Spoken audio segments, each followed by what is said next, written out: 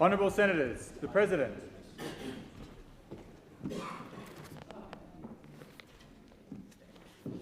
I acknowledge the Ngunnawala and Ngambri peoples, who are the traditional custodians of the Canberra area, and pay respects to the elders past and present of all Australia's Indigenous peoples. Senators, I invite you, as I read the prayer, to pray or reflect in your own way on your responsibilities to the people of Australia and to future generations.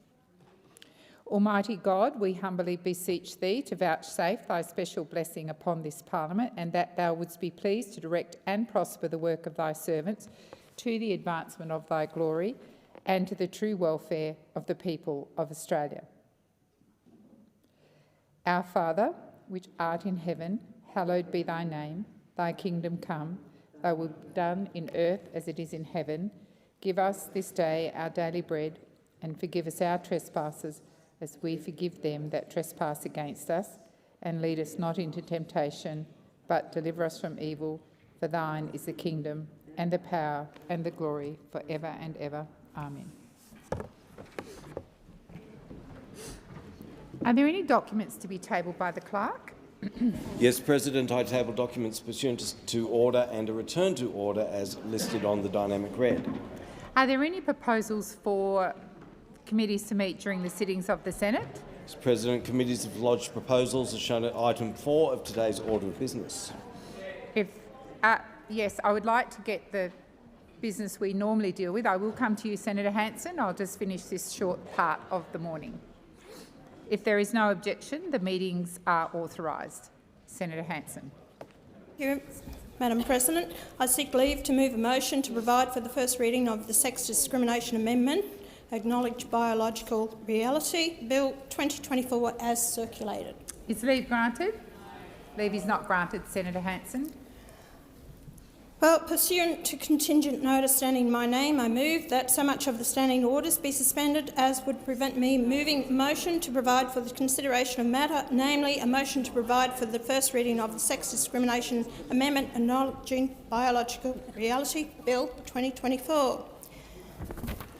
So the question is, the motion is moved by Senator Hanson. Thank you very much. Actually, I've been denied the right to actually introduce this bill. In the first reading speech, I was denied the right. That is very unusual in this place. Labor and the Greens have taken the highly unusual step of voting down a bill at the first reading that sought to reinforce the biological definitions of man and woman. This is a rare and alarming move that undermines our democratic process.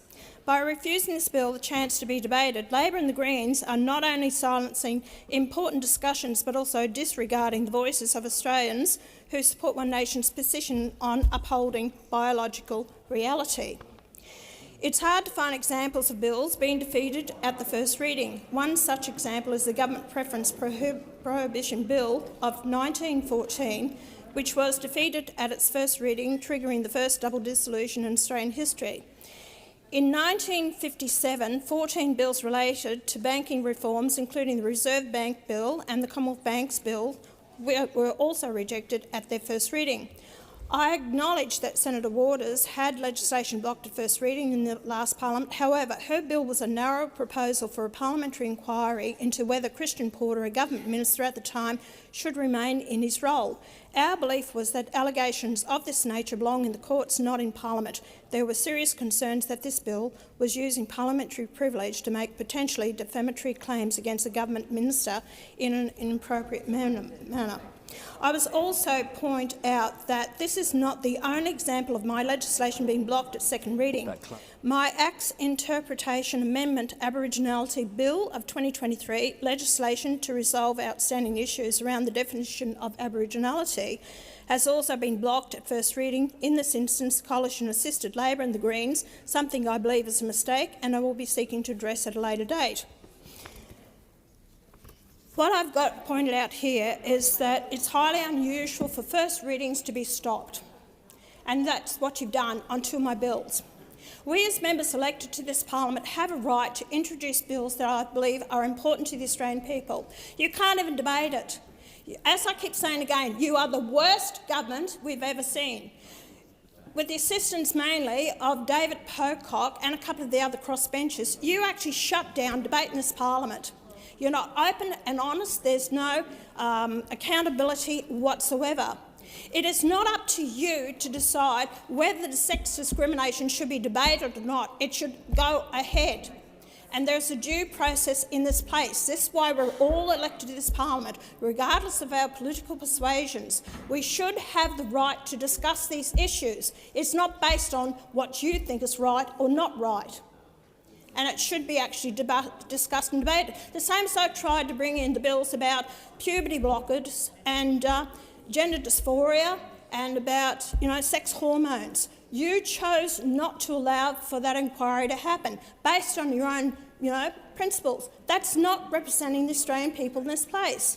And then you turn around and you may call me racist, or you may say that I'm discriminating against people. You are discriminating against every woman out there who actually is calling out, crying out, because every time they're getting a slap in the face because men may decide they want to be a female, put a dress on, put some makeup on, put some high heels on, or do whatever they want to and think that they're a female.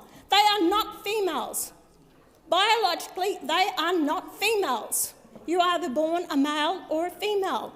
I can understand that some people are trapped in a body they don't want to belong to. But you can't disrupt society as a whole when the majority of people in this country claim to be either male or female. You're allowing them to impinge on women's rights into their private spaces, into their change rooms, into sporting events, when there's only a small minority of people that claim to be that. Women have fought for the rights in this country for so long, but you're denying them that rights. Who are you to decide that without open and honest debate? Biological sex is important in how we deal with this. And it's quite, when I have these feminists out there who say, I've never supported Pauline Hanson, but cripes, I've got to support her on this one. She's right in what she says. What are you so afraid of? Is it purely for the votes? Is it for your own political gains here? Look at common sense. Listen to the Australian people. They want debate on this. They want answers. They want common sense to prevail in this parliament. They don't want to be shut down. You have no right to do it to the Australian people. And stop shutting me down every time I raise something you don't like. Now, I've got you standing as a minister, Senator Ayres, and then a minister, and then I think actually you have priority, don't you? And then I'll come to you, Senator Ayres. Thanks, Deputy President. Deputy President, last week when Senator Hanson introduced the bill to which she refers in this motion, my colleague Senator Duniam made a statement to the Senate which I wish to quote in full in the context of the debate we are currently having. Senator Duniam said that while the Senate has the opportunity to reject a bill at the first reading stage, in practice, the first reading is almost always passed without opposition and is regarded as a purely formal stage. The Coalition supports these normal procedures, as we have with many Greens, Labor or crossbench bills that we strongly opposed. The normal processes enables bills to be fairly considered and debated by the Senate before a substantive decision is taken. It should only be deviated from in the most extreme of circumstances, lest we deny the right of senators to even have matters debated. As in all cases, a vote on the first reading should not be taken as a position on the substantive legislation, especially where a bill has not had the opportunity to be the subject of normal internal processes. Deputy President, it was with concern that a first reading was denied last week in relation to this bill. I say that not because the Coalition has a formal position on this bill, and I say that indeed as somebody who is very clear that at a personal level I abhor the weaponisation of issues that affect particularly vulnerable, young, transgender or other individuals across Australia.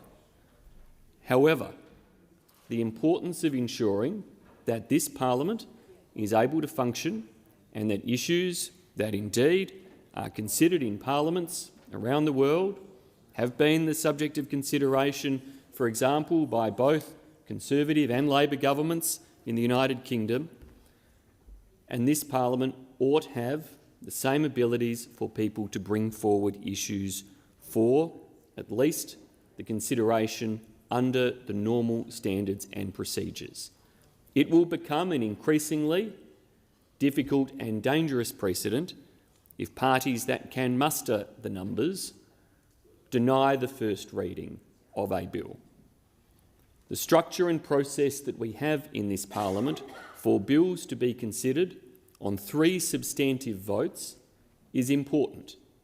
The first reading simply enabling a bill to sit then on the notice paper and for senators to have the opportunity to use that time to consider it, often for it to be referred to committee but not always, but for that time to be an important point of understanding the content of a bill before a substantive or meaningful vote is taken.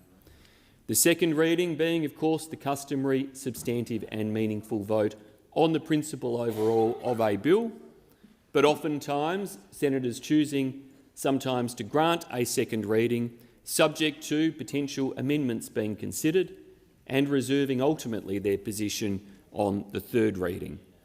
Each of these points and steps plays an important role in the way in which we go about our business in this place. And if we enter an environment where those who can muster the numbers routinely deny a first reading on issues, it will make it harder for senators to do their job. It will make it harder in particular for those on the crossbench to do their job, but potentially for those in opposition now or in the future to do their job, or for any who could be the victim of being silenced in terms of having their bills enter into that formal process of parliamentary consideration.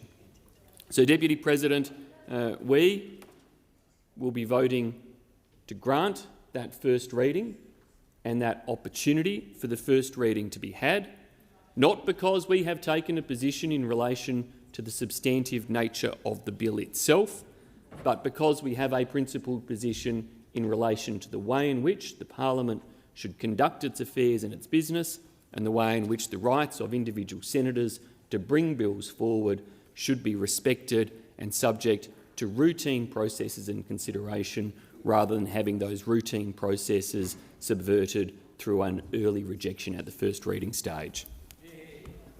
I'm going to the government and then I will come to the Greens. What we just saw from Senator Birmingham was a quisling concession to far-right extremism by the party that once pretended that it represented the centre-right, used to represent the centre-right of Australian politics, used to represent the centre-right, unrecognisable to real Liberals, now an outfit that is just an appendage of One Nation and right-wing extremism that is out there in the community. It was a mealy-mouthed abrogation of Senator Birmingham's role as a leader of the Liberal Party and Conservative politics in this place. It was giving the game away to far-right extremism and what goes on in the cesspool of social media that is out there doing so much damage to normal Australian democracy. It's the weird stuff that's going on there in social media that has taken hold of the imagination of Liberals and Nationals out there. I agree in one respect in relation to Senator Birmingham's outline, that it should not be a normal thing that we do in here to deny a first reading of a piece of legislation. That we should not do it normally. But what it does mean is that we should do it when it matters and when it's a reaffirmation of this Senate's role. Senator Hughes says we should never do it. Well, it wouldn't take very long, would it, to get to the kind of propositions that each of us would think should not be the subject of these kinds of pretend pieces of legislation. It's not really a piece of legislation. It's not really a bill.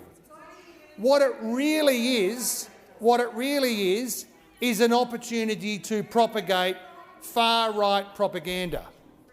An opportunity to propagate far-right propaganda. That's what this is, an attempt to weasel the way into the outrage debate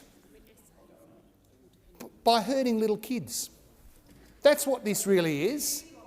That's what this is really about. I think Senator Hanson's on a point of order. Senator Hanson. I want Senator Ayres to actually withdraw that implication, stating that it's not a bill. It is a bill, and it has every right to be introduced into the parliament.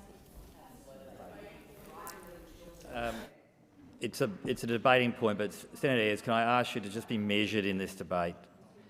It's not assisting the change. It's not assisting the change, and you are sailing close to the wind. I'm happy to withdraw it if it assists that, and to listen to your advice carefully, Deputy President. What this is really about, this discussion, is not about the kind of propositions that One Nation advances in terms of these issues. I mean, I think we've all given up on them being a place of moderation and the national interest and the interests of ordinary families. But it is a test for what passes for what used to be the centre-right party in Australian politics, but now is more extreme than they've ever been, more far-right than they've ever been. And these questions of gender identity are questions that are deeply personal for individuals, particularly for children. And what is required by this is where words hurt and words matter. It's done with deliberate forethought and understanding of the consequences that it has for ordinary people and ordinary families out there. It is utterly damaging and it ought to stop. What should this Senate be focusing on this week? Well, we've got a bill in here that will mean 10,000 more Australians, low-income Australians, will be able to buy their own home. The Future Made in Australia bill should be dealt with in this place will mean that we rebuild Australian manufacturing. And what is the party of the supposed centre-right of Australian politics want to spend this week on? This stuff. And it ought to stop. It ought to stop, and you ought to focus on what actually matters for ordinary Australians. Senator Hodgins Bay. Down this bill in the first reading speech because we knew it was hateful and transphobic. This is done extremely rarely, but we have a duty of care to the trans community. Senator Hanson's was not a genuine attempt to legislate. It was a thinly veiled attempt to attack our trans community. And would we do it again? Yes, we would. Why? Because we know that anti-trans rhetoric causes lasting harm to trans and gender diverse people by stoking the flames of transphobia and hate. Trans and gender diverse communities are strong and resilient, but we know that they face disproportionate levels of harassment, abuse and even violence because of views like these. Our LGBTIQA+ communities should be supported and cared for, not used as a political football by people like Senator Hanson who would prefer to deny their very existence. I saw that my speech last week was shared on social media and brought out thousands and thousands of people's vitriol and attacks, but you know what? It strengthens my resolve, and it strengthens the resolve of the Greens to get up in this place and to represent the views of the diverse, rich trans community who are sick of this disgusting rhetoric, this disgusting level of debate, as is the broader Australian community. Disgraceful act of political disgust. It's just disgusting.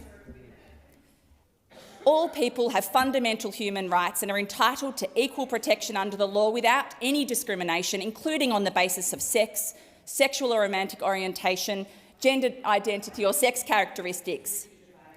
To all the trans kids and young people out there, I want you to know that I and the Greens have your back, and we will go into bat for you at any chance we have.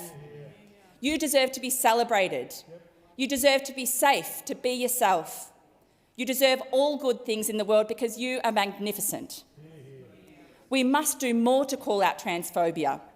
We need to work together to actively dismantle it because trans rights are non-negotiable. I said it last week and I'll say it again. They are non-negotiable. We must work towards a safer world for the trans and gender diverse community. They must feel safe, respected and valued, living their lives treated as equals and free from discrimination. The Greens will always stand in solidarity with the trans community against hatred and bigotry and against Senator Hanson's awful attacks. Senator Roberts. Mr. President, Labor and the LNP, the Liberal National Party, said the practice is to allow first readings. That's correct. Yet after saying that, the Labor Party contradicted it and joined with their mates, the Greens, again and again and again. Odgers, the authority, says it's a parliamentary formality. It's rarely contravened. What's happening is the Labor Party and the Greens and some crossbenchers are shutting down the voice of the representatives of the people. You're silencing not just the Senate, you're silencing the people. And now we have Senator Ayres declaring that this is not a bill. Well, why don't we just suspend the Senate and let Senator Ayres take over instead?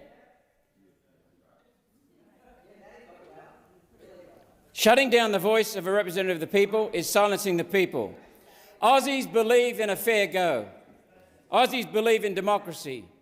Labor and the Greens clearly do not. Let's not beat around the bush. We all know what this is about. It's about suppressing Pauline Hanson, Senator Hanson, because she resonates with Australians. She listens and she resonates with Australians.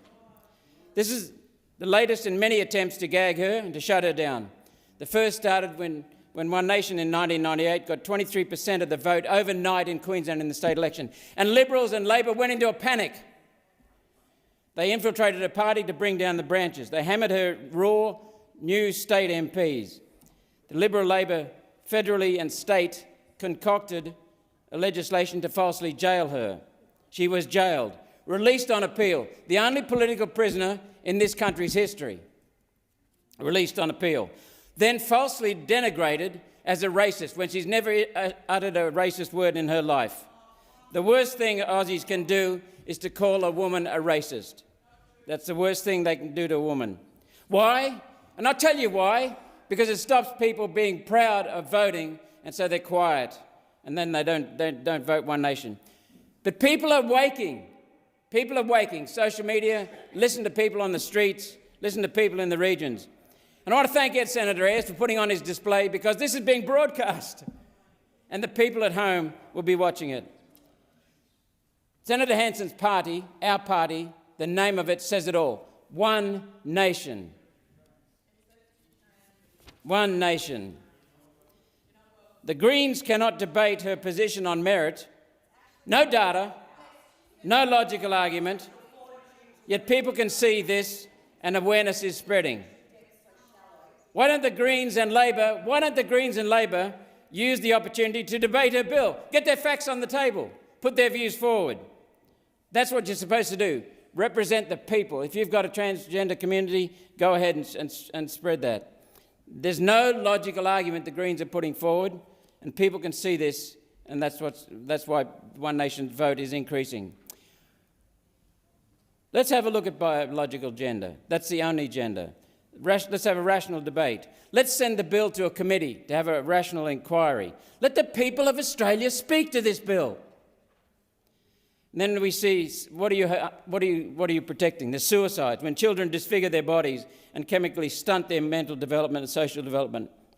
And then when they sadly learn that it's not reversible, they suicide. That's what you're doing. That is what you're doing. Women's rights, smashed in physical sports, deprived of years of training. Sorry, the Minister, the point of order, Minister. His comments, remarks through the chair and not acting in such an aggressive way at other senators. Senator Roberts, please address your comments through me. Deputy President, what about men in dressing rooms for girls, playing rugby league in a sport for women? Censorship and lies are a form of control. Always beneath control, there is fear. Labels are the refuge of the ignorant, the incompetent, the dishonest and the fearful. Of what are you afraid? Open debate. People in Australia are not afraid of open debate. We have respect for Parliament. Senator Hanson rarely calls out. I never call out, because this Parliament stands for the people. That's why I don't call out. In recent years, people have had enough of your gutlessness, and when you target Pauline Hanson, her support and popularity rises. Thank you so much. Parliament is for people's voices to be heard. When people's representatives are silenced, it hurts the people. We need debate. Minister. Thank you. Well, just to make a few comments in the time left available. One, we don't support the suspension because we have a program to get to, and there are many other ways and forms and times in the program where senators can raise issues, as the one Senator Hanson is raising today. We would like to get back to our housing bill that this Senate has debated all day yesterday, and we have a small window of time today to debate that. So that's the first point. On the second point is, we did take the rare step of not agreeing with the first reading. It is a rare step. I think in my time in this place, we have used it one other time in response to a bill that Senator Anning tried to introduce. And for us on this side of the chamber, the reason we took that decision, and we did think about it carefully, was about the debate that would happen in this place if a bill like that was introduced. And I think the performance from Senator Roberts just confirmed that the decision we took last week was right. Senator Roberts called for a rational debate and then gave a speech like that. There is no rational debate, Senator Roberts, on this. And there are many other places that Senator Hanson and you can speak about the matters that are contained in a bill that Senator Hanson seeks to introduce. But we draw the line that that bill should be subject of debate in this chamber, where we are leaders in our communities and leaders of the country. And you may scoff and you may, put it on your social media so that we get inundated with all the hate and abuse that comes with that. That's fine. And we disagree on bills all the time in this place, all the time. They are on policy. And that's fine. This is a vibrant democracy. But when you have bills that seek to harm people, including young people, we will draw the line. That is a red line for us. We do not apologise. We know how vulnerable the gender diverse community is. We know how they struggle. We do not think the Senate is a qualified place for that debate. That debate should be had at home, with friends, with professionals, with health professionals that seek to guide some of those decisions, some of those difficult decisions for young people in this country. They are qualified. An irrational debate in this place that seeks to hurt and undermine young people, we will draw the line. This is not about not allowing free speech or shutting down democracy. People introduce bills in this place all the time. Every private member's bill that comes in, we would probably, if it wasn't from our side, we would disagree with. That's what they're being pulled in for. But we have to have a line in this chamber that says, no, you know what? We're not going to let this Parliament and everybody in it share their views on your personal choice. And that is the reason why we took this decision. So the comments from Senator Birmingham about the rights and policy and practice and convention and odges and all the rest, We agree with much of it, indeed almost everything he said. We allow bills to come into this place all the time, most of which we would disagree with. But when it concerns people, when it's such a deeply personal and divisive debate that you seek to bring into this chamber, and don't pretend it's otherwise, don't pretend that it's just a matter of policy interest for you. It's not. That's not how the debate about the gender diverse community goes in this country. We know that. And the parliament should protect communities that we represent. Every person should be protected in this place. And that's why we took the decision that we took last week. That's why we have denied leave for it today. But we are not trying to stop Senator Hanson from speaking or raising issues. She is a senator, a leader. You have the forms of this place in which to do that. And you do it. You represent the interests that you seek to bring into this chamber, but you seek to bring in a bill, have that bill debated, have it discussed, have it open for hours of discussion in this place, and we say no. We say that's not right. And we think that for young people in particular, the Senate standing up on something like this and saying no, and we have to win a majority of votes. It's not as if this is being, you're being shut down without the will of the chamber. The chamber has to support that, and they did last week, and I hope that the chamber will oppose the suspension this morning and oppose the bill being brought on. The time has expired for the debate. I intend to put the question. This is the question in relation to the suspension of standing orders. I put the question. Those for the question say aye. Against no. I think the noes have it. Division required. Division's required. Ring the bells. 4 minutes.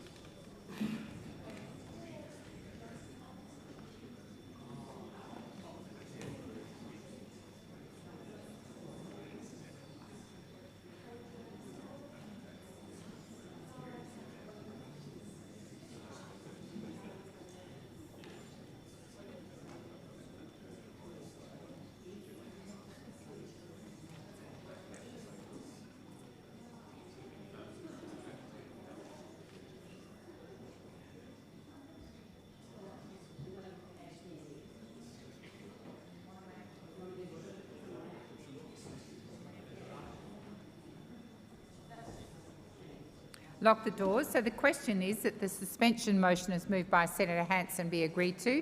The ayes shall move to the right of the chair, the noes to the left. I appoint Senator Cadell as teller for the ayes and Senator Urquhart as teller for the noes.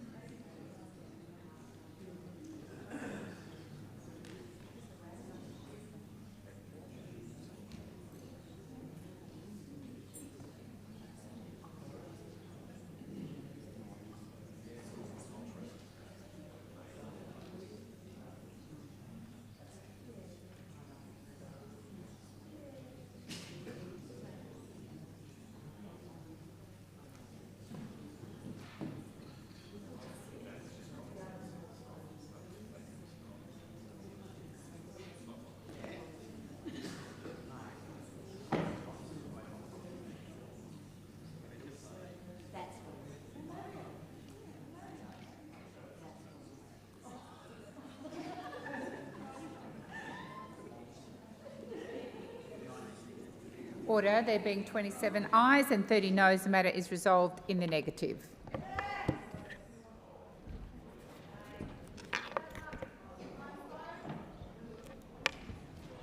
I call the clerk. Senator Lambie might be seeking a call.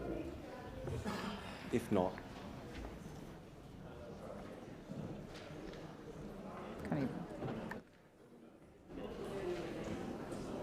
Senator Lambie. Thank you, Madam President. I seek leave to move a motion relating to the Inspector General of the Australian Defence Force 20-year review report. Leave is granted. Senator Lambie. Thank you. I move the motion. Are you speaking to it, Senator? Yes, I am, Madam Okay. President. The Inspector General of the Australian Defence Force, the IDADF, was set up 20 years ago to promote trust and justice in the Australian Defence Force. Well, I hate to have to break this to the Minister of Defence, wakey wakey, and to the head of the IDADF, the Inspector, Mr Gaynor. You have utterly failed. You have utterly failed every veteran that has ever served. There is no trust with the Inspector General of the Australian Defence Force does anything but drive veterans into an early grave. And the veteran community has zero confidence that the IDADF does the job of oversighting military justice. Even with the Inspector General of the Australian Defence Force's military justice audits of Australian Defence Force units, abuse of power, especially at the commanding officer level, as noted in the Royal Commission report, is absolutely rife. Delays finalising the Inspector General of the Australian Defence Force inquiries into the military justice cases inflames the moral injury suffered by veterans, because justice delayed is justice denied. When veterans have taken defence to the civilian courts, defence fights tooth and nail like a dog and often uses the results of the Inspector General of the Australian Defence Force inquiries, even though so many are found to be defective and flawed. The Inspector General of the Australian Defence Force is responsible for making sure that inquiry officers are trained in procedural fairness. But we still see breaches of the most fundamental principles of procedural fairness within the defence itself. Like not giving people a fair hearing, relying on irrelevant evidence, and on the other hand, ignoring relevant evidence. As far as most veterans are concerned, the Inspector General of the Australian Defence Force loyalties are to defence, not to the digger. Not to the diggers that the body was set up to protect. What a joke. Regardless of the fact that the head of the Australian Defence Force, the Inspector himself, calls himself Mr Gaynor, uses Mr on all correspondence. But let's be quite clear about this. Mr Gaynor was a brigadier, and the perception remains that he is still beholden to the chain of command, and by God he is. He is. And the track record of the Inspector-General of the Australian Defence Force just confirms this perception for most veterans. It is more than clear to me that the organisation who has the job of providing oversight on military justice has absolutely no oversight on itself. Absolutely none. Going to the federal court for review of the Inspector-General decisions made against veterans is expensive and risky. And people know Defence will fight once again hard and then hit the veteran with the legal costs because they have no shame left. Even after a Royal Commission, they have no shame. One example of Defence's behaviour in federal court is a case in which the judge was about to make an adverse finding against Defence, so Defence settled at the last minute to avoid the finding. Not because it was morally the right thing to do. Oh no, it wouldn't be morally right by the digger. This was a case in which the member was found not guilty at court-martial, but his unit took administrative action against him anyway to kick him out. The Inspector-General thought that was okay though. Of course he would. The federal government was about to think differently and it would have been on public record, but in typical cover-up of Defence, those sneaky little buggers who get you to sign a non-disclosure agreement before you get a payout. They run you into the ground, they wear you out, and then they get you to sign a non-disclosure before they'll pay you anything, so you don't get to speak about it. This is the filth, the absolute filth that is taking out veterans. And the filth still continues. 3 years after a Royal Commission. 3 years after a Royal Commission.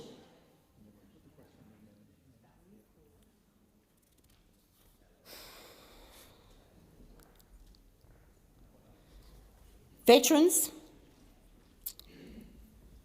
once they are worn down, will just give up. They will just give up because there is nothing else left to fight with.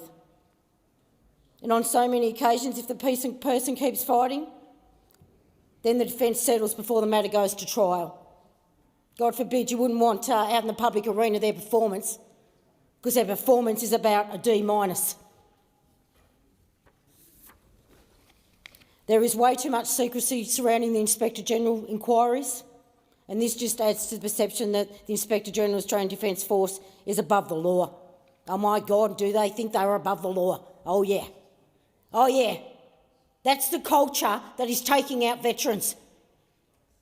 And it's not just the IDF, it is the whole top chain of command. Yet I haven't seen one sacking, not one sacking. You know why? Because your minister doesn't have what it takes to get rid of them and clean them out. You'll never get culture change in this area until you clean them out.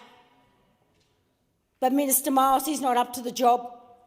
Never was, never will be. It doesn't help either that the Inspector-General of the Australian Defence Force has never been subjected to any sort of proper review or inquiry. Never. In 20 years. Not ever.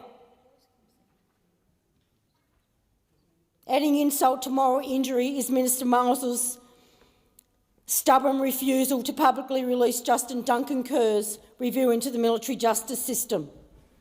A lengthy review is a way to avoid taking action. That's right, they're sitting on that review, the government of the day is sitting on that review because it doesn't want to deal with the crap that's in it. It must be bad. 3 months to write it, 6 months to sit on it, 3 years at a Royal Commission, and the government doesn't have the courage to release the review. Unbelievable slap in the face to these veterans out there. Retelling their stories, showing courage to come forward. And your government won't release a review. Why not? Why not? They gave it their best for 3 years. They all came forward. They all came forward and continue to show their courage that they show on the battlefield. But you don't want to show the courage to tackle this. You don't want to show the courage to tackle this. The Inspector-General, inquiry into the military justice arrangements for dealing with sexual misconduct. It gets better.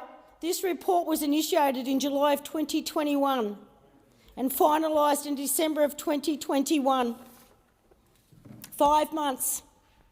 Yet more than 3 years later, the report and its recommendations remain under review by the Department of Defence. Didn't we just put a new general in? Didn't you just pay for another position? More top officers at the top? What's she doing? Abuse was highlighted in sexual abuse, yet Defence has nothing to say about it? 3 years later? It doesn't want to make a remark on its filth? It's filth? There are countless stories of cover-up. We've heard them for 3 years. We've heard them for 3 years. Cover-up after cover-up after cover-up. Yet Minister Miles seems committed to doing is kicking our veterans to the curb while continues this toxic cover-up of culture.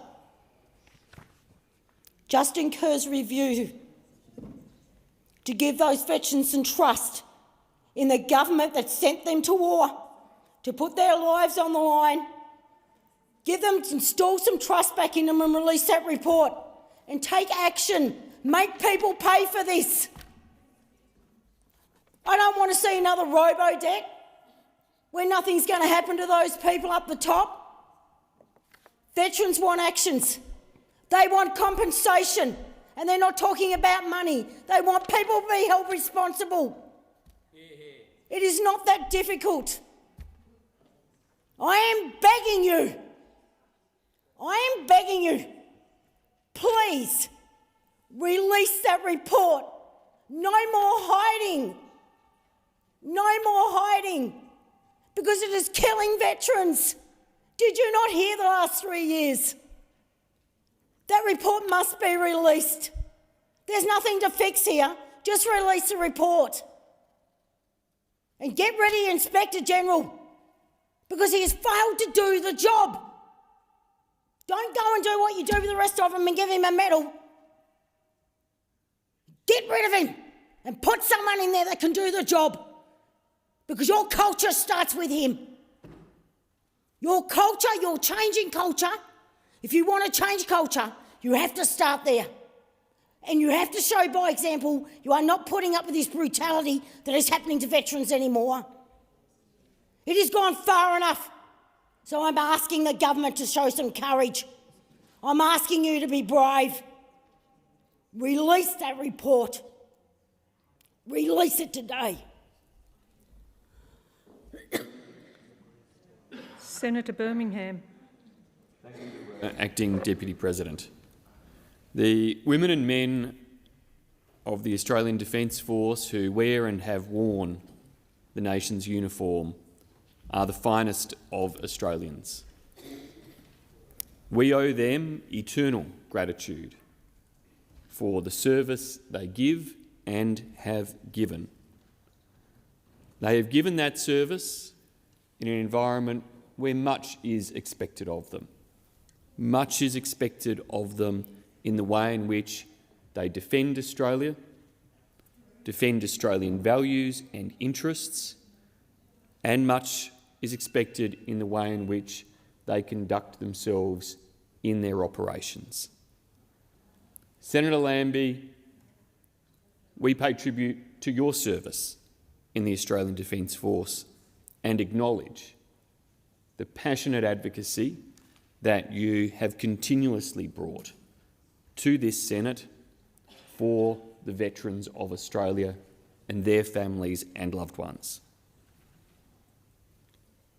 Both the work of the Inspector General of the Australian Defence Force and of the Royal Commission into Defence and Veteran Suicide are critically important pieces of work and analysis in relation to the conduct and operations of our Defence Force and the support and services given to our veterans. Both are complex areas and both have rightly been the subject of careful, thoughtful scrutiny. The opposition concurs with Senator Lambie that it is important that transparency be given over the work of the Inspector-General of the Australian Defence Force and the review undertaken. We agree that there ought to be that degree of public transparency that enables public accountability to occur. For that reason, on the broad principles, we agree with Senator Lambie and will support her in the intent behind her motion. I have circulated, Acting Deputy President, some amendments to that motion which seek to address two particular issues of concern that the opposition has. The first is that, whilst absolutely recognising the connectivity for Australian veterans and their families between some of the work of the IGADF and of the Royal Commission, we don't believe that one should be used to reflect upon the other. So we propose not to support and propose an amendment to remove the statement that suggests the status of the IGADF report undermines the findings of the Royal Commission into defence and veteran suicide. We understand why both are critically important to our veterans community and that we want to ensure the veterans community has confidence in relation to both, but we do not wish to draw the linkage or make prejudicial statements in relation to one or the other of these important pieces of work. The other is in relation to Senator Lambie's call for the immediate release of the IGADF report. We have supported Senator Lambie in calling for its release. We continue to support the call for its release. We have acknowledged and recognised that the government have said they are committed to its release, but are working through the processes for its release. We respect the difficulty, given the gravity of the circumstances and issues being dealt with, for the government in ensuring that it is released with appropriate consideration to its content and the manner in which it is released. But we do believe the government needs to give certainty to this Senate and, more importantly, to Australian veterans and serving Australian personnel about when it's going to come to an end, when it's going to happen. So we propose an amendment to substitute the word immediately for the words to commit to a firm time frame. We respect the work of government to ensure the report is properly released. But they can't just keep saying, trust us, we'll get to it at some point. There needs to be certainty about when that is. And the opposition is seeking to treat this responsibly and carefully, given the sensitivity of the issues, and to give the government the benefit of the doubt about the work to be done for the release of this report, and not saying it must happen here, now, today, but saying very clearly that the government must come clean and be upfront with Australian veterans and defence community about when and how it is going to happen. Enough saying someday, it's time to say which day. Enough saying sometime, it's time to say precisely when. It's time to actually give that certainty and that confidence to our veterans and our defence community. So, Acting Deputy President, I move the amendments circulated in my name on behalf of the Coalition.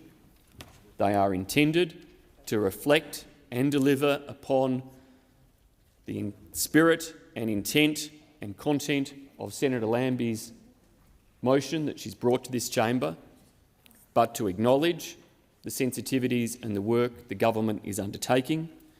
We hope that with that we can see a motion pass this Senate that makes clear the Senate's intent that this report should be released, gives the government the clear message that they should say precisely when and how it will be released to end the doubt, and makes it possible for all stakeholders interested in this matter as well as for this Senate to hold the government to account then in relation to the steps it takes, not just in response to the Royal Commission, but also in response to the work of the IG-ADF.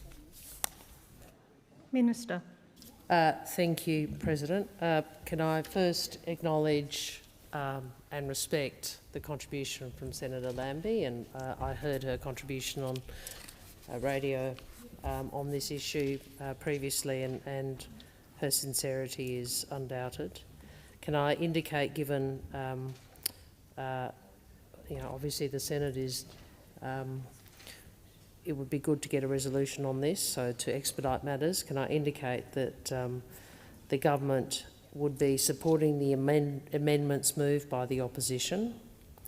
What we would ask that paragraphs A and B be put separately, so that, because obviously we would be voting a different way on A and B. I now propose to close this debate. Well, if I may, Senator Shoebridge, your party has spent days now trying not to get to Help to Buy. We would like a vote on that. I would propose to seek to close this so that the Senate can do what Senator Lambie said, which is to make its position clear to the government of the day. I understand that. Senator Shoebridge. Senator Shoebridge, you don't have the call. Well, with respect, Senator Shoebridge, if you could give me a guarantee you'd be 2 minutes, that would be fine, but my experience has been so far that that is not the case. If you would like to make a statement by leave for 2 minutes, I'll sit down and then I'll close the debate. He hasn't indicated, he hasn't said that to me though. Senator Hanson-Young, I trust you. Minister Wong. Minister Wong. I just asked you. You're not prepared to give it. See? Through the chair, Minister Sorry, Wong. but Senator, it doesn't appear that he's willing to Minister Wong, can you just resume your seat? Senator Hanson-Young. Thank you. After fast consideration, we'll take your 2-minute statement option. Yes?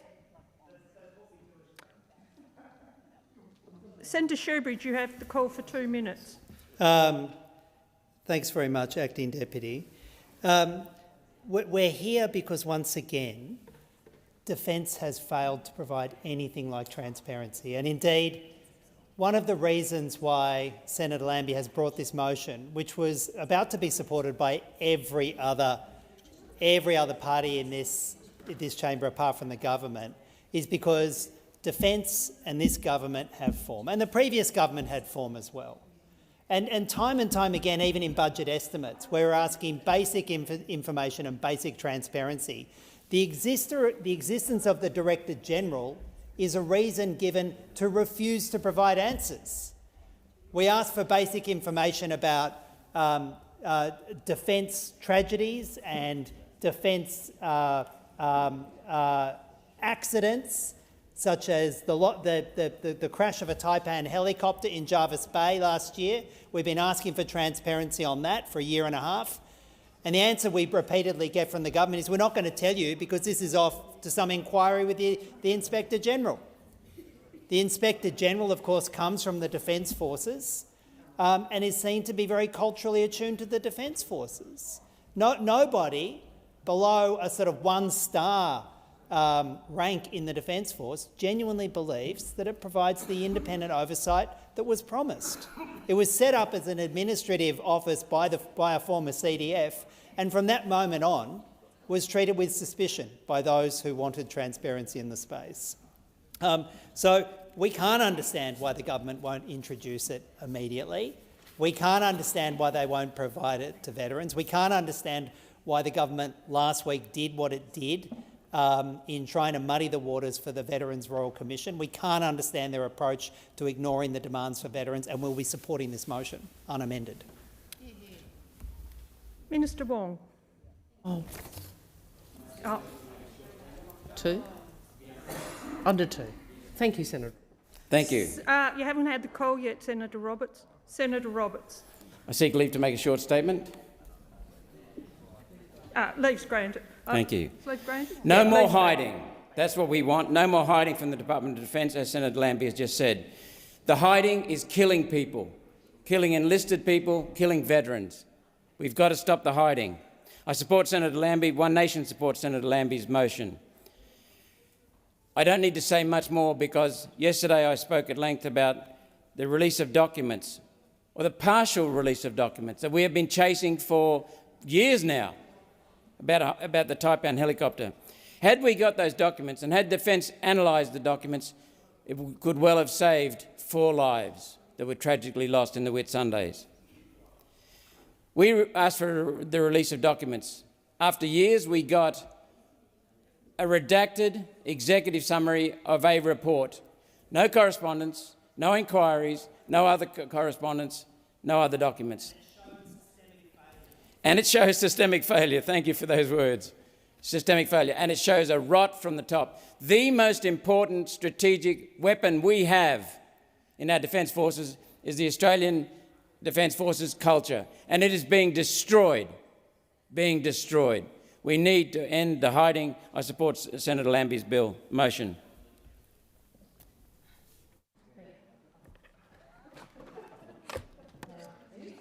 I believe you're seeking leave for a statement, Senator David Pocock. Is that correct? 2-minute statement, hopefully less. Is leave granted? Leave is granted. Senator David Pocock, you have the call. Thank you, Acting Deputy President. I also stand in support of the motion and thank Senator Lambie for her advocacy on behalf of the defence and veterans communities. What Senator Lambie is asking for is transparency. Simple transparency over the AGADF 20-year report.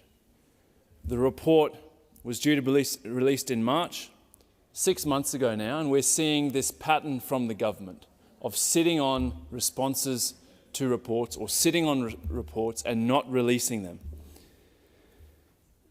The ANAO has refused to conduct an audit on the IGADF until after having considered the IGADF 20-year review, which the government is yet to release.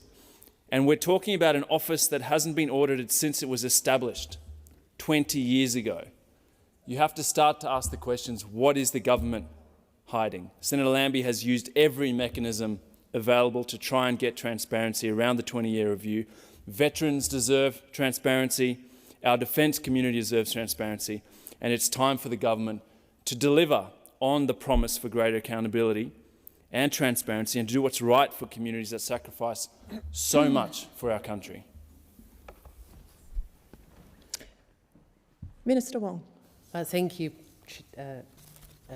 Just checking to make sure no one else has... Acting Deputy President, and can I thank the Senate for their cooperation on this, including you, Senator Shoebridge. I would, in order to expedite it, I move that the question be now put, which I think would be the question on Senator Birmingham's amendment. Yes, it will be. Thank you. So the question before the chair is the amendments circulated by Senator Birmingham be agreed to. Those are the... Sorry, that the question now be put. Those of that opinion say aye. Aye. Those against? The ayes have it. So the question before the chair now is that the motion as amended, amendments by Senator Birmingham be agreed to. Those that opinion say aye. Those against? I think the ayes have it. So the Senator Wong. The question. So now the question before the chair is that the motion as amended, the original motion as amended be now agreed to. Those that opinion say aye.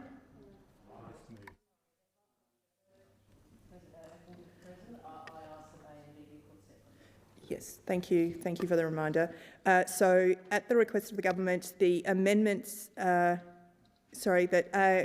paragraph A and B be separated. Those that opinion say aye.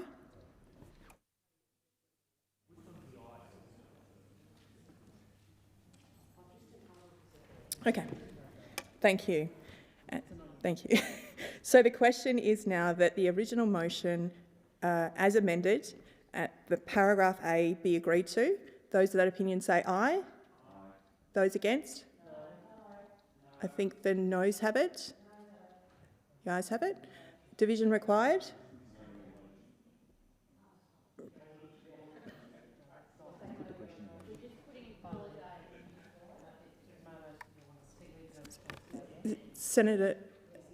Senator Wong, you have the call. Thank you. I think the amendment has already been carried. This is simply in relation to paragraph A as amended.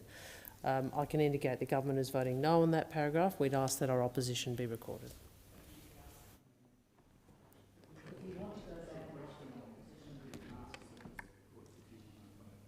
So Senator Wong, can I give you the call? If I may, if Senator Lambie wishes, we're happy to give her leave to record her opposition on the amendments, which was the previous vote. Or she can recommit, whatever. Well, Senator Hanson-Young? If Senator Lambie would like a division on the amendment, she has a right to ask for that to be put. So, Senator Lambie.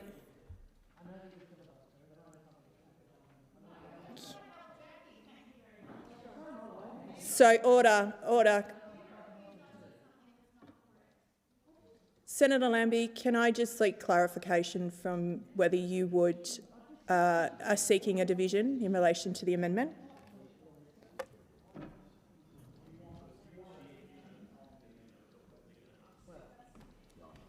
Senator Wong.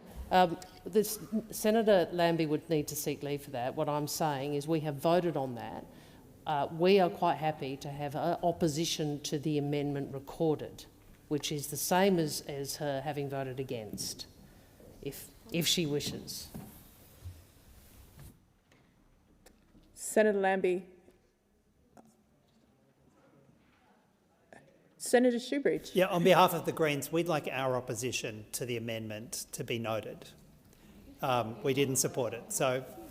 And we're happy for the matter then to proceed and have votes on the separate questions, both of which we will support as amended. But we would like, for the record, our opposition to the amendment, which we think watered down the motion, our opposition to be noted. Your opposition is recorded. Thank you for that clarity. Senator Lambie. Yeah, I would like I'd like my opposition recorded as well. Thank you. Thank you. Senator Cadell. Oh, sorry. Sorry, Senator Roberts. I'd like our opposition as well to the amendment recorded, please. Opposition from One Nation recorded. Thank you. And Senator David Pocock, commissioning the same. And also with me. Thank Thanks. you. Cheers. Senator Cadell, will you seek? Sorry, Senator Hanson, you were. In which way you call the division on paragraph A for the substantive motion? We're putting it again. Sorry, just to have clarification. Senator Hanson, are you seeking the call? Well, I am seeking the call. The amendment was put up. There's point A and point B. What I would suggest is put the amendment back up again, separate point A to point B and let us vote on that, because apparently the opposition to amendment would clearly get up to oppose the amendment in total. But I don't oppose point B of the amendment. I do point A, but not B. I want it separated and put the vote back up again. Sorry, Senator Hanson. So I think Senator Roberts had asked for your opposition to be recorded, and that's why he was on his feet. So I'm seeking clarity of that still stands. That's right. So the question before the chair is that the original motion, as amended, paragraph A, is the question. Those of that opinion say aye. Those against? So I think the ayes have it. The noes have it. Is a division required?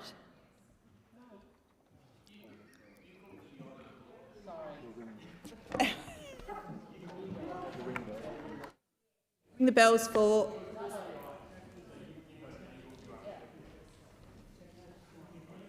No, but I think the crossbenchers.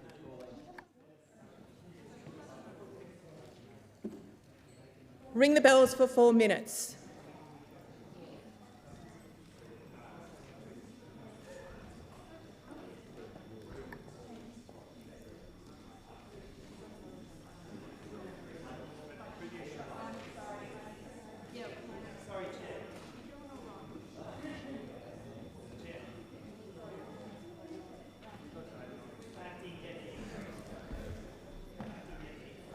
Senator Shoebridge. I think that some members may be acting on a misapprehension here. The amendments having happened, my understanding is what we're dividing on is paragraph A as amended. That's right. I understand the government opposes that and would be comfortable having their opposition noted and not require a division. I think perhaps Senators Lambie and others may, on reflection, not require a division, because at least we get something with amended paragraph A being adopted. But I think that was the discussion I just had with Senator Lambie. So I would ask Senator Lambie to clarify whether a division is required so that we can cancel the division. The question before the chair was about the amended and that the that the amended motion be agreed to with paragraph A was the question before the chair, and I had an indication that there was a division required. So are we cancelling the division? Is that correct, Senator Lambie? Sorry, Senator Wong. That is correct. Cancel the division. And I am recording the government's opposition to that. Thank you.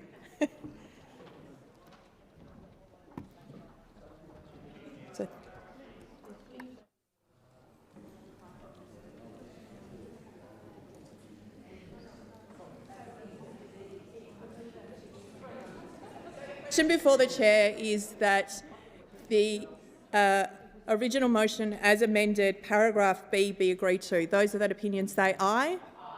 Those against? The ayes have it. The ayes have it. Clerk.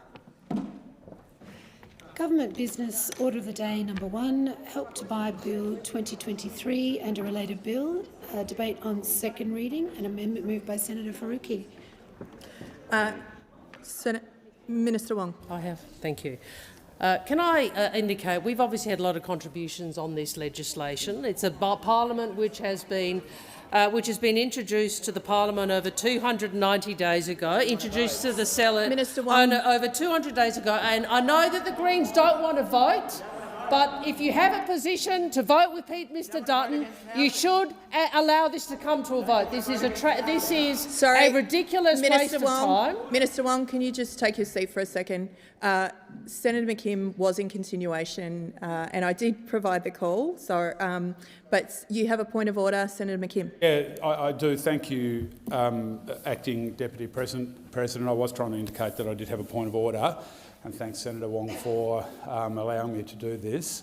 As you've pointed out, I was in continuation, and I just seek your advice or the advice of the table on whether Senator Wong is able to interrupt my contribution in the way that she has, or whether I have precedence to finish my speech prior to any contribution from Senator Wong. Thank you, Senator McKim. I have sought advice from the clerk, and you do have the call in continuation for your second reading. Yeah, right. Well, thanks very much. Acting Deputy President, for confirming that I do have the call. And I'm actually going to take the interjections from Senator Wong and Senator Watt here, and I'm going to actually turn the question back around and say, why is it that you are putting forward legislation that's going to provide fractional help to 0.2% of Australian renters and actually disadvantage the other 99.8% of Australian renters? Because that is the question that you have to explain to the Australian people, and in particular that you have to explain to Australian renters, 99.8% of whom are going to be disadvantaged by this legislation because, as with so much of your government's housing policy, you are going to contribute yet again to turbocharging house prices in Australia, which of course goes to price more and more people out of the market. Thank you.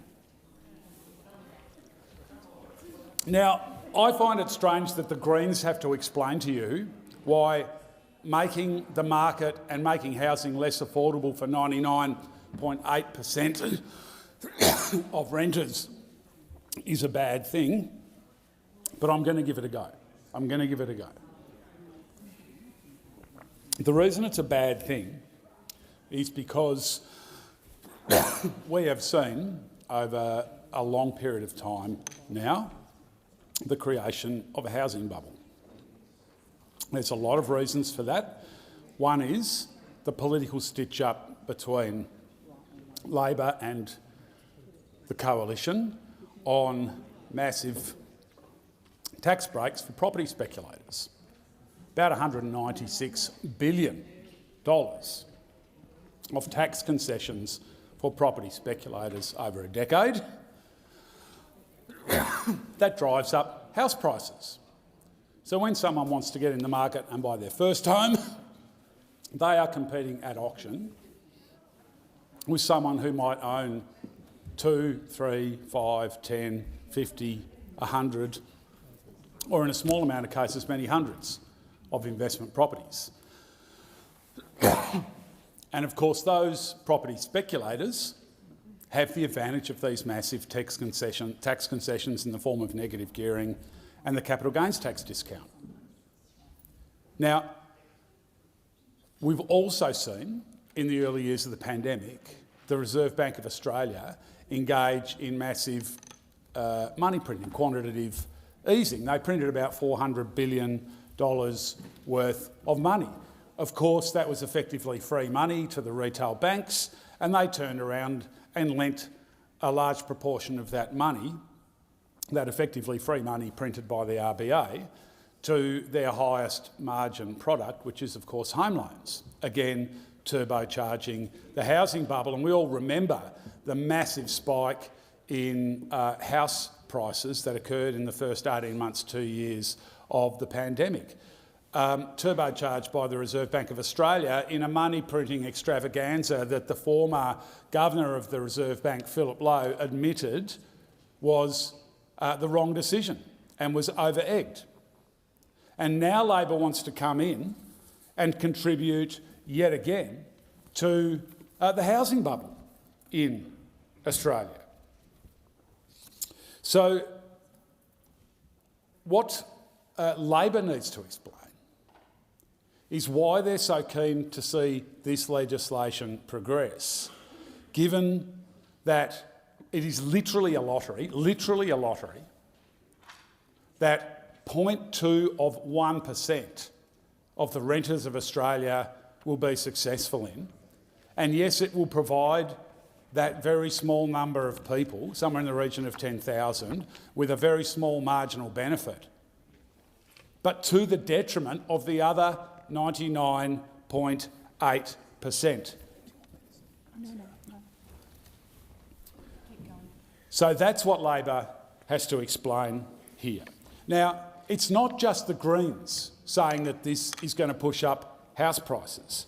This bill was taken to a Senate inquiry where we heard a range of expert evidence that, in fact, this legislation would push up house prices. For example, Professor John Quiggin, Professor of Economics at the University of Queensland, said, and I quote from Professor Quiggin, "These schemes have been around forever, but the money is eventually capitalised into house prices.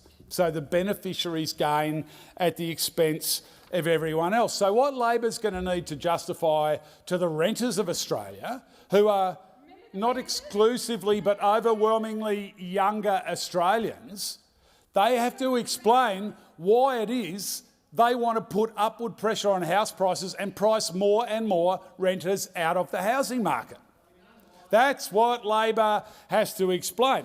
And they've been abjectly unable to explain that because, as we know from Labor's failure to invest into constructing new affordable social housing, as we know from Labor's failure to accept the Greens who are in here fighting for renters, our suggestion that we should have a cap on rent increases in Australia to provide renters with relief from rents that have gone up by 30% since the Labor Party came into office. 30% rent increase since the Labor Party came into office. Now, let's have a look at people on JobSeeker. They can... Senator Hanson-Young, Point I of believe order. you're seeking the Point of call. order. I can't hear my colleague over the shouting from Senator Wong over there. She's a little bit sensitive. Today. Thank you.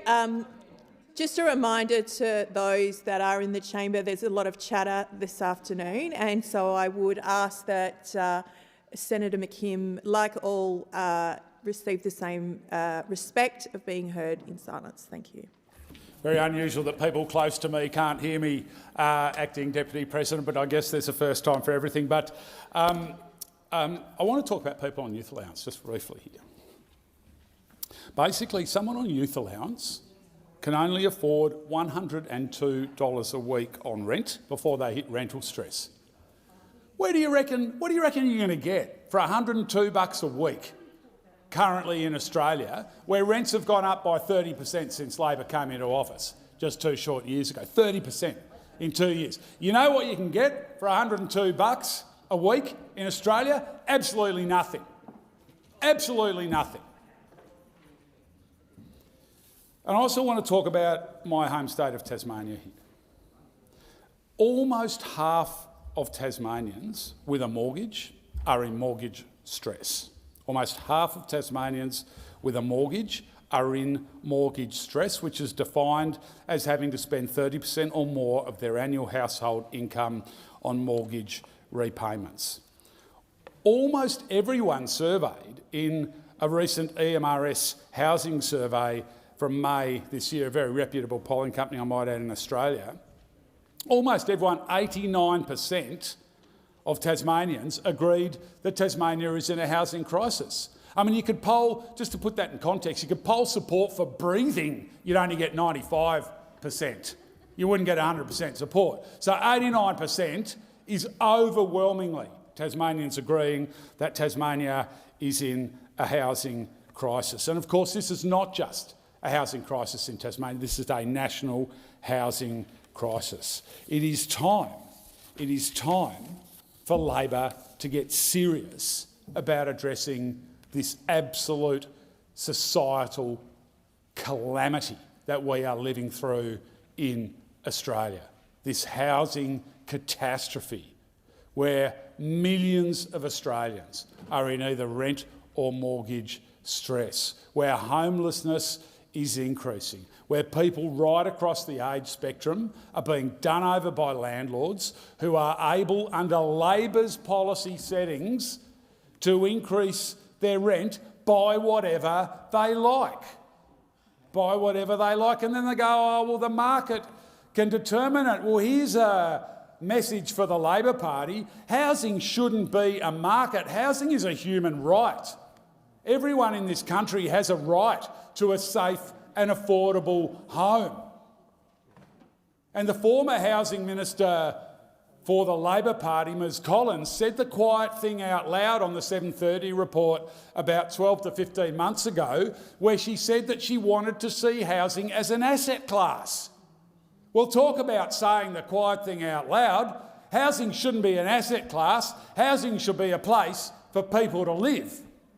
And it should be a place where people can live safely, where they can live securely, whether they can live at a decent temperature with decent amenities and decent facilities at an affordable rate, whether they have a mortgage or whether they are in the rental market.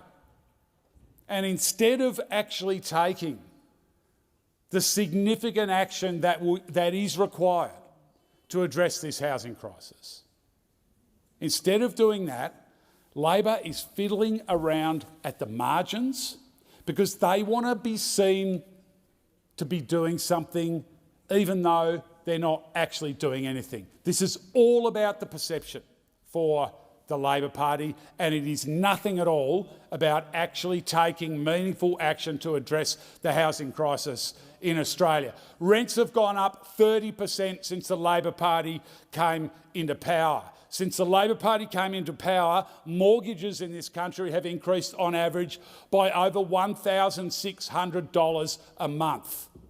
That's the situation that Labor has overseen, and that is the situation they should be acting to fix. But instead, They're bringing in legislation that will actually continue to put upward pressure on house prices and price more and more renters, a significant number of whom are young Australians, out of the market. Young Australians who are seeing their dream of one day being able to afford their own home evaporate. So rather than fixate on when this vote is going to be, playing some political game that only they themselves understand, the Labor Party should actually be fixating on solving the housing crisis. And what this bill is not going to do is solve the housing crisis. What this bill will do is exacerbate an element of the housing crisis, because even though it will provide marginal benefit to 0.2% of Australian renters, it will make housing less affordable for the other 99.8%. Folks, single parents are skipping meals. Single parents, this is actually not funny for those who are laughing, but single parents are skipping meals to be able to feed their children.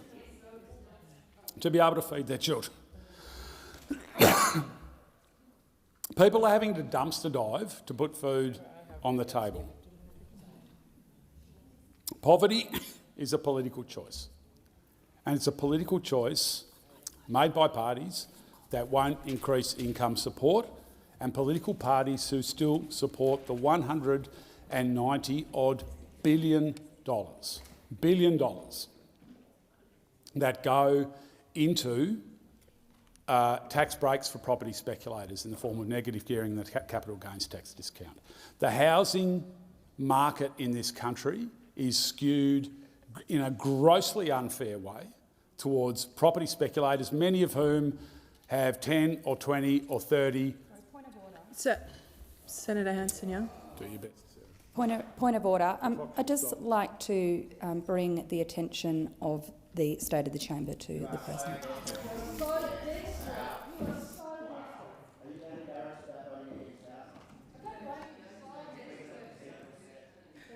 Quorum required. Ring the bells.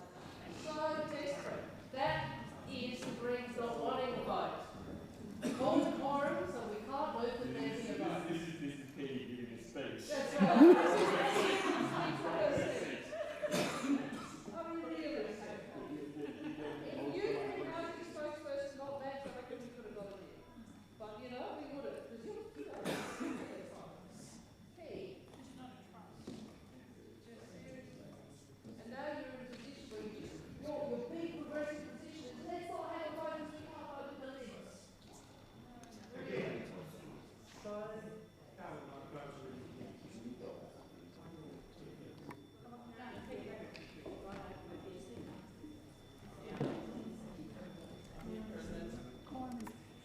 Quorum is present. I think.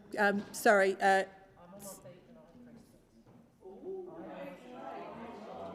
Sorry. I think Senator McKim still has. I'm just checking with the clerk. Just for 1 second.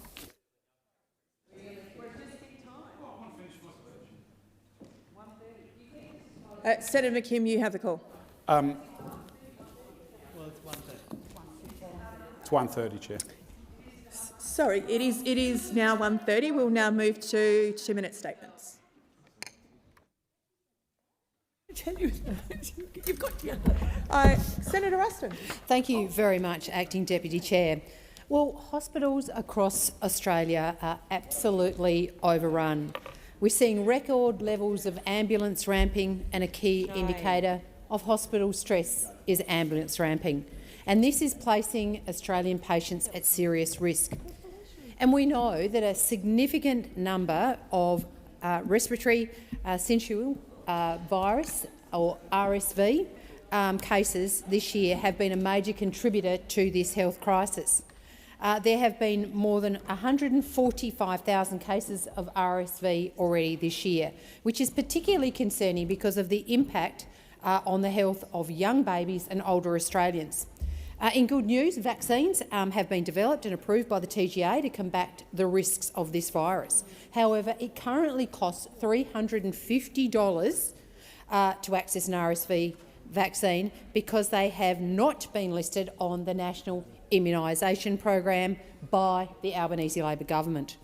But despite the Pharmaceutical Benefits Advisory Committee recommending that the government should do so more than 3 months ago for eligible expectant mothers. In the middle of a cost of living crisis, we know that mothers and older Australians are struggling to afford this additional cost. Some states like Queensland and Western Australia have been forced to step in the absence of federal leadership, which has seen very positive results. The RSCGP has expressed their concerns that this has led to a postcode lottery in our country.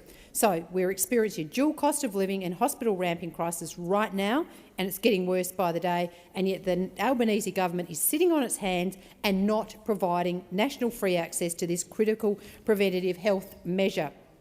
The lack of urgency by showing this government is in complete conflict with the urgent situation. We call on the government to do something, show leadership and end this postcode lottery. Thank you, Senator Ruston. Senator Green. Well, thank you, Acting Deputy President.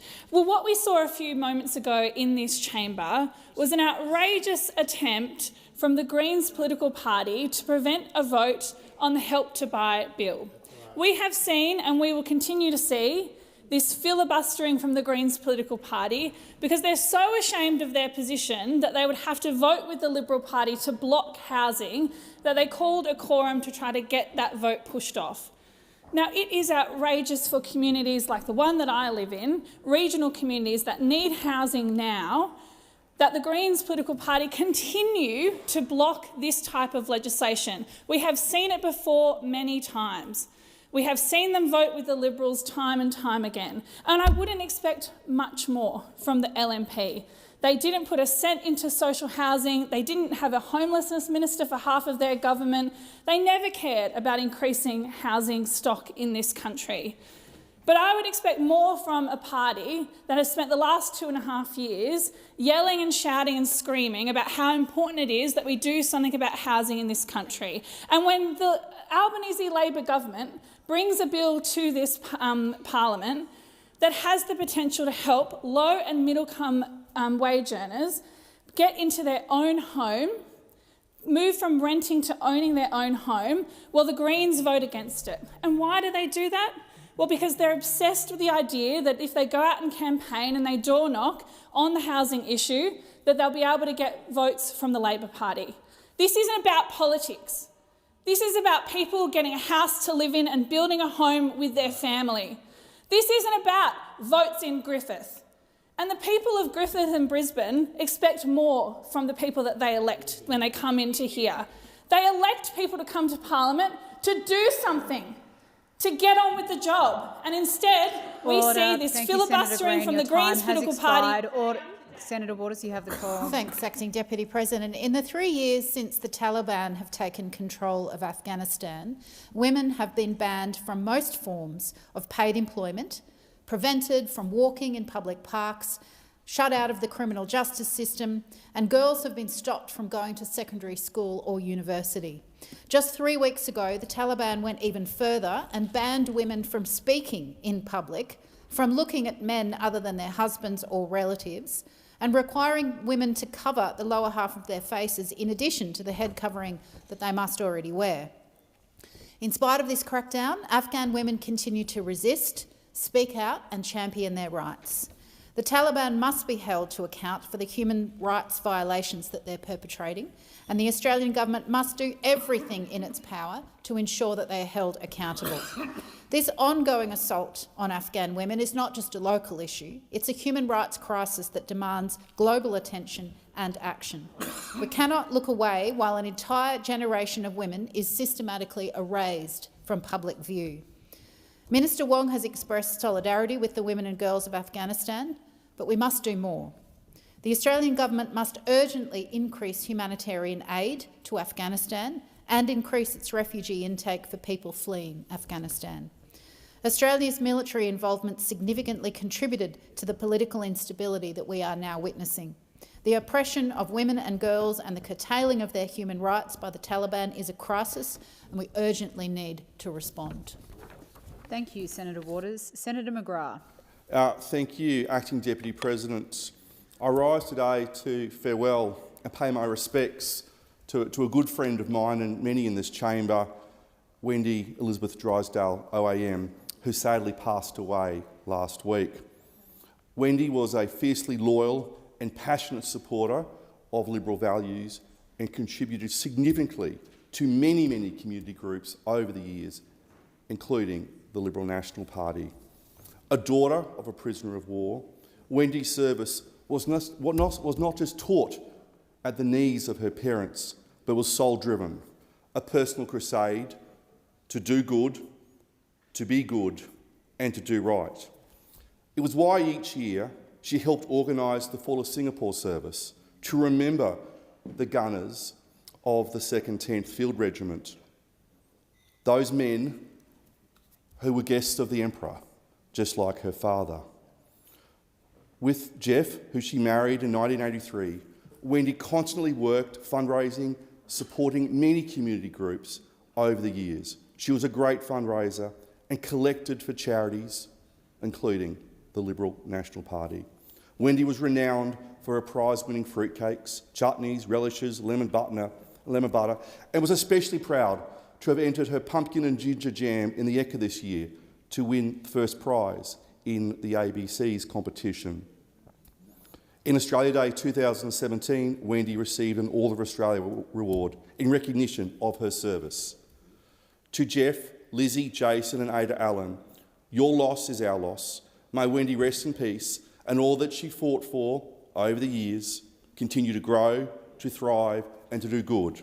And indeed, may all of us do good and be good in her memory. Thank you, Senator McGrath. Senator Grogan.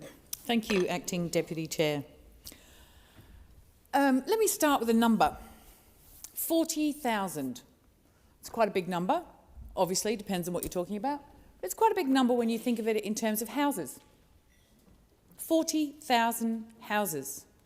That's 40,000 individuals or couples or families with a home. 40,000. It's quite a big number. And with the crisis we're seeing from the neglect of the previous government in our housing system, 40,000 homes, 40,000 families, couples, singles, moving into new homes, buying their own home, would indeed have a significant impact. So to each one of those 40,000 families, couples or individuals, each of those 40,000, I can tell you what we've seen play out in this chamber over the last 2 days and what we've seen play out in the debate over the last 2 years on housing is those opposite in the coalition who say, you don't deserve it. Assistance from the government in housing, you don't deserve it. And what we're seeing from the Greens, political party down there, to those 40,000 individuals, couples and families, you're not worth it. That is disgraceful. Disgraceful as they stand there and just keep on pumping the same story. Oh, it's not enough, so it's not worth it. Well, to those 40,000 families, couples, children, all of those people desperate to move into their own home, desperate to buy their own home, and a government offering to do that, a government desperately trying to do that as one part of a strategy, the Greens are saying, you're not worth it. It's a disgrace. And the behaviour to ensure we don't go to a vote because you're so humiliated by the way you are going to vote. Order. Senator Grogan, your time has expired. Senator Lambie. Thank you. Last week we got the final report from an investigation into robo-debt breaches of the Australian Public Service Code of Conduct. A total of 97 code breaches were reported, ranging from failure to exercise reasonable care and diligence to a failure to behave with honesty and integrity, to providing false and misleading information. The Public Service Commissioner named 2 agency heads, including Catherine Campbell, saying, and I quote, "Leaders matters, leaders set the tone, are accountable," end quote. But because Catherine Campbell was an agency head, no sanction can be applied. How disgraceful. Just like defence, no accountability. I don't think getting publicly named is accountability. With what about the 430,000 Australians who were hounded and in some cases ended up taking their own lives. Instead of taking this public slap on the wrist and apologising to those Australians, Catherine Campbell went crying to the Australian newspaper like a baby, claiming she was being used as a scapegoat. As Minister Bill Shorten pointed out, the definition of scapegoat is someone wrongly blamed for the activity of others. You're in charge, Ms Campbell. You are not a scapegoat. You are a disgrace. There were many public servants who tried to warn their bosses that robo-debt was probably illegal. I heard from public servants who did the right thing. They were punished. This is the problem. Senior public servants like the top brass of the defence don't suffer any consequences for their actions. The NAC, headed up by a friend of Defence, Major General Paul Brereton, decided in June not to investigate the robo-debt scheme. Once again, nothing to see here. This was even more shocking because the Royal Commissioner Catherine Holmes delayed delivering her report so the NAC could investigate. That's what it's been up here in Australia. Jobs for mates, protecting your mates seems to be all that matters. Catherine Campbell gets to keep her pension, and get this, she can apply for another job in the public service. She just has to disclose that she breached the code. This is not accountability. This is just getting off scot-free. Thank you, Senator Lambie. Senator Kovacic. Thank you, Acting Deputy President. Last Saturday's New South Wales local government elections saw a series of very impressive results for local New South Wales Liberals as they were entrusted by their local communities to represent them. In Ryde, Mayor Trenton Brown and his Liberal team have been emphatically returned to council, with Shweta Deshpanade and Daniel Hahn in Central Ward, Sophie Lara Watson and Kinau Aria both looking very promising in East Ward, as are Justin Lee, Kathy Tracy and Cameron Last in West Ward. The Ryde Liberals' strong result is a credit to their dedication to fighting for their community and ensuring that they get their fair share. This is a fresh, professional and diverse team that presented a vision for Ryde that the good people of Ryde have wholeheartedly endorsed. In Parramatta, it was great to see strong, committed local Liberals on the ballot once again. The community in Parramatta have been let down by years of poor governance by populists and those on the left. Congratulations to Tanya Raful in Dundas Ward, Trini Pilamari in Epping Ward, Georgina Valjak in North Rocks Ward, Martin Zeta in Parramatta Ward and Stephen Issa in Rose Hill Ward for your election, and to William Olive, Taj Moas and Manning Jeffrey for running incredibly close races across the board with many votes still to count. And up in the Tweed, congratulations to very, very hard-working councillors James Owen and Rhiannon Brimsmead on your outstanding results, with both having been re-elected. Their result is a testament to their incredible hard work and determination in delivering for the people of Tweed and giving them the best local representation that is available. Thank you, Senator Kovacic. Senator Bilyk. Thank you. Well, what we saw this morning in this chamber is an absolute disgrace. The Greens need to hang their heads in shame. All they've done this morning is filibuster so that we couldn't bring on the vote on our home housing bill. And I find this really obnoxious of them. They've used their delaying tactics. They tried to confuse other senators by interjections and making statements and running to senators through the vote and all. They don't want the vote to be called on. We all know what's going on. They don't want the vote to be called on because they don't want to be seen to be voting with the opposition, with the Liberal national oppositions. And it's a disgrace because while they get up and carry on about people not having homes to live in, they're the ones that have been delaying it, just like they did with our HAF legislation. They're more worried about having a cause to promote themselves on than they are about the people that they claim to represent. And I find that an absolute disgrace. They should be more than just embarrassed. Because I'll say this to you, to the Greens Party, if you are so concerned, bring on the vote. If you want to improve the housing situation in Australia, bring on the vote. Let's have the vote on it. You have got no idea about people living homeless. I doubt you even actually know where in Hobart, for those Hobart-based senators, people are based where they're living homeless. But I'll tell you what, when I went down to Browns River in Kingston and I spoke to the family living in a tent, through rain and hail the other day, you know what they said to me? We would never vote Green again. And I was pretty happy with that. Thank you, Senator Bilyk. Your time has expired. Senator McKim. Bless you. Thank you very much, Deputy President. We're approaching a year since the genocide in Gaza started.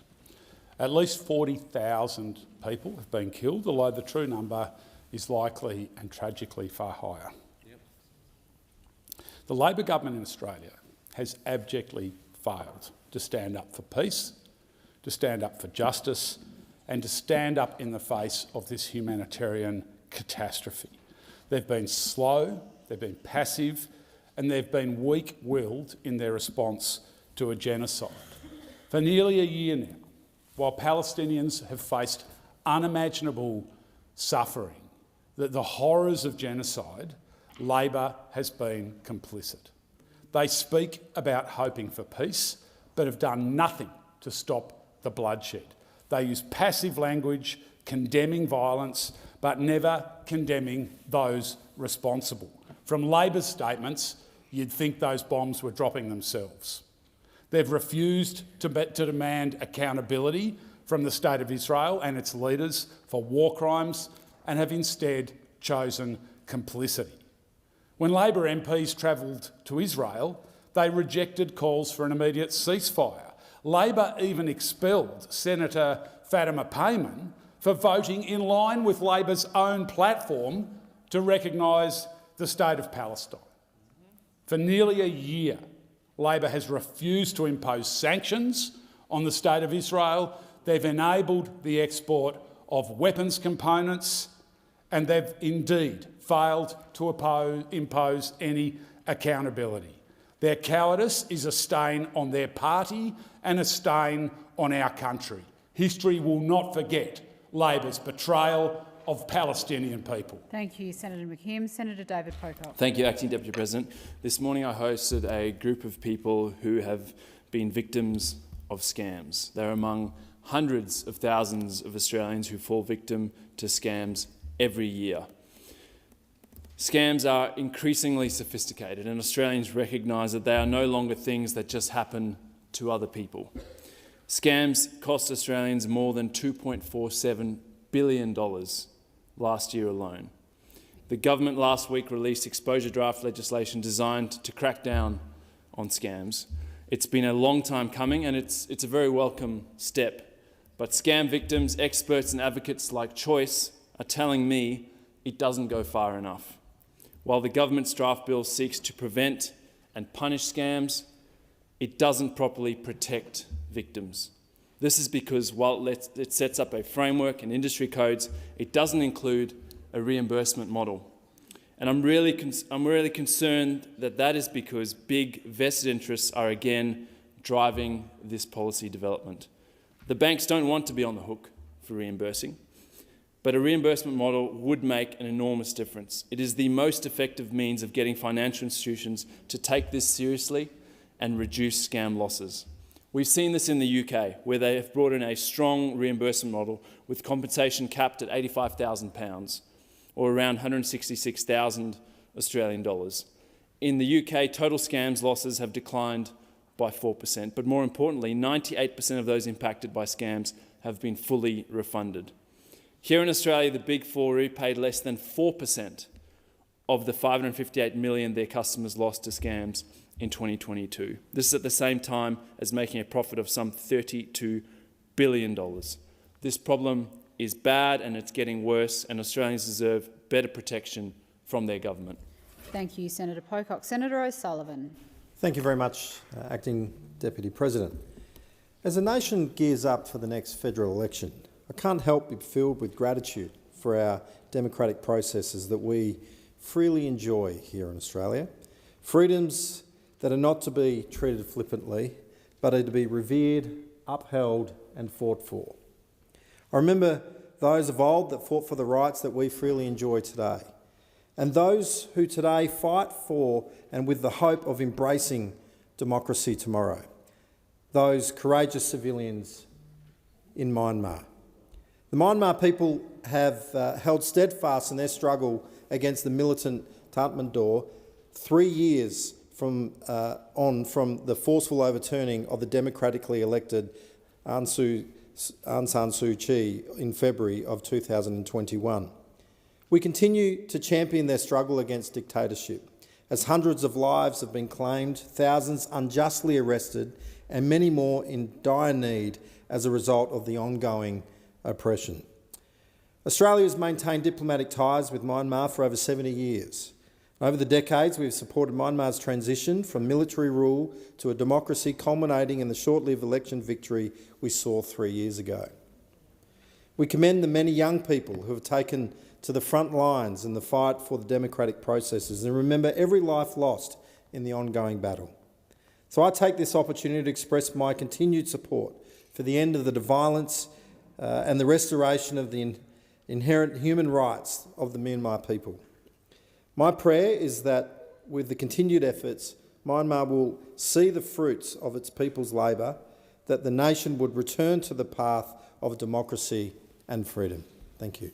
Thank you, Senator O'Sullivan. Senator Hanson. Thank you very much.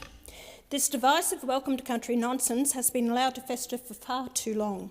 Brisbane footy fans were left scratching their heads on Saturday after they were told welcomes to country had been performed for 250,000 years and weren't invented to cater to white people. If they're not to cater to white people, then why are white people constantly subjected to them? These welcomes are based on lies, that Australia is not our home. So many people tell me they are just over it. Welcome to country are just racial antagonism disguised as reconciliation imposed on children before they even get to school, and in school, placing their hands on the ground is indoctrination. Australia is home to all Australians, and we don't need or want to be welcomed to our own home. We have shed blood, sweat and tears to build our home and defend our home. We have as much right to live in our home as anyone else. If you hand over my home to someone else, I have nothing to fight for. If you hand over Australia, I will not defend it, and neither will my children. Being an elder doesn't obligate my respect. Respect is earned, not given away to racial exceptionalism. Being Aboriginal does not make someone exceptional. Being an Australian is what makes you exceptional. That's the identity we all share. In this spirit, I stand and turn my back on welcome to country here in Parliament and out in public. It's a shame that so many other political leaders are too gutless to follow the same principle, desperate not to lose votes to the radical left. I strongly encourage other Australians to do the same. Stop being walked over and stand up for your home. Thank you, Senator Hanson. Senator Steele-John. Thank you, Acting President. I speak for the thousands of community members in WA and across the country who have contacted me about their opposition to Woodside's Browse expansion and their fears for the future of Scott Reef. Communities in my home state of WA have been protesting. They are protesting Woodside's plans from Cottesloe to Broome to Exmouth. Places like Scott Reef are critical areas of marine biodiversity that are especially vulnerable to warming temperatures. Now, this Parliament has heard plenty about the direct impact that this project will have on the endangered blue whales, the sea turtles and thousands of other species. The consequences of Woodside's plans to drill would be devastating for the entire Scott Reef ecosystem. This is a tragedy that those in this Parliament can prevent. Australians are begging their government to put the health of our oceans and the future of our planet back at the heart of decision-making. The government needs to act on behalf of communities that they have sworn to represent, not the corporate political donors that prop up their election campaigns. Woodside's Browse development is proposed to be one of the most harmful fossil fuel projects in Australian history. That is, if Labor gives it the green light. Now, the WA Environmental Protection Authority has categorically rejected this project, and I implore the Labor governments, do not continue with business as usual. This audacity that you can seek to say you're acting on climate change while approving these things Senator must Stilton, come to your an time end. has expired. Senator Van. Thank you, Acting Deputy President. Now, we all know Australia needs to replace our coal-fired energy production with cleaner, greener, firmed alternatives. And personally, I'd like to see this happen sooner rather than later. But got to remember that that is the low-hanging fruit in our transition to a decarbonised economy. Unfortunately, our current approach to energy planning is driving a painfully slow pace and with only limited decarbonisation gains. The use of more transmission lines to provide more hosting capacity will only have a minor impact, not take the burden off the curtailment we're seeing currently, cost tens of billions of dollars and take over 10 years to achieve. This is well past our 2030 targets. The technology, as the AER, Australian Energy Regulator Chair, Claire Savage pointed out, it is vital that before we build more network, we use more network. That is, we use it more efficiently. The technology to deliver clean, affordable and reliable power is within our grasp and often within our homes. Before burdening Australians with the cost of new infrastructure, like poles and wires, let's focus doing more with what we have. Smarter, localised solutions that can unlock the full potential of our existing assets and deliver cleaner energy faster without the financial strain.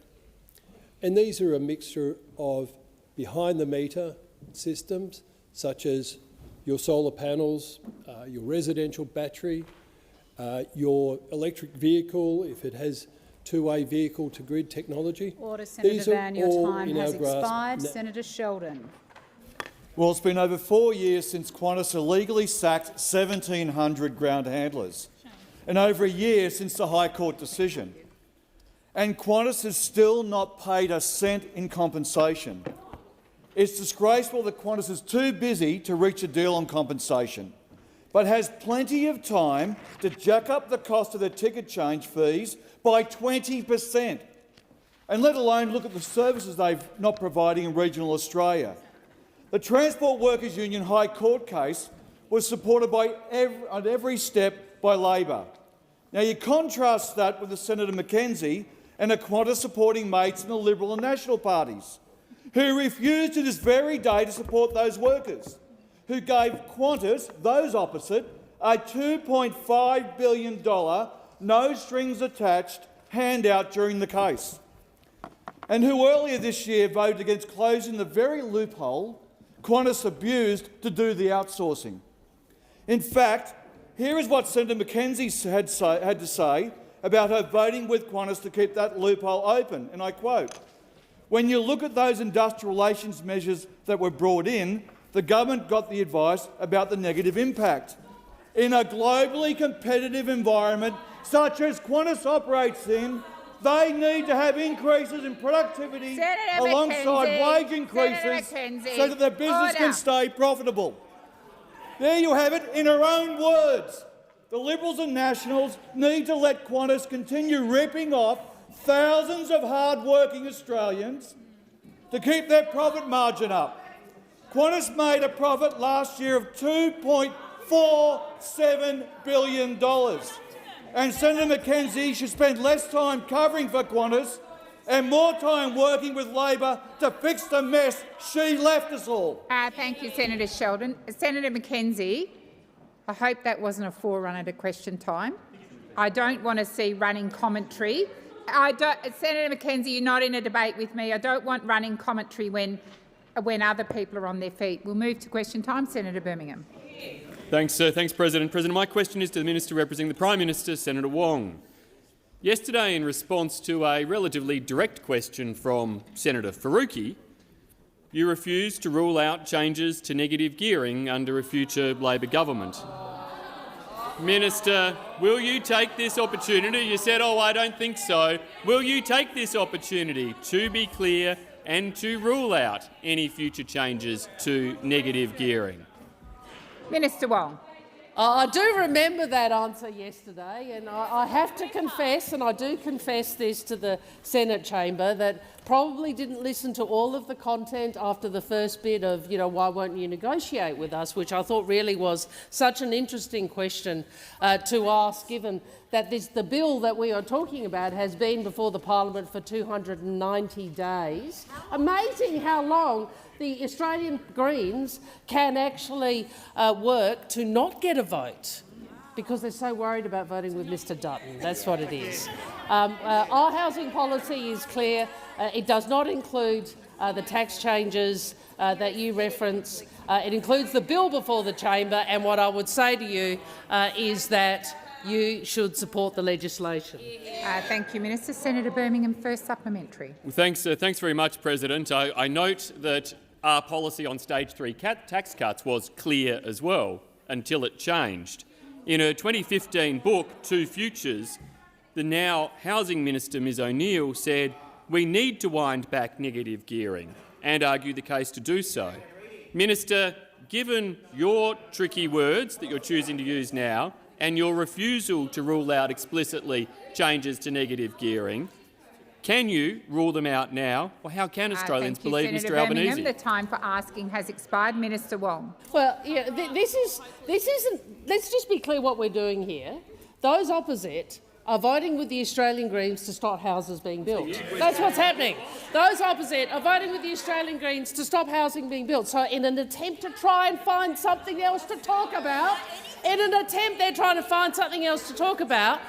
they bring up a scare campaign from many years ago. The Treasurer has made clear that we have no plans to change negative gearing arrangements. But what I would say to those opposite, instead of talking about what we're not doing, why don't you talk about what we're doing? Why don't you allow us to bring on a vote on the bill? And why for a change? Would you do something other than just vote no?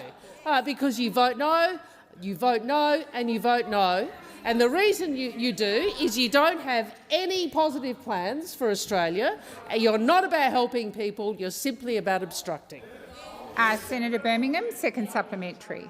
Well, thanks, President. Prior to the last election, the Prime Minister said in relation to the stage 3 tax cuts, "My word is my bond." And then he and all of you kept saying, "Our policy is clear," as you've just said about negative gearing. Minister, the government broke its word on stage 3 tax cuts, on superannuation changes, on industry-wide employer bargaining, on its promise not to touch franking credits. It's broken its word again and again. How can anybody believe you when you now won't make a crystal clear statement on negative gearing? Senator Birmingham. Order.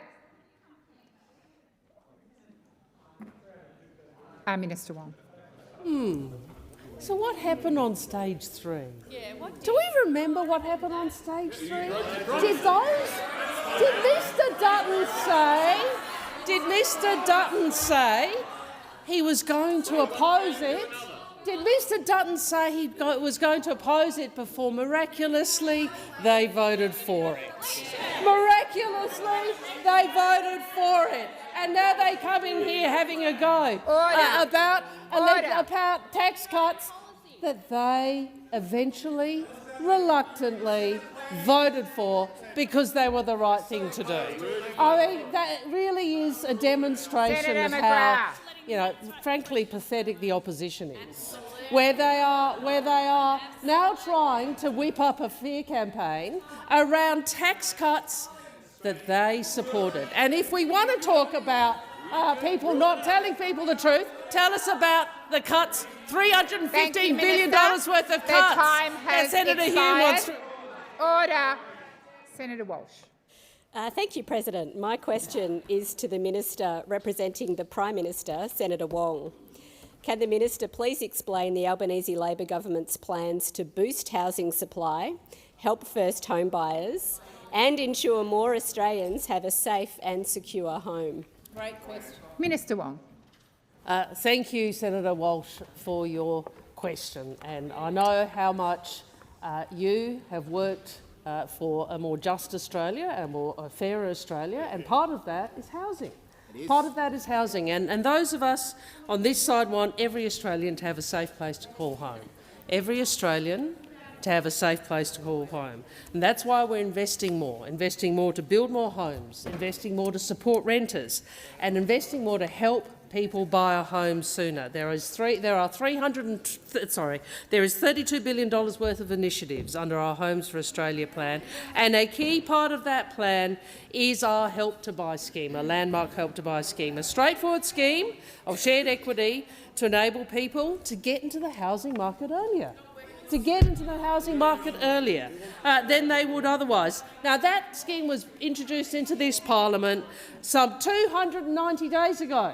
In November of 2023, passed the House in February 2024, 200 days ago. But you know, it hasn't passed this place. Why? Because Mr Dutton and Mr Bant are working together. That's why it hasn't passed this place. The Liberals and the Greens. Order. Please continue, Minister.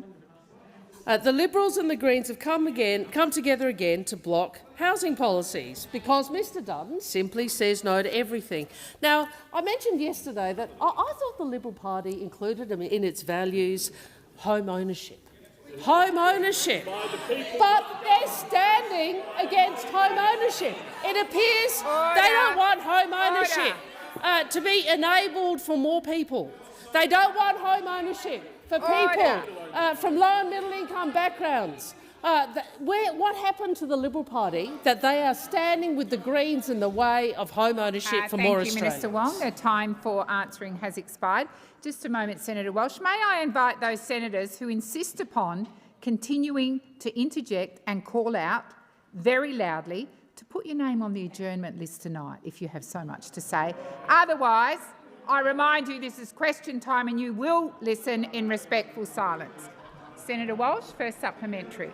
Thank you, President. Thank you, Minister. Can the Minister please detail how the Albanese Labor government's housing reforms will ensure there is more social and affordable housing for those who need it? Minister Wong. 9 years of those opposite has meant we don't have enough social and affordable housing in this country. And in fact, those opposite didn't even have a housing minister for the majority of their time in government. But what we are doing is working to ensure there is more— Minister Wong, please resume your seat. Senator McKenzie, I'm not quite sure which bit of order does not apply to you. Minister, please continue. The first round of funding under Labor's Housing Australia Future Fund and National Housing Accord plans, we are delivering almost 14,000 new social and affordable housing. In fact, in our first term, we're delivering more, supporting more social and affordable housing than those opposite did in 9 years. Social and affordable housing is not only good for our economy, it's also the decent thing to do. It's the right thing to do. Unlike those opposite, we don't actually believe that home ownership, decent housing should not be enabled for more Australians, because the approach of those opposite is only some Australians should be entitled to home ownership. So government ensuring that more people have access to home ownership. Senator Walsh, second supplementary. Thank you, President. And thank you, Minister. Can the Minister outline the obstacles standing in the way of more low and middle income Australians buying their own home? Minister Wong. There are 40,000 low and middle income Australians who have as their block to greater accessibility to home ownership the Greens and the Coalition. The Coalition and the Greens are standing in the way of home ownership for 40,000 low and middle income Australians. I'll take the interjection from Senator McKenzie. We actually don't think we think it's a good thing. A good thing to give more Australians, 40,000 more Australians, the capacity to own their own homes. Only someone from the Coalition could think that that was about politics. But let me talk briefly about the Greens.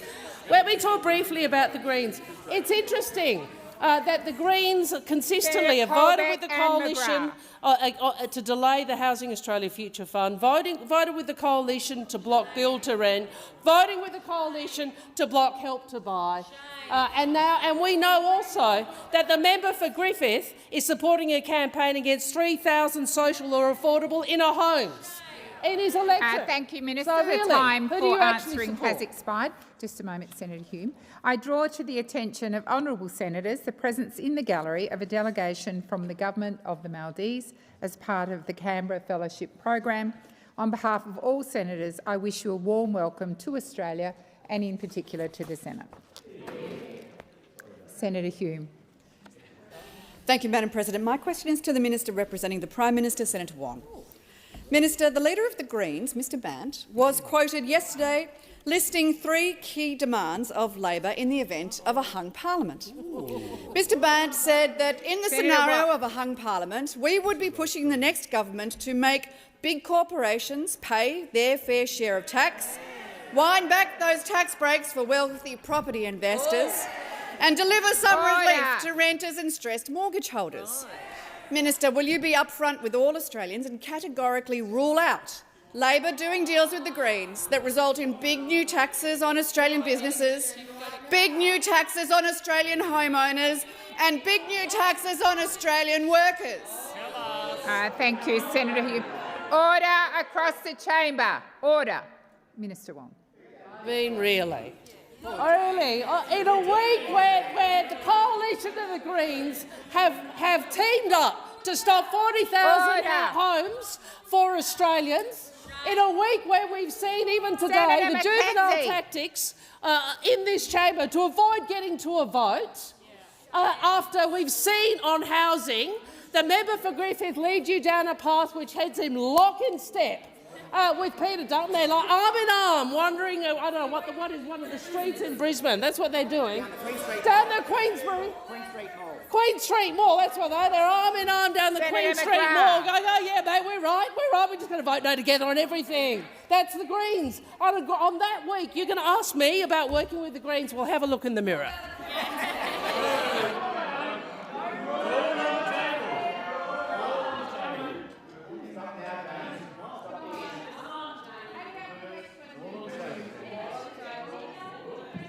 I'm waiting for silence. Senator Hume, first supplementary. Thank you, Madam President. Minister, you've had multiple opportunities yesterday to do so, but I will ask you point blank, and I'm not interested in plans. Can you make a concrete commitment that Labor will not scrap or amend negative gearing in order to secure support for a minority Order government with the right. Greens? Oh, yes. Minister Wong. Senator Ayres. I refer you to my earlier answer, Senator. And what I'd say to you too, what I'd say to you is this. What I'd say to you is this. We all want Senator Hume on insiders. Minister Wong, please resume your seat. Senator McKenzie, order. If you can't listen in respectful silence, please leave the chamber. Minister Wong, please continue. We all watched Insiders when Senator Hume was... Order. You're right. Well, I don't mind a bit, you know, but let me just have a little bit of a go before you start, all right? How about that? We all watched Senator Hume ducked and weaved on Minister Wong, please see, she's doing it again. Please resume your seat. Order. President, on relevance, I specifically asked about negative gearing, not my performance on Insiders. Fair point. Thank you. Order. Order. I am having some difficulty hearing the minister because of the interjections across the chamber. So if you wish me to rule on a point of order, you need to listen in respectful silence. But I do believe the minister is being relevant, but I will continue to listen very carefully without interjections from those senators whose names I've called. Minister. We watched as Senator Hume ducked and weaved on the $315 billion worth of cuts that she was very keen to say they were going to deliver, but very keen not to say what they would cut. I mean, what we know it would mean is cuts to Medicare, cuts to pensions, cuts to payments. Minister Wong, please resume your seat. Senator Birmingham. Point of order. On direct relevance, President, and with 8 seconds left, Perhaps the minister could at least even utter the words negative gearing to turn to the question. Thank you, Senator Birmingham. I will draw the minister back to Senator Hume's question. Minister Wong. I started by saying we have no plans to change negative gearing. But I tell you what, mate, why don't you come clean in your $315 billion? Thank why you, don't you Minister. tell people about your plan to cut the pension? Has expired. Senator Hume, second supplementary. Thank you, Madam President. Minister, Mr Bant said that he is only interested in governing with Labor. Can you make a concrete commitment that Mr Albanese will not appoint Mr Bant or any other Greens as ministers under a Labor Greens government? Order. Thank you, Senator Hume. Order. Minister Wong. We are campaigning for a Labor government. A Labor government that delivers housing reform. We are campaigning for a Labor government that delivers higher wages. We are campaigning for a Labor government which delivers the biggest increases in bulk billing in decades. That's what we are campaigning for. You are waltzing down the Queen Street Mall with the Australian Greens. Your Greens. seat. Order on my left.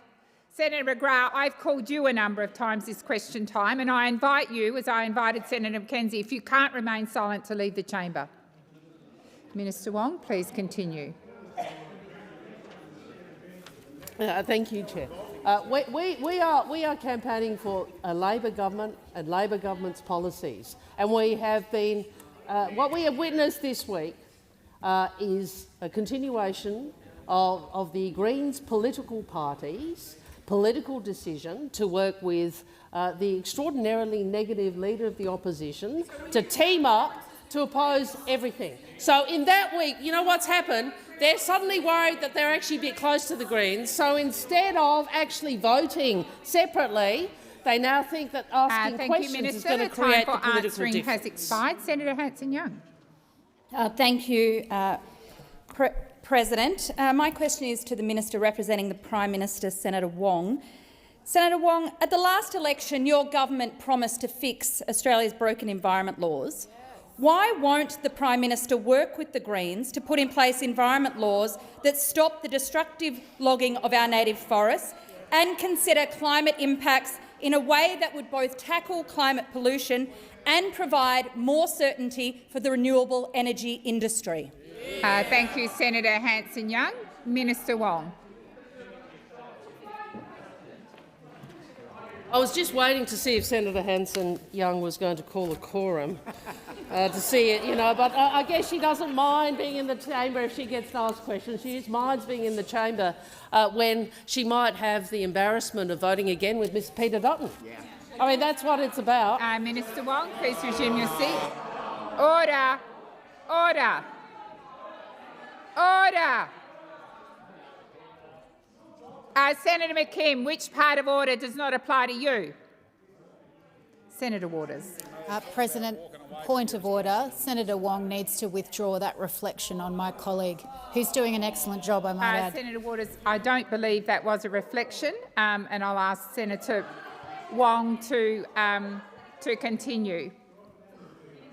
Thank you. Look, I'd make a few points about... Senator Henderson, what am I withdrawing? I'm the President of the Senate. You are not. I've called for order. Minister Wong, please continue. As you know, Senator Henderson, I'm always happy to withdraw if asked, but I did point out that she called a quorum before so she didn't have to vote, which is the truth. No. So I don't know that that's actually unparliamentary, but I'm always happy to withdraw if people want me to. Well, you know that. You know that. Look, I think everyone knows that the current laws aren't working for business, and they certainly aren't working for the environment. We know. Order on my left. We know that the minister has been engaged in discussions. It's regrettable that to date we haven't seen, for example, the coalition engage in responsibly on this. What I would say to Senator Hanson-Young, if the issue, I think the Prime Minister has made clear his views on some of these policy matters, and that is the position of the government. And if you don't wish to be a responsible party in how you deal with these issues, then yet again what you will see is good Labor reform which is not able to proceed because the Greens are taking to extreme in a position and the coalition are taking the oppositionist position, the negative position that they always engage in. Senator Hanson-Young, first supplementary. Thank you, President. The Prime Minister's arrogant bulldozer approach to the Senate, this requires this parliament to be cooperative and collaborative. What is it about putting climate in our environment laws that triggers you so much? Thank you, Senator Hanson-Young. I'm waiting for order before I call the minister. Order. Minister Wong. And well, I suppose the response might be, Senator, why are you so frightened about voting? Exactly. Why are you so frightened about voting on housing? Is it because a part of Senator Hanson-Young and her colleagues in the Senate know that the member for Griffith has led them up the garden path? Is that actually in your heart of hearts you think 40,000 houses is not a bad thing for low and middle income Australians? Do you think that is that why you're getting so upset? Minister Wong, please resume your seat. Senator McKim. Oh, thank you, President. The point of order, as I'm sure you would anticipate, is on direct relevance. This question was not about housing. It wasn't about the member for Griffith. It was about climate in our environment laws. I ask that you draw the minister to the question. Thank you, Senator McKim. Order, Senator Watts. Order. Order on my right. I will draw the minister to Senator Hanson-Young's question. Minister Wong, please continue. Well, there was some political statements in there. There was a number of political statements about the Prime Minister. And what I'd say to the Senate, to Senator Hanson-Young, is if this is a bulldozer, it's a pretty slow bulldozer. I mean, 290 days you've had to deal with the housing legislation. Now you're complaining about being bulldozed. I mean, you really, it defies belief, doesn't it? The lengths to which you will go to try and justify voting with the coalition. Senator Hanson-Young, second supplementary. Thank you. I find it extraordinary that this government does not want to talk about the environment, native forests or climate. Why does the Prime Minister choose to be berated by the Minerals Council and the BCA executives instead of working in this place to fix our environment laws, to protect our forests from logging and to make sure we help the renewable energy industry with climate considerations? Thank you, Senator Hanson-Young. Order. Order. Order. Senator McKim, I've called order. That applies to you. Senator Hanson-Young, you've asked your questions. Minister Wong. Senator, I'm tempted to talk about who goes to which events, and I'm tempted to talk about a shameful appearance by one of your members at a CFMEU rally with pictures, of the Prime Minister. I think your judgment is sound, Senator Hanson-Young, and you would not have stood on that stage with those pictures. When it comes to the challenges both on the environment but also the overarching challenge, which is climate, we are serious about action on climate and on the environment, and we have taken action. We have taken action, and we have ambitious targets. We have ambitious targets. We are committed to transitioning our economy. And unlike both those opposite, we believe it is possible to have a sensible environmental framework and continue economic growth. Unlike your party, we don't believe that we should be stopping economic growth. As always, it is up to Labor to chart the right course. Senator Pratt. President, my question is to the Minister representing the Treasurer, Senator Gallagher. The Albanese government wants every Australian to have a safe and secure home to live in. Labor wants more Australians to be able to buy their own home. We have a comprehensive $32 billion housing plan, which is about building more houses with states and territories, supporting renters, getting more people into home ownership, and making sure that people can access social housing and homelessness services when they need them. So, Minister, why is it so important that we respond to the housing crisis from every angle? Thank you, Senator Pratt. Minister Gallagher. Thank you very much, President. I thank Senator Pratt for that question. It's an important one because a comprehensive approach to the challenges in the housing market is required, and that's what the Albanese government plan addresses, and what we've done every day since we've come to government is to look at how we can use every lever and opportunity available to us to ensure that we are pushing everything we can to build more housing in Australia. Social and affordable housing is a priority because we care and support Australians who have insecure housing or don't have a roof over their head and need to access those services. And that's why we've signed that important national housing agreement with extra funds going in there for state and territory services. Renters are a priority because we know that it's hard to get a rental and that rent is often too high. We want renters to see a pathway to home ownership, and Help to Buy should be providing that pathway. Supply is the #1 housing challenge. We need more houses, we need them quick, and that's why we want to build 1.2 million houses by the end of the decade. And that's why in our 3 budgets since coming to government we have invested in housing after a decade of neglect from those opposite. They weren't interested in housing. They're interested now they can come in and complain about it, but when they were in government they didn't do a single thing about driving supply in this country. We've got our Housing Australia Future Fund, the Help to Buy program that we'd like to get through the Senate. We've got our extra investments in First Nations housing, historic investments secured by the former Minister Burney and now being implemented by Minister McCarthy. We've increased rent assistance. We're working with states and territories. We're putting more money into skills in the construction sector, and we'll continue to do this. It's a comprehensive plan that should be supported by this Senate. The time for answering has expired. Senator Pratt, first supplementary. Thank you. The Albanese government's comprehensive housing plan has set an ambitious goal of building 1.2 million houses by the end of the decade. To do this, we have to build more houses and remove barriers that prevent houses from being built. So what policies has the government designed to support the construction of more houses? Thank you, Senator Pratt. Minister Gallagher. Well, thanks very much, Senator Pratt. Yes, the debate should be all about supply. We need to build more houses more quickly in this country. And every single vote against a Labor housing bill is a vote against more housing for Australians.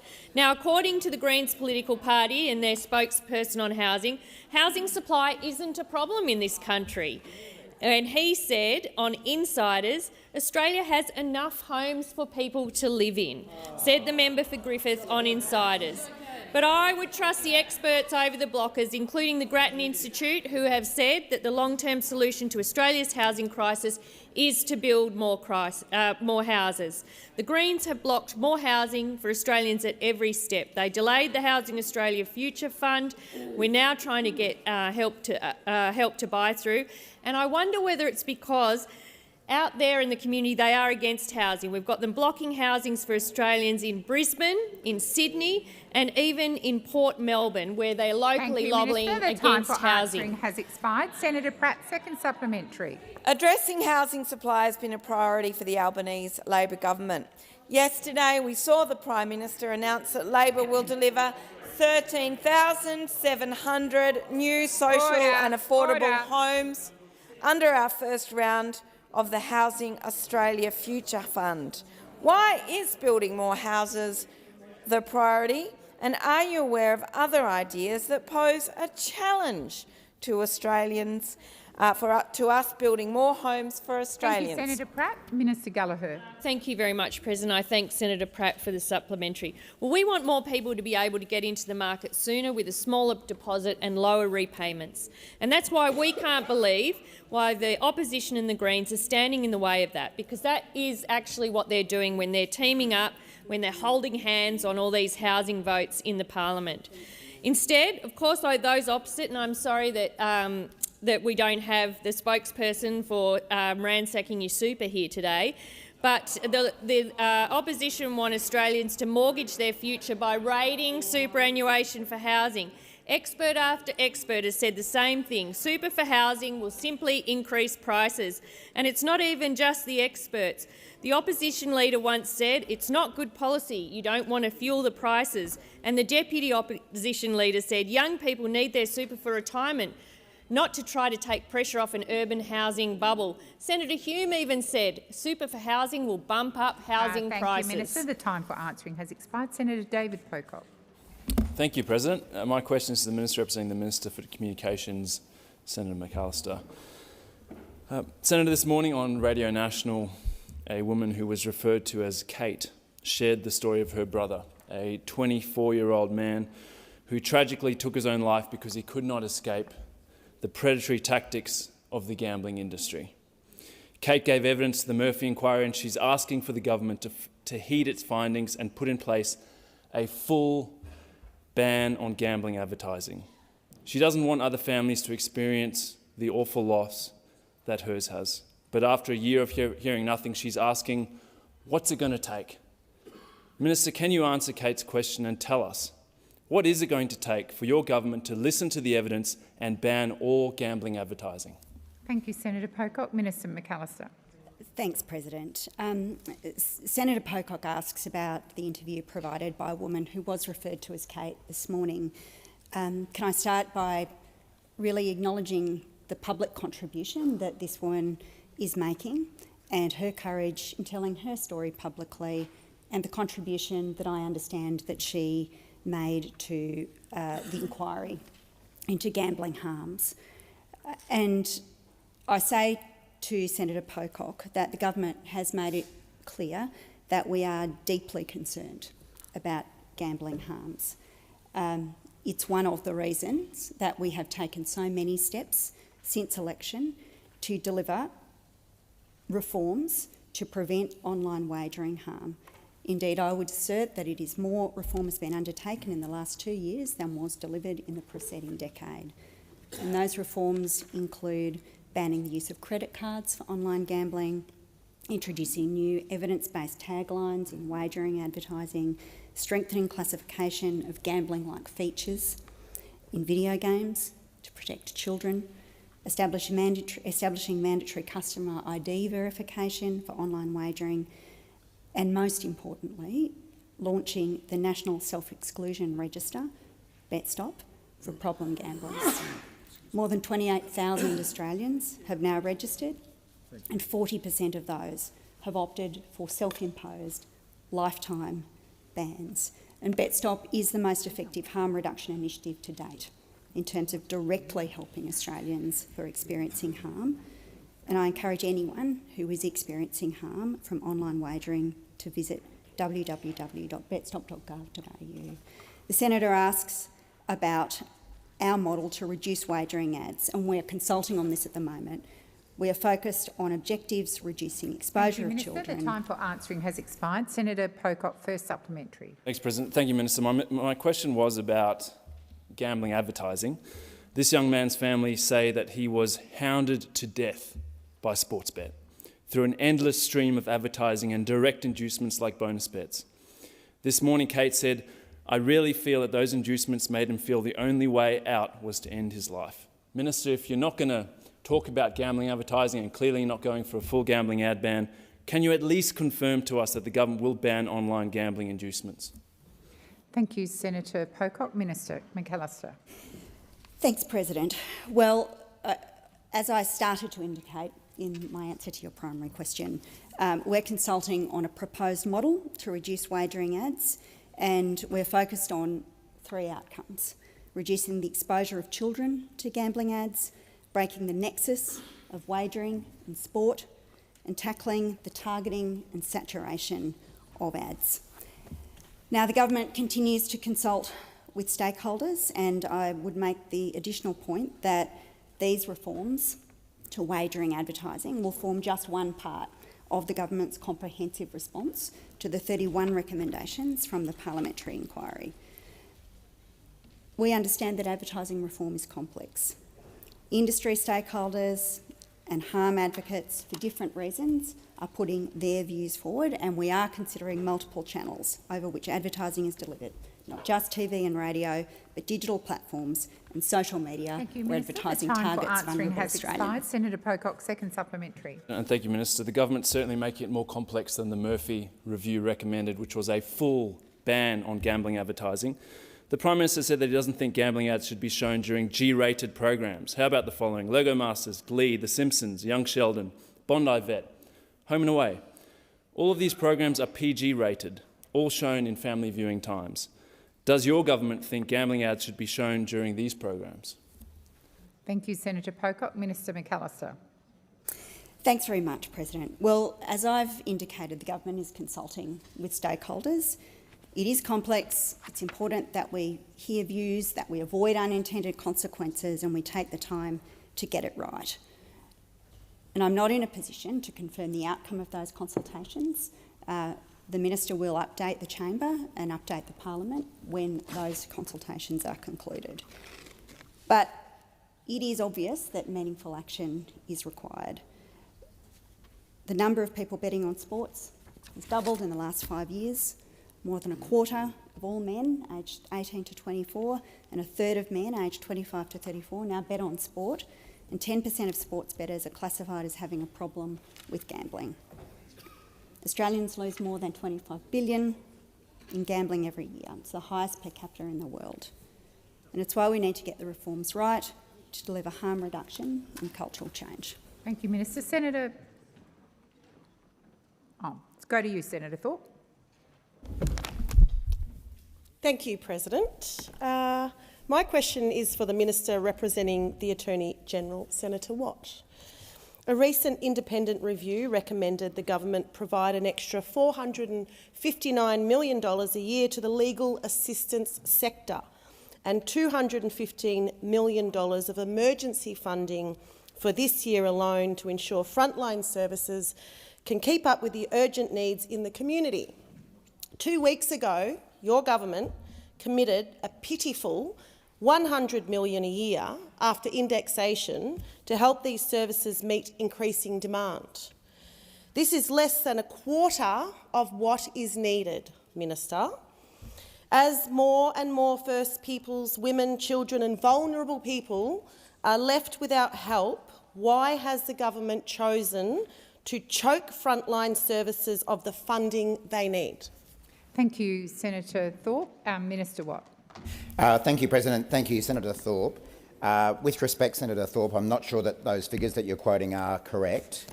I've said previously that our government, and in particular the Attorney-General, as someone who's spent a lot of his life working with community legal centres, is a very strong supporter of the community legal sector and has actually delivered far more funding than the figures that you've quoted have referred to.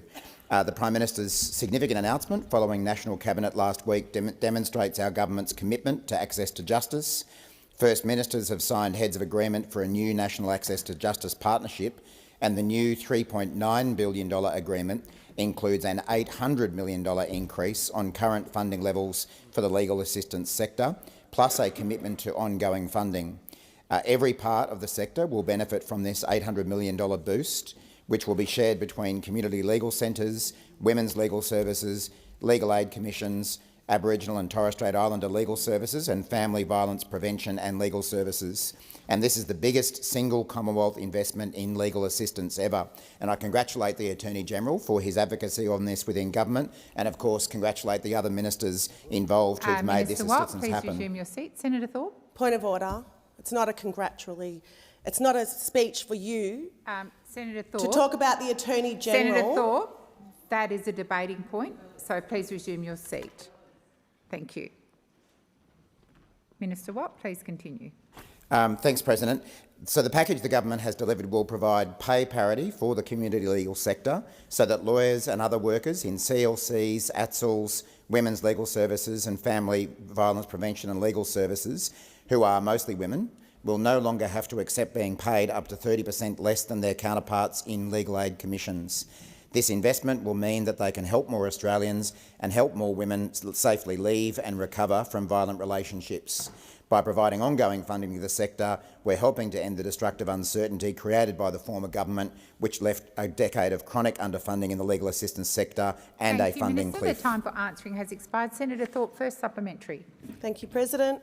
The National Aboriginal and Torres Strait Islander Legal Services has described the insufficient announcement as a betrayal, saying it will mean only a fraction of people who need help will get it, including victim survivors of domestic, family and sexual violence. The Chair said that the announcement confirms the government thinks that is okay. Minister, do you think that is okay? Thank you, Senator Thorpe. Minister Watt. Thanks, President. Well, I certainly think it's a very good thing that this government, the Albanese Labor government, has invested another $800 million in the community legal sector, beyond funding that was already in the budget and certainly beyond anything we've seen from any government before. My understanding is that the Aboriginal and Torres Strait Islander legal services in particular will be beneficiaries, as they should be, of the extra funding and what it will do for pay parity, and particularly for the women who work in those legal services.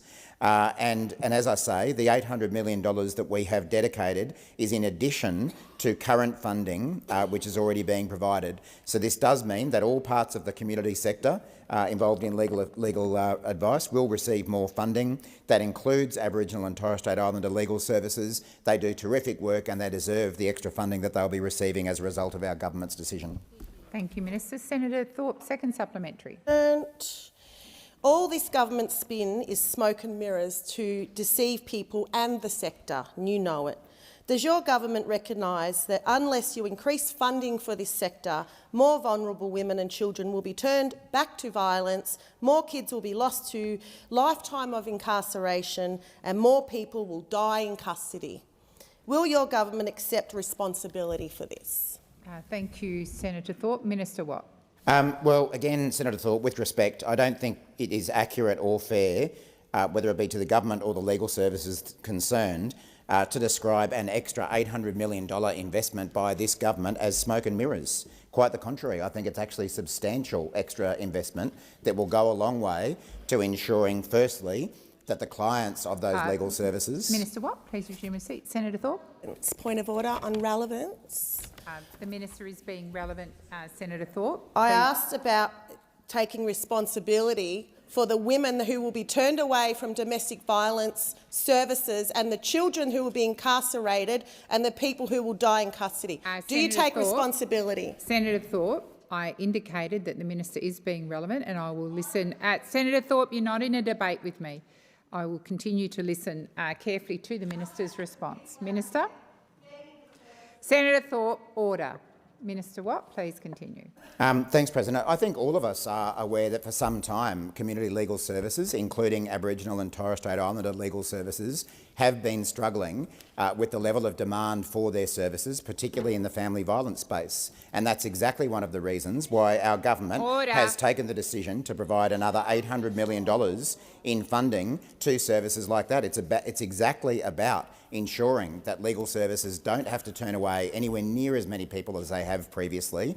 And the reason they had to do that was because of the gross underfunding that we inherited from the former government, and now we're fixing it. An extra $800 million is a significant extra investment. Thank you, Minister. Senator Ciccone. Thanks a lot, President. My question is to the Minister representing the Minister for Housing and Homelessness, my good friend Senator Farrell. You're also my good friend. In fact, all the senators here are good friends. Order. I note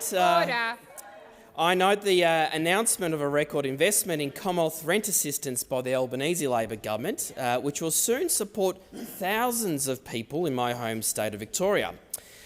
Minister, what will the increase in rent assistance mean for Australian renters, and what is standing in the way of making renting easier and fairer for these Australians?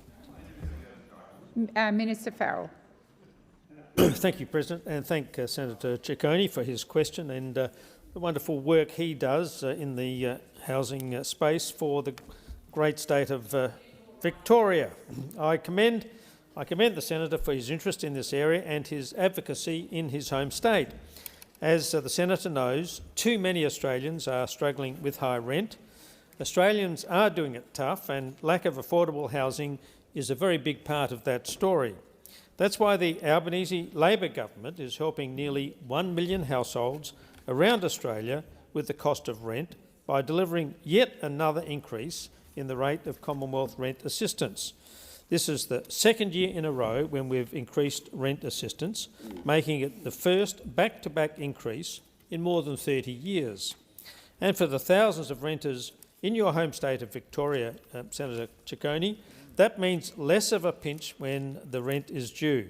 But right now, these Green senators up here are standing with the Liberals and the Nationals opposing Labor's build-to-rent bill, which will build more affordable rental homes and make life easier for renters. The Liberals, the Nationals and the Greens have had a chance to improve the lives of renters, and yet they refuse. The Albanese Labor government is committed to delivering more affordable rentals right around the country, so I ask the Liberals, Nationals and the Greens to work with us to do that right here and now. Thank you, Minister. Senator Ciccone, first supplementary. Thanks a lot, President, and I thank the Minister for that very comprehensive answer. One of the most common barriers faced by many people in my home state of Victoria when it comes to buying their own home is being able to put down a deposit. Now, how is the Albanese government making it easier for renters to achieve the great Aussie dream of home ownership, and how realistic are alternative policies?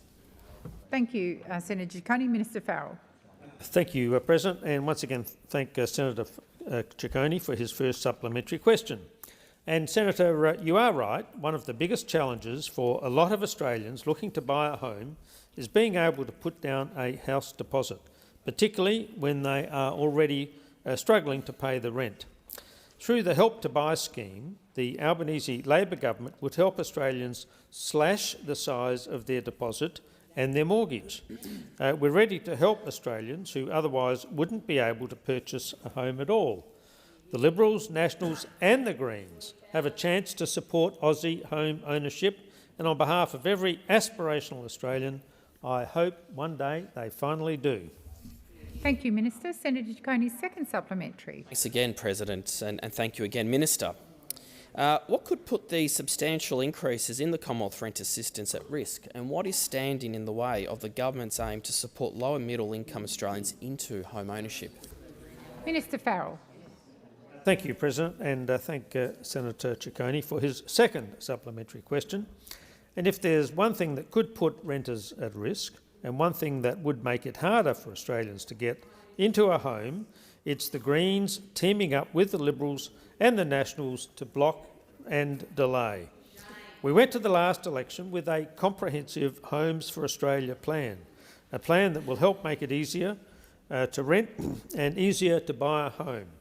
Because unlike those opposite, we are serious about making the dream of home ownership a reality. We're serious about building the homes that Australians need, and it's time for the Liberals, the Nationals and the Green political parties to stop blocking and help us build right now. Thank you, Minister. Senator Patterson. Thank you, President. My question is to the Minister representing the Minister for Home Affairs, Senator Watt. The Australian reported yesterday that a Colombian man who was convicted of sexually offending against a teenager has been allowed to remain in Australia under the Albanese Labor government's Direction 110. Minister, will the government immediately intervene to reverse the AAST's decision and cancel the offender's visa? Thank you, Senator Patterson. Minister Wong. Thanks, sorry. Sorry, yes, Senator Watt, sorry. Thanks, President, and thanks, Senator Patterson, for the question. I have no intention of announcing a minister's decision, especially when it's a different minister, not myself, about a particular immigration matter in the middle of question time. It would be highly inappropriate to do so, and that's clearly a decision to be made by Minister Burke. I'm not aware of whether he's made that decision yet, but of course he'll evaluate that. But it's an opportune time to remind the chamber of the absolutely disgraceful record of Mr Dutton as the Home Affairs Minister on these matters. Now, I know you don't want to hear it. I know you don't want to hear it. I know you don't want to hear it.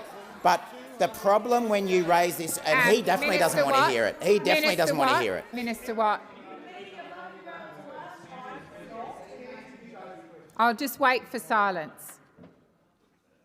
Senator Patterson. Point of order on direct relevance, President. The minister helpfully signposted that he had no intention of answering the substantive question and has now moved on to unrelated matters. I ask you to draw him back to the question or sit him down.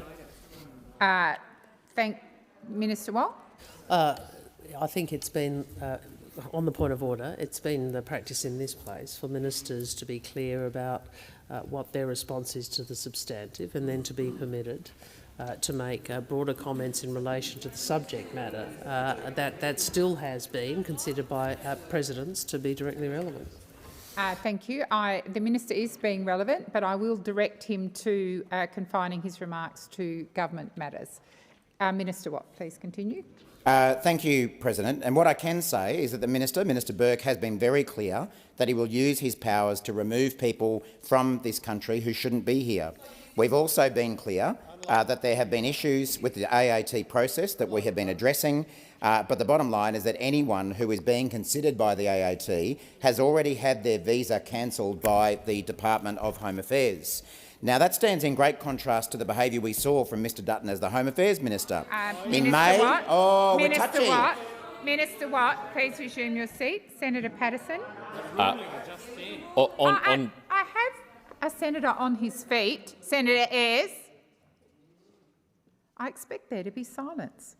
Senator Patterson. On your ruling from just a moment ago, President, the minister is now openly defying your direction to confine his comments to government policy. The minister is being relevant to the question that you asked, and I will expect him to remain substantially on government policy, which is exactly what he was doing. Thank you, Minister. Thank you, President. I think we all know that Senator Patterson's chief job in the opposition is to protect the honour of Mr Dutton, and he's doing a very good job of doing that today. But unfortunately for Senator Patterson, the truth is that while the Leader of the Opposition was the Home Affairs Minister, 2 men convicted of being accessories to murder were released on his watch. 102 convicted sex offenders, among them 64 child sex offenders, were released on Mr Dutton's watch. How come you never talk about that? How come you never talk about the fact that when Mr Dutton— Minister Watt, I do remind you to confine your remarks to the government policy. Well, the government's policy is significantly different to what we saw from Mr Dutton, who, while he was the Home Affairs Minister, released a man who was born in the UK in 1947, was convicted in 2016 of being an accessory to the stabbing of an associate in a cannabis operation. You never want to talk about that, do you? Minister Birmingham. Senator Birmingham, sorry. President, just on a point of order there, you were very clear in your instructions to the minister, who then willfully disregarded your instructions and ignored them completely. Now, the time has all but expired but a second, President, but I would urge you to caution the minister and to ensure that in the remaining question he is actually relevant to the question and adheres to the rulings that you are making. I believe that the minister was being relevant to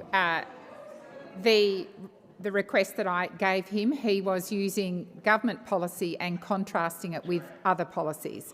I'm not sure, Minister Watt, what you might say in 1 minute, but you can give it a shot if you're so inclined, or I will move to the Senator Patterson first supplementary. Thank you, President. The report also notes that another convicted child sex offender and a man who was part of a large-scale drug operation had their visas reinstated under Direction 110, which puts ties to the community as a primary consideration in visa decisions. Minister, how many serious criminals have had their visas reinstated on Labor's watch under Direction 110? Thank you, Senator Patterson. Minister Watt. Thanks, President. Thanks, Senator Patterson. Well, as I've already said, the minister has made clear that he will use his powers to remove people from the country who shouldn't be here. And again, anyone who's being considered by the AAT has already had their visa cancelled by the department. But I can tell you someone who knows a bit about releasing sex offenders from immigration detention, and his name is Peter Dutton. Watt? Order. Senator Cash, order. And Senator Ayres, order. Order. Senator Patterson. President, you might be able to anticipate my point of order on direct relevance. This is a factual question. How many? The minister hasn't even entertained going to the substance of the question. He could take it on notice. That's right.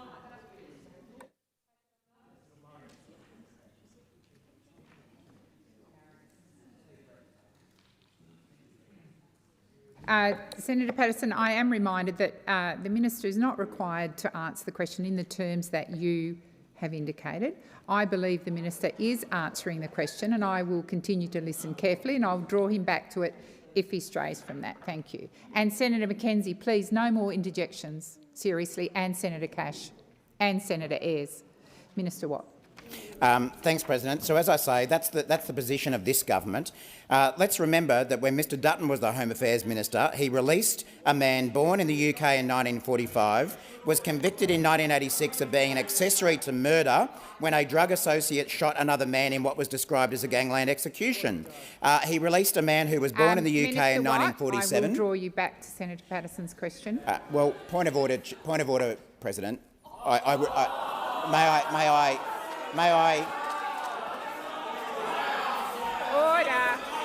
May I request... Order. Order on my left. Order. Senator Watt. May I request your consideration of your earlier point that it was legitimate to contrast the opposition's record with the government's record. That's what I'm seeking to do. Minister Watt, I did indeed say it was fine to contrast, but I've yet to hear the contrast.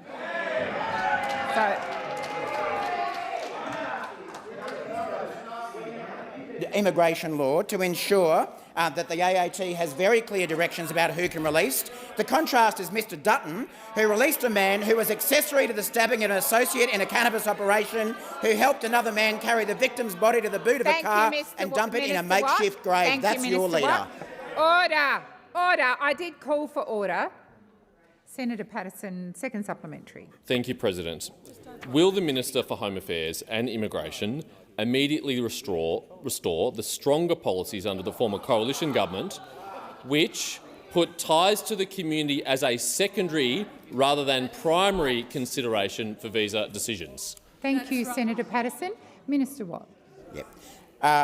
I'm surprised Senator Patterson wants to bring back the policies of the former Leader of the Opposition, like releasing people with no electronic monitoring, curfews or other conditions, no joint ABF or AFP operations. We're not going to take lessons from someone who releases hundreds of sex offenders. We're not going to take lessons. Senator Ghosh. Thank you, President. My question is to the Minister representing the Prime Minister, Senator Wong. I regularly hear from young Western Australians that they are struggling to save a deposit for their first homes. At the 2022 election, the Albanese Labor government promised to help more young Australians access affordable housing. How are the Albanese Labor government's housing reforms helping young people into home ownership faster? Minister Wong. Thank you, Senator Ghosh, for the question. And you know, like we know, the extent to which so many young Australians are worried about their capacity and opportunity to enter the housing market. We also know more young Australians do want to own their own home. And we are committed as a government to ensuring that we enable more Australians to have safe and secure housing, including young Australians, because it is at the heart of the hopes of so many young Australians to have the housing home ownership that has been enjoyed by the generations who have gone before. That is why we have a comprehensive plan designed to build more homes, including for young Australians, because unlike some of the comments we've heard in this place, both from the Coalition and from the Greens, we actually understand that bringing more houses into the housing supply is one of the ways in which you ensure that young Australians have an opportunity for home ownership. More homes means more affordable homes. And instead of condemning young Australians to continued challenging long queues for rental properties, or increasingly having deposits out of reach, we want to see and support young Australians owning their own homes, which is why we announced yesterday that we will build almost 14,000 social and affordable homes across Australia, part of the largest investment in social and affordable housing in a decade. Of course, this goes alongside the largest increase to Commonwealth rent assistance in more than 30 years. And of course, there is the shared equity policy, which will help 40,000, an additional 40,000 low and middle income Australians own their own homes. young Australians, like early career nurses, early childhood, education workers and teachers, would all be able to buy a home through this program. Senator Ghosh, first supplementary. I note that Mr Dutton and the Liberals and Nationals want young people to mortgage their future in order to own a home. How will the Albanese Labor government's ambitious housing agenda bring home ownership back into reach for young Australians without sacrificing their hard-earned retirement savings? Thank you, Senator Ghosh. Order. Order. Minister Wong. Thank you, Chair. Well, we want more young people to be able to get into the housing market.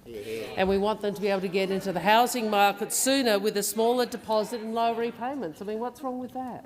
It seems remarkable when you say it, that you've got so many people in this chamber from opposite ends of the political spectrum, from the Mr Dutton and the National Party to the Greens, opposing this. Let me share some of the thoughts of some Australians about this. Christopher in Frankston, who says a low deposit shared equity scheme would be perhaps the only option for someone in my situation. It would provide some security. Or Anthony from Camperdown, who said, without help, I can't see how I'm going to be able to get on the property ladder in a sustainable way. The government's new scheme is a breath of fresh air, and it gives first-time buyers some hope. Now, you know, this is, and they're making fun of it. Senator Henderson. It says something about it that you're making fun of young people who want to buy their own homes. Senator Ghosh, second supplementary. Thank you, President. Like generations before them, young people today want the security of home ownership. I note that the Greens political party has joined forces with Mr Dutton and the Coalition to stand in the way of meaningful support for young people. What are the obstacles preventing young people from entering the housing market, and how are the Albanese Labor government's policies delivering for young people? Order on my left. Order. Order. Minister Wong. Thank you, President. Well, the obstacles, Senator Ghosh, are there and there. Yeah. That's where the obstacles... You might not like us pointing, but you do bear responsibility. Because you are working with the Australian Greens to prevent a scheme that will enable, a plan that will enable more Australians to own their own homes. I mean, this is an unholy alliance between the Greens and the Coalition. We know this country has a housing shortage.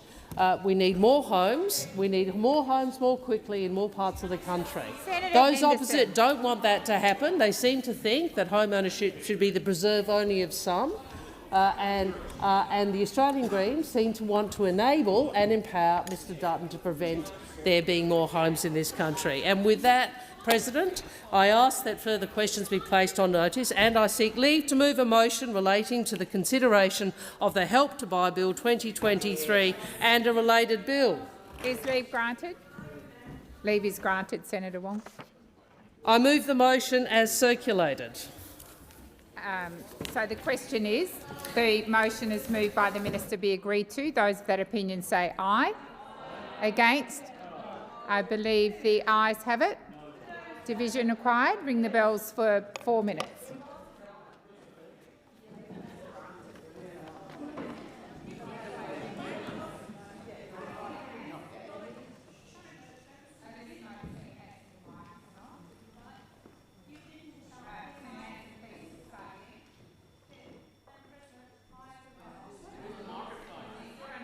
Can we have Senator Hanson's microphone on, please? Try again, Senator Hanson. Right, Madam President, thank you. I opposed that seeking leave from the minister. Senator Hanson, I called if leave was granted. I waited a few seconds. There was no... Order! Sorry.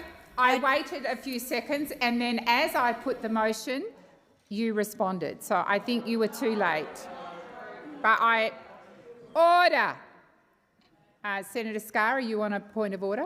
Same point of order. With due respect, President, I was in close proximity to Senator Hanson. She did deny leave at the first opportunity.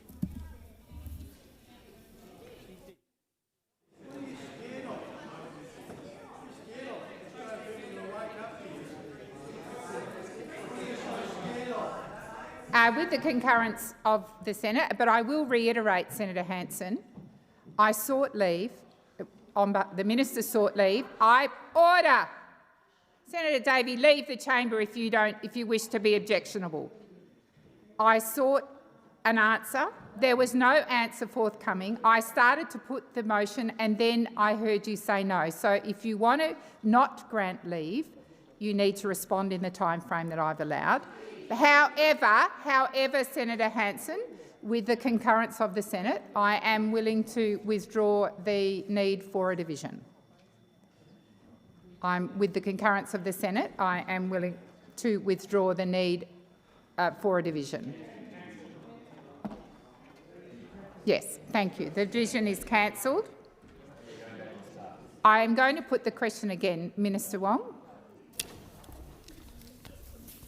Well, first, can I be clear? I didn't hear it either, which might have been because people were yelling. No, Senator, we've just given you a courtesy of recommitting this and starting the procedure again, so it would be nice if some courtesy could be extended as well. And I am saying to you, I did not hear you deny leave. So I will do it again. I seek leave to move a motion relating to consideration of the Help to Buy Bill 2023 and a related bill. Is leave granted? Leave is not granted, Minister. Pursuant to contingent notice, I move that so much of the standing orders be suspended as would prevent me from moving a motion to provide for the consideration of a matter, namely a motion to allow a motion relating to consideration of the Help to Buy Bill 2023 and a related bill be moved and determined immediately, and I move that the question be now put. So the question is, the motion is moved by the minister to be agreed to. Those of that opinion say aye. Against? I believe the ayes have it. Division required. Ring the bells for 4 minutes.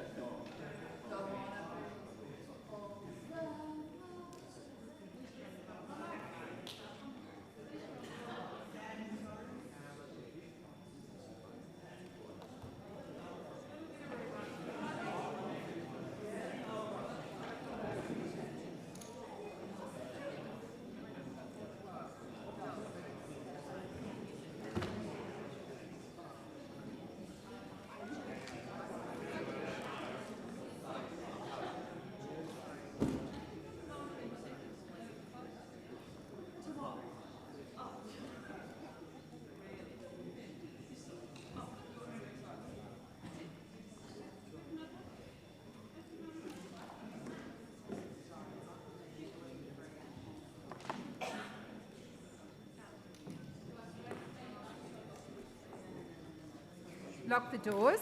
So the question is that the question be now put on the motion to suspend standing orders. The ayes shall move to the right of the chair, the noes to the left. I appoint Senator Urquhart as teller for the ayes and Senator Askew as teller for the noes.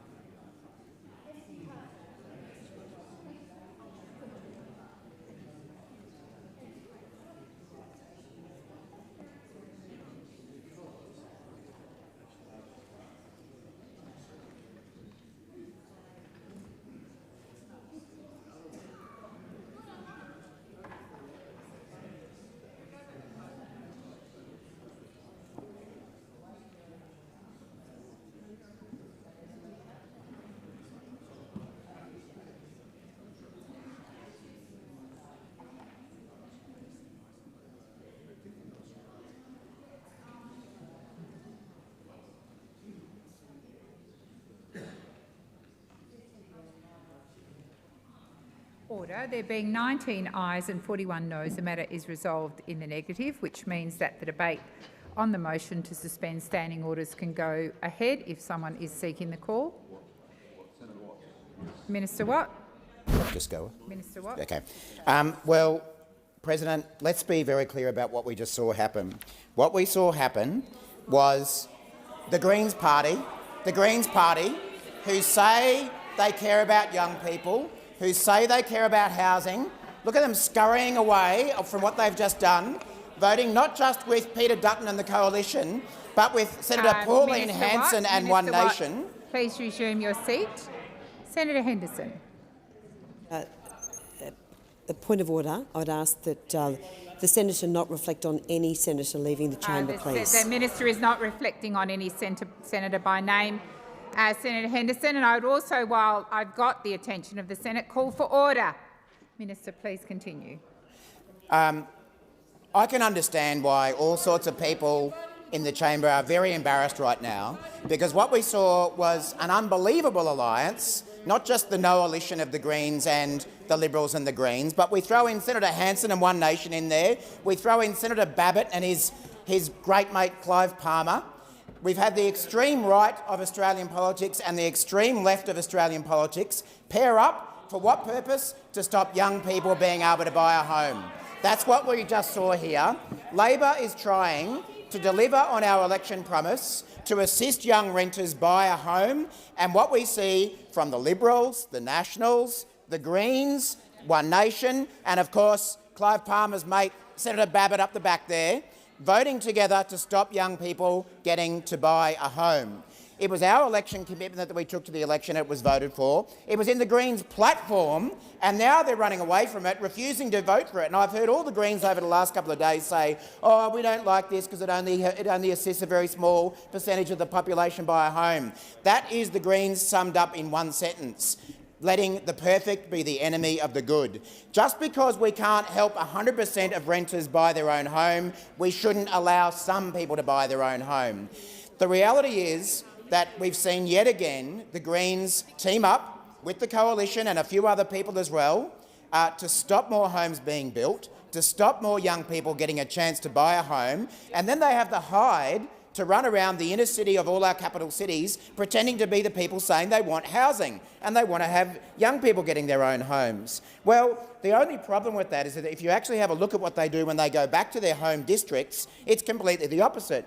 Because right now, not only are the Greens Party here in Canberra voting against Labor legislation and not even letting it to be put to a vote because they're so embarrassed about the fact that they are stopping new housing. Right now, when they go back home, they continue to campaign against new housing in their own electorates. So we have, for example, the member for Griffith, now known as Young Setka, out there in the suburb of Wollongabba in his electorate in the inner city of Brisbane, saying on the one hand, everyone, oh, we need more homes, but he's out there campaigning right now with the Greens Party in Queensland against almost 3,000 new social and affordable homes in the suburb of Wollongabba. But it's also happening in the Greens-held seat of Brisbane, where the Greens member for Brisbane is opposing an apartment building in his inner-city electorate because its height, quote, would have a substantive impact on the views of existing nearby residents. So the Greens member for Brisbane says that views from existing apartment blocks are more important than new homes. But then he goes on. The Greens member for Brisbane is opposing a development that would turn an empty sand and gravel factory into 381 residential apartments because there would be too many car parks. He's also concerned that the height of the buildings would impact the unique character of this heritage neighbourhood. So more homes are great, except when Labor wants to build them. The Greens member for Brisbane is opposing a build-to-rent project in his electorate that would create 349 new apartments. This site is currently an empty lot. It is 200 metres from a major train station and walking distance to the Brisbane CBD.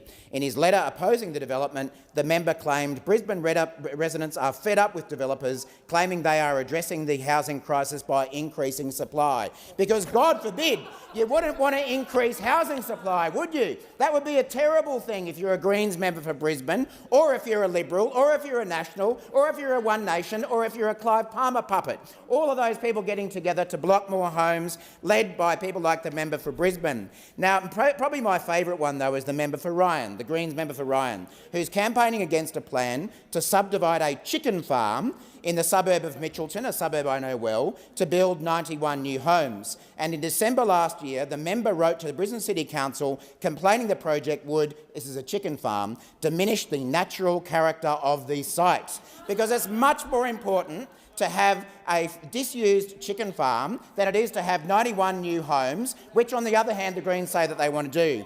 This is an absolutely disgraceful attack on young people, on people who want to buy their own home, and the guilty parties are right there before us. It's the Liberals, the Nationals, it's One Nation, and most of all, it is the Greens Party. Senator Birmingham. Thanks, Senator Deputy. Birmingham, and then I'll come give the call to the Greens. Thanks, Deputy President. Well, what we've seen in terms of the vote just taken and the votes underway is that the Albanese government cannot even execute a strategy to have one of its own bills defeated. It certainly can't manage to get its bill passed, but it's now not even managing to find a strategy or a means to have its bill defeated either. The Labor government has so lost control of the way in which its legislative agenda operates that they managed to convince just one non-Labor senator to vote with them. Senator Watt just tried to impugn the votes and the motives of all, basically, of the crossbench, bit selective in which ones he chose to name, but the reality, Senator Watt, is you only managed to convince one crossbencher to vote with you in that last division, because you are failing to convince people of the merits of this policy. And yes, you're failing in different directions in terms of the approaches, but none are convinced that the Albanese government's policies are going to make a jot of difference. If, of course, hot air and rhetoric were homes, the housing crisis in Australia would be solved, thanks to Minister Watt, Minister Wong and the Albanese government. But hot air doesn't count, rhetoric doesn't count, and Labor's plans don't count. After 3 Albanese government budgets, not a single extra home has been built. After lots of plans and lots of promises and billions of dollars committed to, not a single home has been built. Life's certainly not better.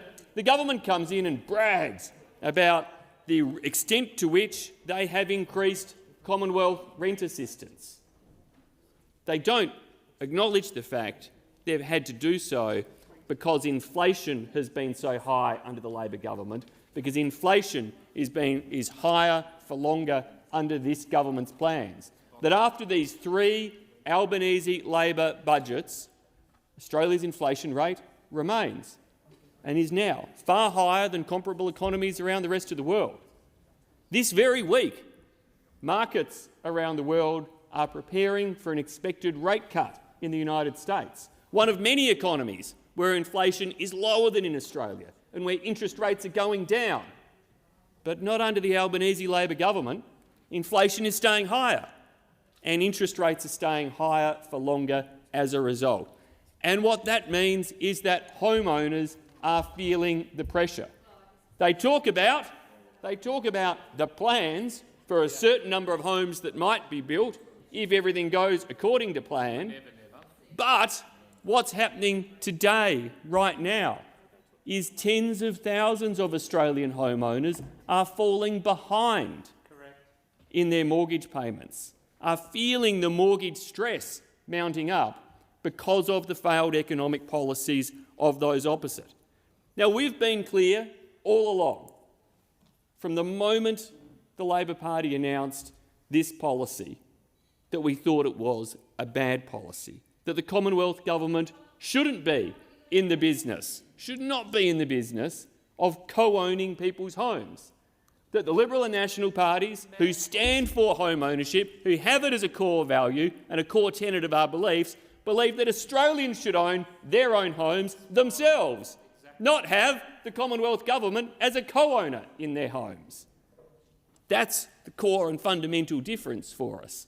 We want to make sure that housing plans and infrastructure plans match up with population plans, not have, as this government has seen, record population pressures come in, exacerbating the housing crisis and pressures that are there. We want to make sure that the construction industry is as competitive and efficient as possible, not pile on new layers of industrial relations laws, red tape, green tape, taxes and otherwise that are driving up the costs of housing. How do you think you're going to fix a housing crisis when it costs more to build a house, when it takes longer to build a house? This is the effect of Labor's policies. So we believe you should get the fundamentals right. Not say the solution is some pie-in-the-sky plan for the government to co-own your house with you and to spend billions of dollars in that approach. That, Deputy President, is why we fundamentally oppose the games the government is playing. And what we see in their tactics in here is their tactics are failing to convince anybody, even from different perspectives, of the merits of their plans, because after 3 Labor budgets, we're not seeing inflation fixed, we're not seeing interest rates going down, and we're certainly not seeing more houses being built. Senator Faruqi. Oh, thank you, Deputy President. Well, here we are, another day, another political stunt from the Labor Party. The Labor Party knows you can laugh, but there are millions of people out there suffering because you won't act on the housing and rental crisis the way it needs to be acted on. So you come in here, you don't have the numbers for anything. You don't have the numbers for anything because this Senate has decided that your bill will actually make things worse for 99.8% of the 5.5 million renters that live in this country. So you come in here and you try and bulldoze the will of the Senate. You know, as we said yesterday, the Prime Minister wants us all to get out of his way. But we are not getting out of his way to pass a bill that will make things much worse, that will increase housing prices. You come in here, try and spread misinformation, mistruths about the Greens and our policies. Well, we're not going to let you get away that easy. Read our Greens policies. They are very different to what your bill says. We are here to negotiate with the government. We have told you this for more than a year. Our door is open. But rather than trying to negotiate with the Greens to make things better for the millions of people who are suffering and struggling under the housing crisis, under the rental crisis, who it's become impossible to put food on the table, to pay for their bills, to go to the dentist, to visit a doctor, for young people who are one rent away from being evicted, rather than coming to the table with the Greens, negotiating something much better, which is about capping and freezing rent increases, which is about phasing out negative gearing and capital gains tax, gains tax discounts, which have turbocharged house prices for years and years now, rather than talking to the Greens about a public developer. What you do is come in here and try and ram your bill through, throw political stunts, political tantrums. What, for what? For what? To get this Mickey Mouse bill through, which might help 0.2%. 0.2% of renters, while making life harder for the 99.8% of people renting in this country. Well, we are not going to let you do that. We have just circulated a motion which asks you to delay this bill for a couple of months and come and talk to the Greens. All that is going to do is make things better, while your bill, under your bill, millions of people lose out. That is going to be the outcome of the bill that you're trying to ram through. Come to the table with the Greens, stop these political shenanigans, be serious about this. You have been talking about the housing crisis as if it is a serious issue, and it is the most serious issue in this country. When we knock on doors every weekend, that is the first thing we hear about. People are so worried about their rents, about the increases, unlimited increases in rents that landlords can now just impose on them without any restrictions. Every single day, we are hearing how people are struggling and suffering. But you are so stubborn that you somehow want to attack the Greens, whatever your reasons might be for that. Stop being like children. Come to the table. Stop throwing these tantrums every day. Come to the table. Talk to us. We are willing and ready to negotiate with you. What more do you want? But you have completely disregarded any of the Greens' asks that we have put on the table. People are telling us, vast majority of people are saying they do want a freeze on rent increases. Communities are telling us this. We are listening to them. That's why we are fighting in here, like people are fighting out there, to do something, to act on this housing crisis as if it is a serious thing. The ball is in your court now. Come and talk to the Greens. We have 2 more months if we get this motion through. 2 more months. Thank you. 2 more months, but then... Thank you, Senator Faruqi. Senator Hanson. Thank you very much. Well, when you have a vote that goes down 1941, when you've got the whole crossbench, the coalition that's voted against this, it tells you something. It's a dog of a bill. An absolute dog of a bill. And this is why it's not going to work. This is, again, your pie-in-the-sky schemes about your housing, and to listen to Senator Murray-Watt, it's about, we're denying the young generation to own a home. You have done that on your own with your economic policies that you brought in here. You promised people $275 cut in electricity, never happened. You promised them about the voice, that never happened. You've made so many promises in this country, and about, climate change, that's another dog of a bill that you have as well. Let me just explain to people about this bill. You want to put another $5.2 billion to build housing in Australia. Now, rather than looking at your high immigration levels, and that's the whole problem, is that high immigration, you can build these houses, but you've had an opportunity now for the last 2 years to actually build houses. Guess what? Not one house has been built.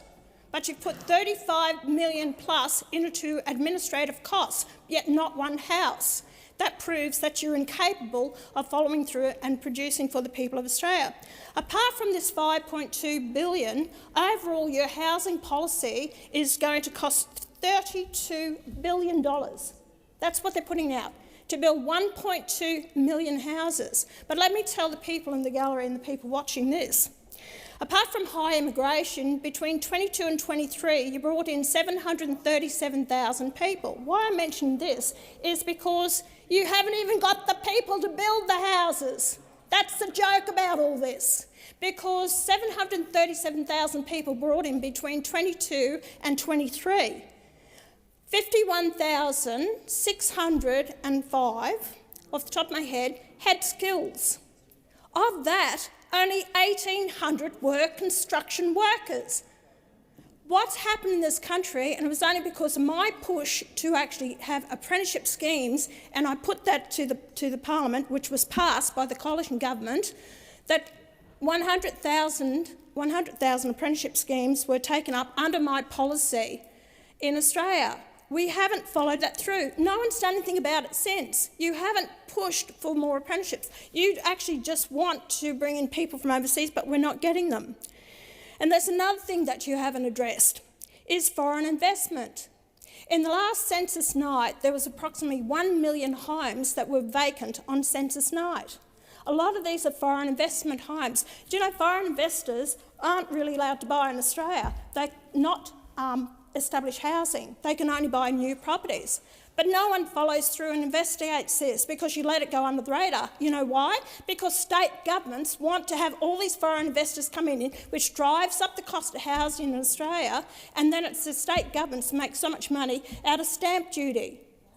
This is what happens all the time, that the public are scammed, and that's why the high cost of housing in Australia, because foreign investors. Now, I have been opposing foreign investment in Australia of our housing stock, plus also prime agricultural land, or any land for that matter.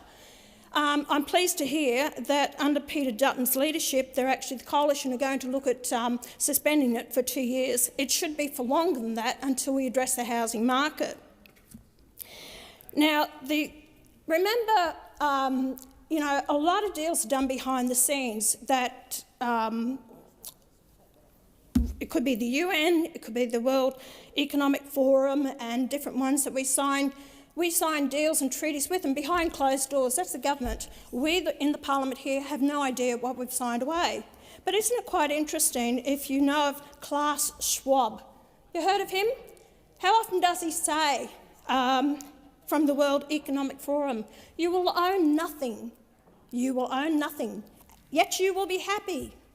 Do the public really trust the government to go into a part ownership with the government in their housing? Honestly, the only person that you can trust in your own owning partnership in your own house is yourself. That's why One Nation brought out the policy to allow Australians to use their own superannuation scheme to buy their own home, not investment properties, but their own home. That was One Nation's policy, and it was taken up by the coalition. You see, to be a member of Parliament, you need to have vision, and you guys haven't got it. Minister. Thank you, Deputy President. And nothing I've heard in the suspension debate will convince anyone other than the blockers working together to stop a vote on Help to Buy. None of you, and Senator Hanson, with all due respect, shared equity schemes have worked and do work across Australia and have for a long time. And the idea is that you help people into home ownership, and then when they've, down the track, they're able to buy out the other partner. It works.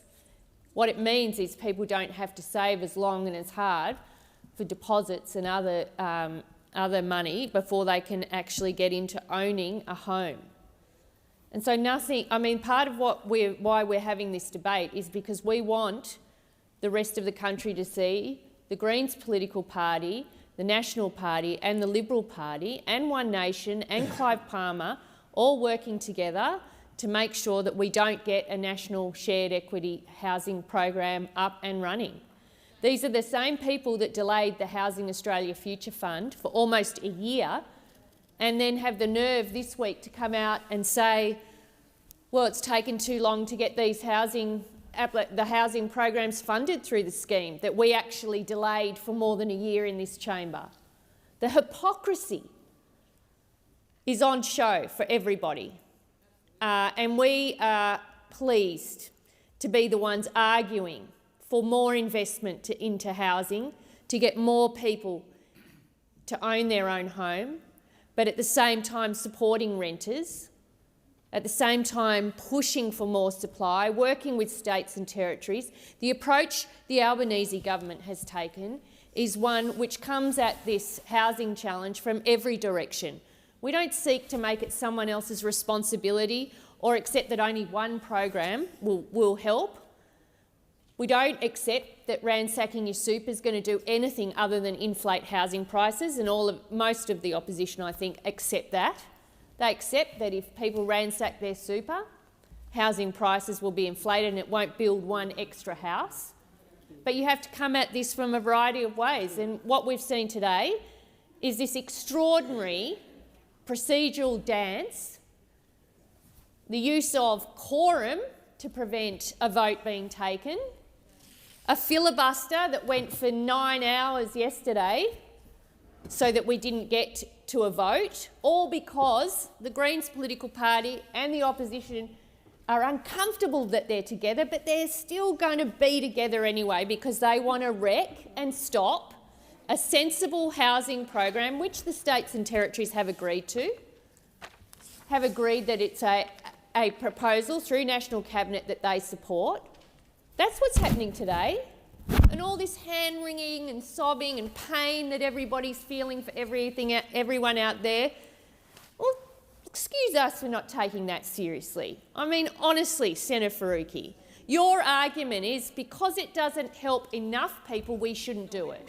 No, your policy was a shared equity housing scheme. We remember, and now you come in here and say, talk to us, we really want to help you, but it doesn't help enough people, so we're going to say no, but give us an extra 2 months for us to go and complain about the government doing nothing on housing, which is what you do when you go out there, and pretend that you're at the negotiating table. I mean, what a load of rubbish. 290 days this has been sitting here, 290 days. You've said you oppose it, you said it's going to make the problem worse, and then you say come and talk to us. And in 2 months' time, we'll work out whether we think it's the right thing to do. Well, please, honestly.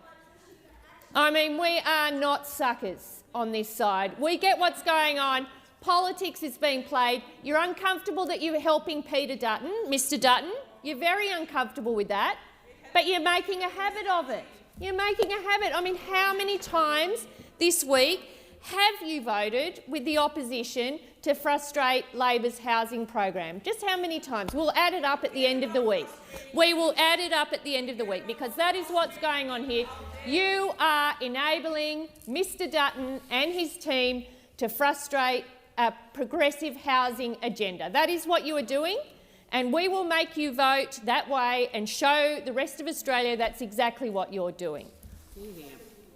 Senator Ruston, you have about 4 minutes, I think. Thank you, Deputy President. Well, instead of coming in here and sprouting a whole heap of rhetoric, those opposite, maybe we should actually have a look at what is the problem that is before us and why the coalition is not prepared to support this particular bill. And that is because it is a really bad bill. It does not do what those opposite are professing that it's going to do. And I would draw the attention to the Minister who just made a contribution in relation to stoking demand. I think probably be worthwhile realising that the legislation that is currently before this place is a demand-side policy by your government, and by the very nature of it being demand-side, your policy is likely to generate increased inflationary impact on the market as well. So you can't have it both ways, okay? You can't have it both ways. But the delay that is being put forward at the moment, I think you should probably take note that everybody in this chamber, apart from yourselves and one other, saw that this bill is seriously flawed. seriously, seriously flawed. It's seriously flawed for a number of reasons. First of all, there is no detail in this bill that can give anybody in Australia any comfort to understand the kinds of questions that they should reasonably be asking about this particular proposal that is before them.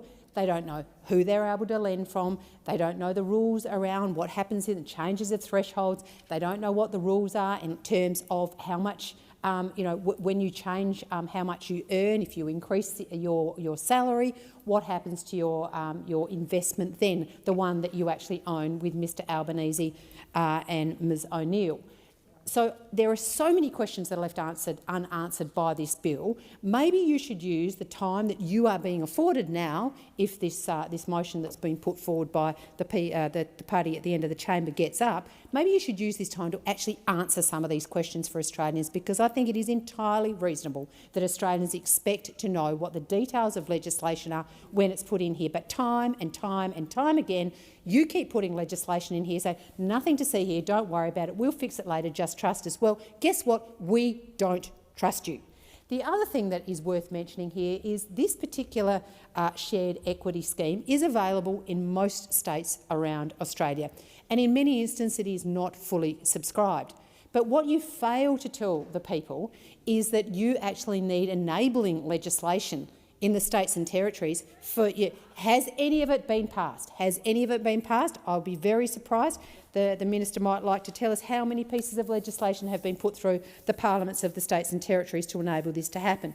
But the other thing too is that we have got a situation where the thresholds that have been put in place are just not going to enable this to even work. I mean, we know what the average housing prices are in the capital cities around Australia, and then we've got a series of thresholds that have been built into this legislation that mean even if you wanted to access this particular scheme, you wouldn't be able to meet the thresholds, so you wouldn't be able to get access to it anyway. So don't come in here and complain about the fact that your policy, your legislation isn't getting through.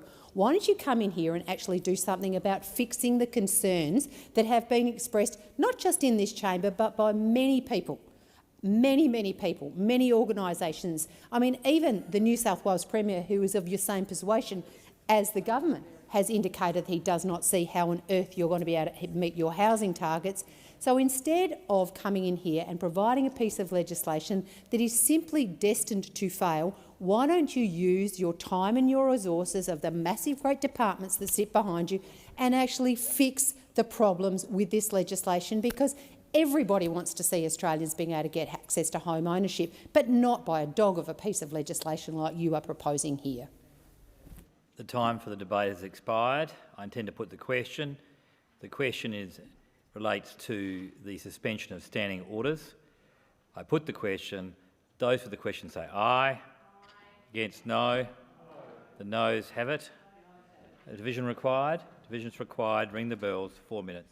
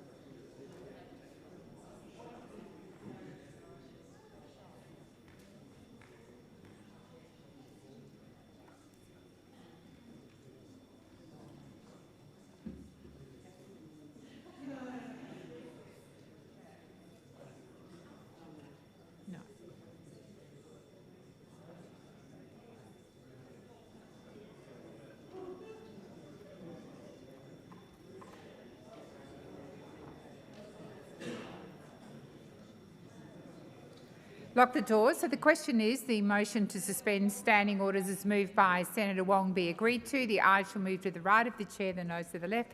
I appoint Senator Urquhart as teller for the ayes and Senator Askew as teller for the noes.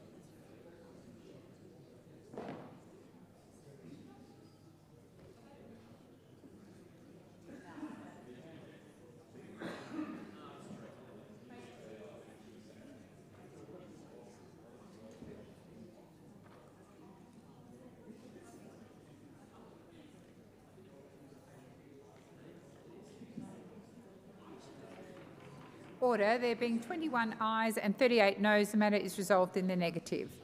Now move to taking note.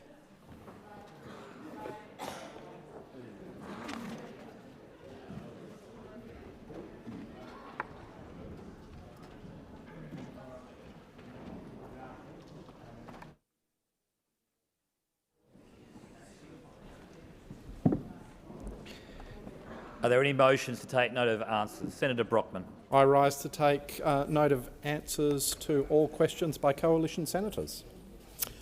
Well, what a dysfunctional government was on display here again today. Here we are ticking down to 4 p.m. in the afternoon, almost a full hour after question time finished, and we have a government that cannot keep control of the legislative agenda. They can't run this chamber. How can they possibly run the country? And they've proven over the last 2 years that they cannot run the country. I mean, my goodness gracious me, we've seen in here and in the media again today how the green tail is wagging this dog of a government. The green tail is wagging this dog of the government. I remind the members of the government that the Greens have already said they don't want to go, have any agreement with us going into government, and we actually accept that because we wouldn't do a deal with the Greens going into government.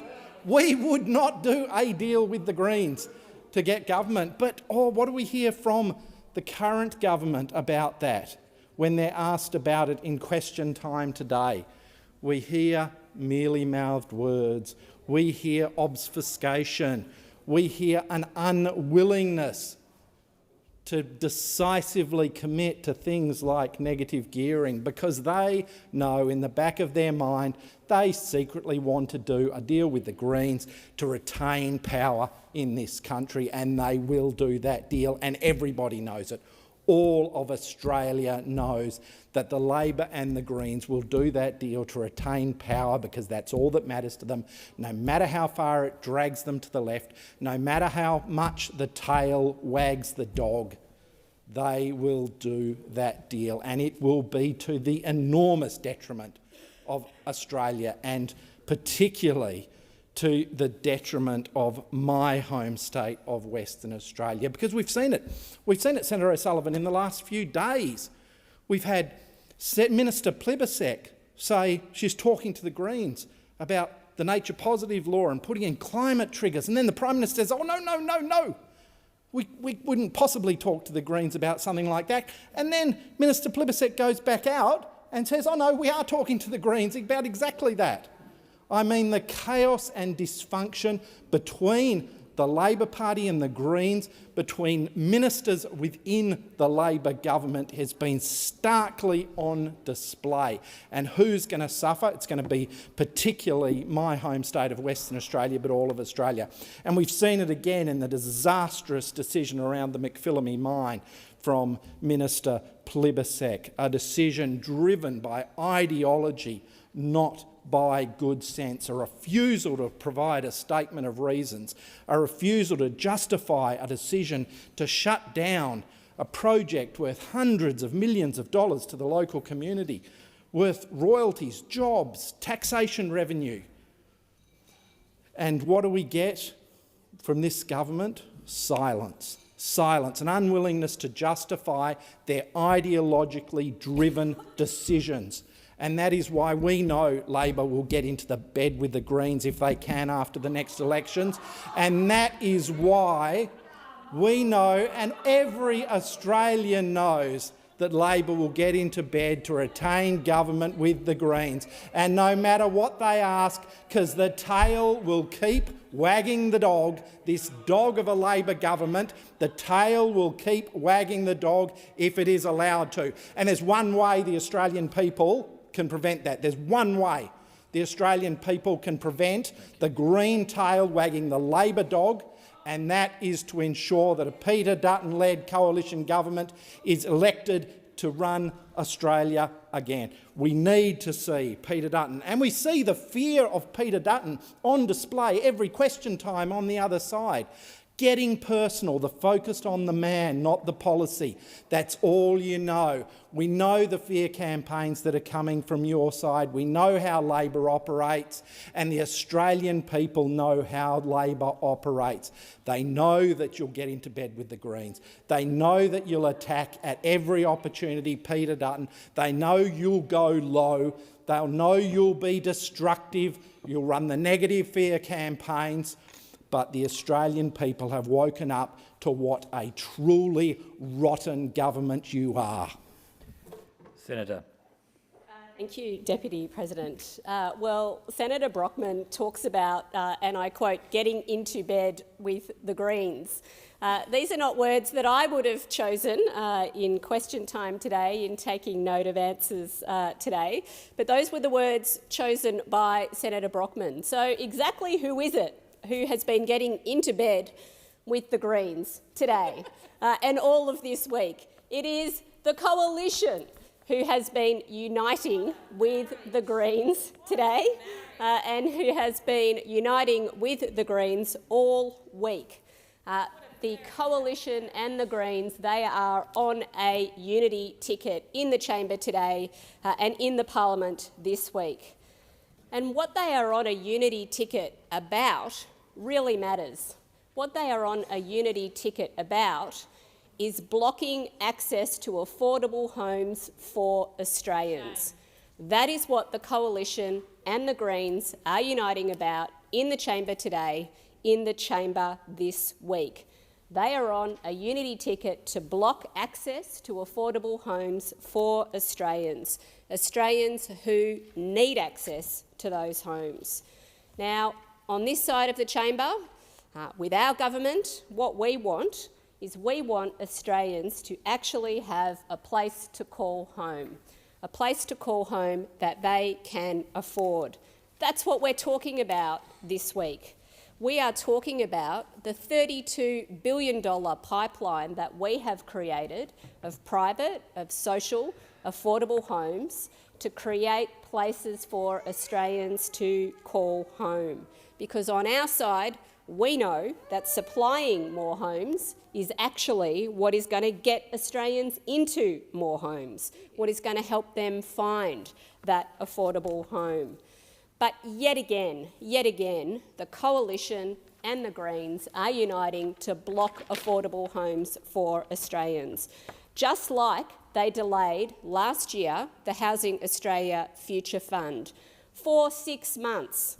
I mean, can you believe that the Coalition and the Greens wanted to block the construction of 30,000 social and affordable homes for Australians, including women and children fleeing domestic violence? Now, this week, we've been able to announce that we are investing through the Housing Australia Future Fund in the construction of 13,700 social and affordable homes.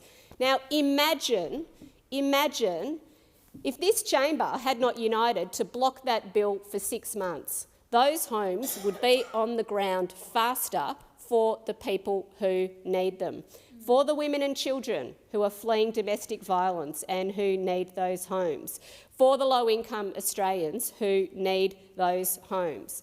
And now what we're seeing is the old teams getting back together. The Coalition and the Greens are getting back together. And they are voting against 40,000 Australians who want to get access to buy a home through the Help to Buy scheme. That is the legislation that is in front of the Parliament. That is what we've been talking about today. Now, this is a program to give people a leg up to buy their first home with a 2% deposit and smaller mortgage repayments. Who could hate that? Those opposite, the Coalition, teaming up with their new besties, the Greens, to vote against 40,000 actual people who could benefit from this scheme. The trick is in the name. The hint is in the name, Help to Buy. Why you are joining with the Greens to vote against the opportunity for 40,000 Australians to have Help to Buy, only you can explain that. We expect you to vote against Build to Rent as well. Now, this is a project, this is a scheme to build more apartments for Australians to live in, to boost supply. Because, again, on this side of the chamber, we know that the answer to housing affordability is to build more homes. On that side, you do not have a single policy to build a single home in this country. Not a single policy to build a single home in this country. All you have is a policy, courtesy of our colleague Senator Bragg, for people to raid their own super in order to push house prices up and make housing even less affordable, and then to retire on the age pension. What a vision you have for Australians. Thank you. Senator Chandler. Mr Deputy President, and I too rise to take note of answers provided in question time today. And to paraphrase William Shakespeare, methinks the government doth protest too much.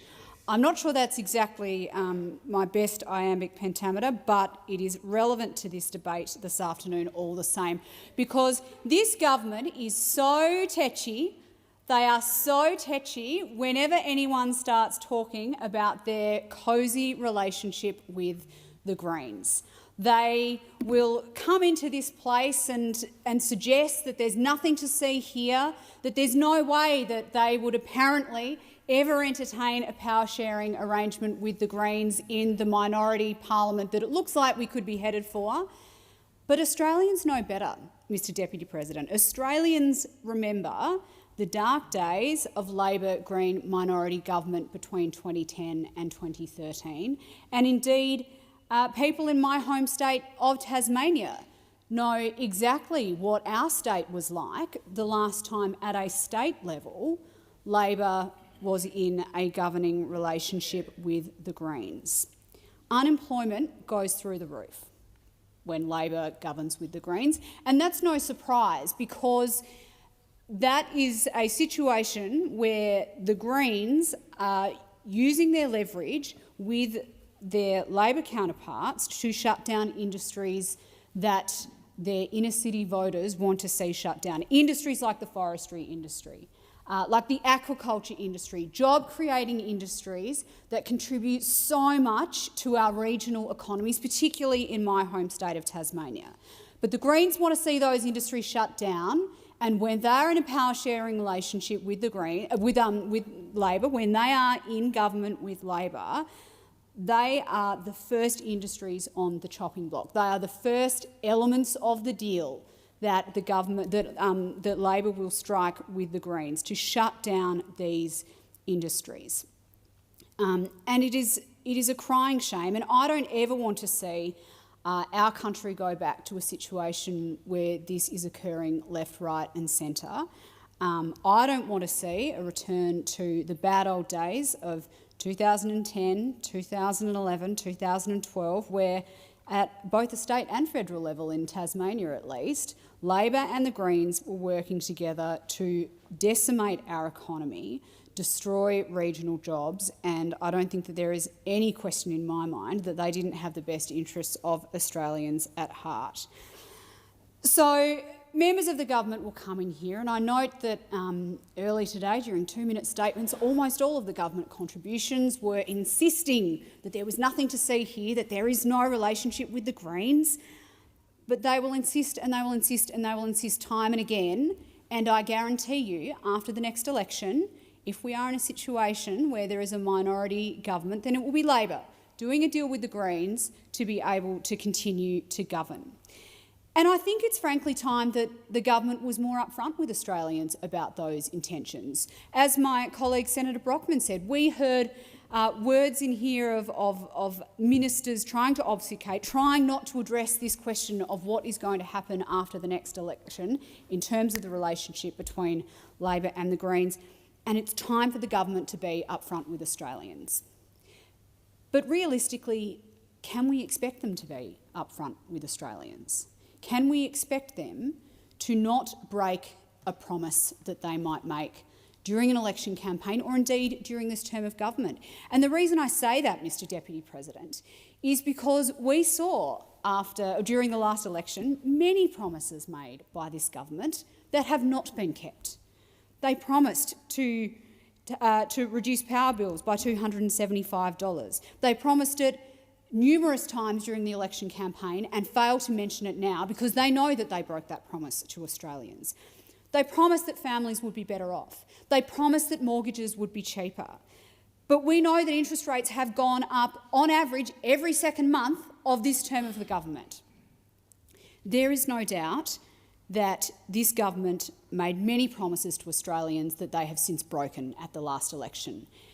And even if they promise to not get into bed with the Greens if we're in a minority parliament situation after the next election, I frankly don't think that they can be trusted to stick to that promise either. Senator Stewart. Thank you, Deputy President. It is really quite laughable that after we've just been in a division where the opposition have teamed up with the Greens and One Nation, that they then come in here and accuse us of doing dirty deals with the Greens when they have just blocked a vote coming to this chamber. So their absolute hypocrisy is not on display. They have stopped a vote coming to this chamber so they don't have to reveal their dirty deal that they've done with the Greens to block our Help to Buy scheme. They are absolutely getting into bed with the Greens on this issue. Absolutely, and them coming in here accusing us of that. They must not own a mirror amongst them. Must not own a mirror amongst them. An absolute joke. An absolute joke. And for the Greens and their absolute hypocrisy during question time, we've been offered on this side of the chamber. We've been invited to the table with the Greens to negotiate on our Help to Buy scheme. I'm just curious whether this is the same table where the member for Griffith is supporting the Queensland Greens to campaign against almost 3,000 social or affordable inner-city homes as part of the Wollongolla Priority Development Area. If this is the same table where the Greens member for Ryan is campaigning against a plan to subdivide a chicken farm to build 91 new homes, and I quote, on the basis that it would diminish the natural character of the site. The Greens have supported more chickens into homes than they have Australians on that basis. I don't know that I want to be at that table. I don't know that I want to be at that table, actually. I'm pretty confident that I want to support 40,000 low and middle income earners into social and affordable housing, because that's what the Rent to Buy bill does. You can support more chickens into homes, we'll support more Australians into homes. I don't know that I want to be at that table with the Greens, thank you very much. Now, I I'm really keen to get on the record what it is that the broader community is saying about Labor's Help to Buy scheme, because it feels like we've got lots of experts in this chamber who have views about it, but what are people outside this chamber saying? The Grattan Institute, they're saying the government's Help to Buy bill will establish a national shared equity scheme that would help level the playing field when it comes to accessing home ownership. Level the playing field, imagine that. The privilege of owning your own home, like many people in this place do, is being blocked by the very same people. You are the type of people in this place, you've reached that goal of owning your own home, and now you are pulling up the ladder behind you. Absolute shame on you. Absolute shame on you, because that's what you were doing. You were ripping that dream out of Australians' hands, and particularly young people. That is what you were doing by blocking this bill. The Master Builders Association says the Help to Buy is a sensible policy approach that looks at lifting housing affordability measures while not negatively impacting on the investment market. The Housing Industry Association says they've indicated their support from the outset on the announcement of the scheme. Our support centres around this scheme being one of a range of measures that could assist first home buyers and other people who may be struggling to secure a deposit on a home to get into home ownership. It is incredible that the opposition have teamed up with the Greens and One Nation to block this. That's exactly what they've done. For you, for your children after you. They're blocking that for your families. And it is an absolute disgrace that we see that on display here. The Greens are more interested in building their own social media profiles than they are on building homes. That's the hypocrisy that we have seen on display in this place. And with the opposition and the Greens teaming up, they are giving the middle finger to every single person who wants to achieve the dream of home ownership in this country. Shame on you. Thank you, Senator Stewart. Senator O'Sullivan. Oh, thank you very much, Deputy President. I rise also to take note of the answers given to questions by coalition senators. And, Deputy President, today, being a Senate-only week, we do have slightly more people in the gallery than we normally do over here in the Senate, and it is also broadcasting day. For those up in the gallery when the light's on, that means we're broadcast around the nation. And so you might be wondering, what is this debate about? And we are taking note of the answers that were given in question time. And so there's three apiece, three on that side, three on this side. We take turns in having an examination of the answers that were given. And what we're seeing here is a display by those opposite, Deputy President, of obfuscation, where they are coming in here and trying to deflect away from the reality of what is actually going on that side of the chamber. I mean, the absurdity of the suggestion that we are in bed with the Greens. I mean, the only party that has proven time and time and time again over decades now to be there in lockstep with the Greens is, of course, the Australian Labor Party. And no one is closer to the Australian Greens than the Prime Minister of this country. The Prime Minister has had an opportunity in recent times, when he's been asked by journalists, to rule out a power-sharing deal with the Greens if they were to be in minority government, which is what, at this point in time, the polls are saying it will be. And the Prime Minister will not rule it out. The only leader of a major party that has ruled out ever, without any shadow of a doubt, without any weasel words, without any shrinking away from the substance of the question, the only one that has ruled out that absolutely is, of course, the Leader of the Opposition, Mr Dutton.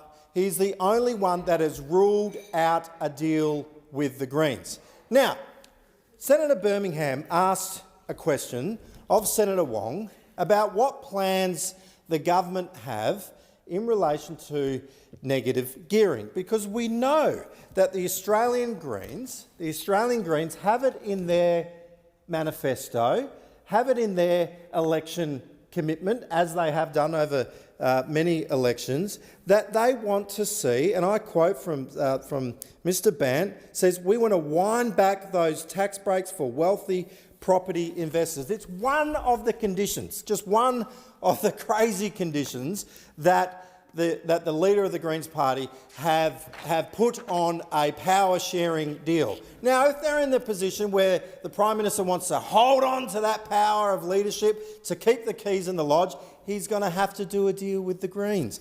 And we know they want to wind back. So they're talking about negative gearing.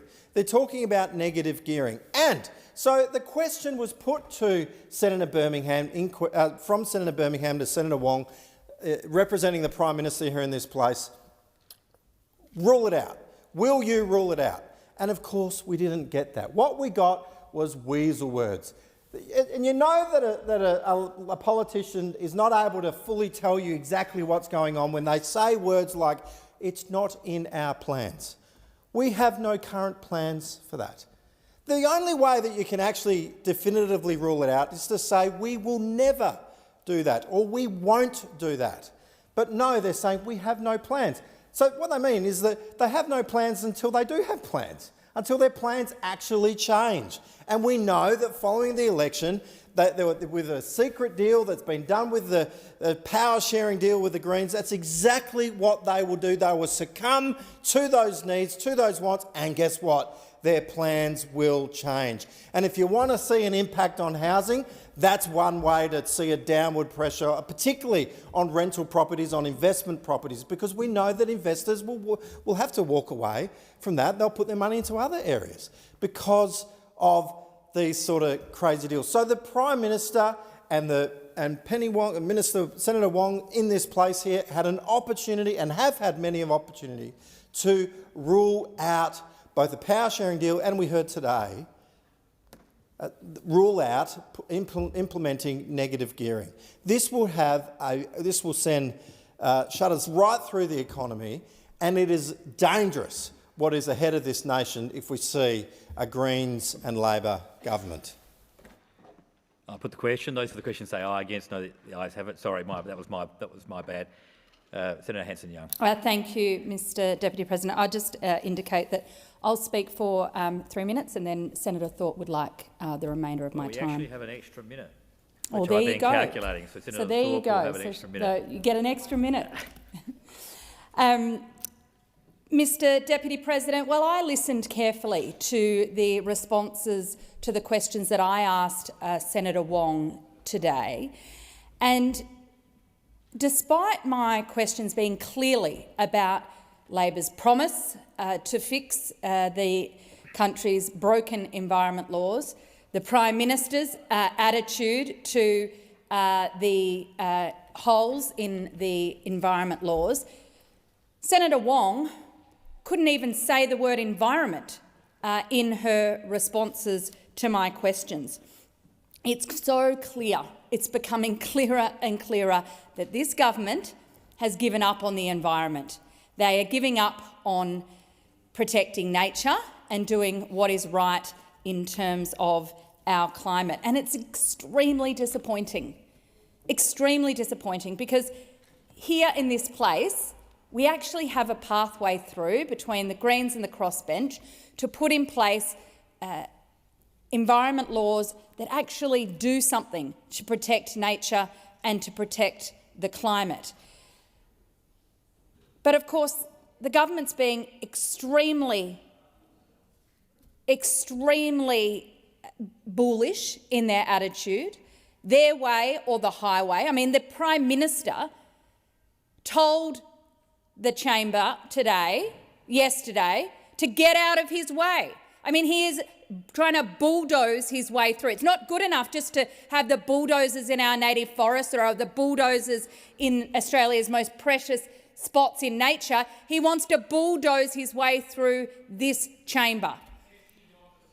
He doesn't like that the government doesn't have the numbers. They've got 25 votes out of 76 in this place. You actually have to work with others to get things done. But what was the most illuminating about this entire response from the minister representing the Prime Minister is just how little they want to talk about the environment. They don't want to utter the word. They don't want the Australian people knowing that they've gone to water. They're more interested in going to have dinner with the BCA and the Minerals Council than they are about standing up for what it was that they promised the Australian people, to fix the environment laws and to put in place stronger protections. They've gone to water. They're doing what Gina Rinehart wants, not what they promised the Australian people. And rather than actually rolling up their sleeves, working with the crossbench and the Greens to get something done, they're more interested in sitting down and breaking bread with the big mining industry and the big business lobby. And of course, they're just poking fun at them. Put the question. Those for the question say aye. Against, no. The ayes have it. Senator Thorpe. Thank you, Deputy President. Earlier today, Minister Watt responded to my questions around the insufficient funding to legal assistance services by gaslighting me, saying that my numbers were wrong. They weren't. And then he went on to pat his government on the back for their unprecedented funding of the sector. Go check over your own numbers, Minister Watt, because no matter how many ways you try to spin it, everyone knows that the funding is nowhere near what the sector called for or what your own independent review called for. No amount of gaslighting or smoke and mirrors will change this. You have chosen to underfund this sector. That is a fact. And now you're trying to gaslight everyone. This sort of behaviour is why no one trusts the Labor government. This government is only focused on trying to create a good headline, not on what matters to communities. Legal services have called the funding a betrayal and an insult. And when I tried to question the impact the grossly insufficient funding will have on deaths in custody, I didn't even get a response on this. Shame on you. Shame on you all, Labor. You wave the flag, you have your Indigenous minister, and you pretend to be our friends while you stab us in the back. Not even to get a response. It is not too late for your government, your gammon government, to do something about this right now. So tell your Prime Minister to do his job so that women fleeing domestic violence can go to a legal service and get help, because that's what you're stopping. You're stopping services to women in need, and because they don't get these services, what happens? Their children get taken from them.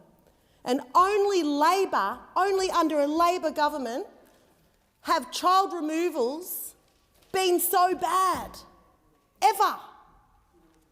So you have to do your job, fund these legal services, fund the Aboriginal legal services.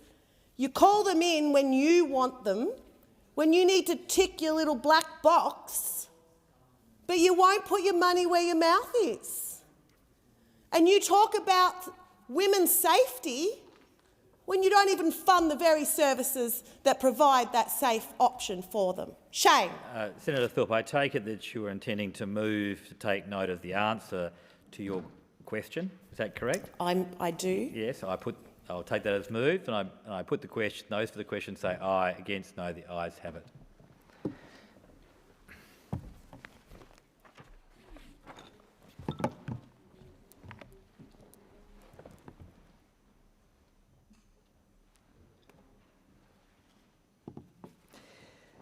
Are there any notices of motion to be taken for another day?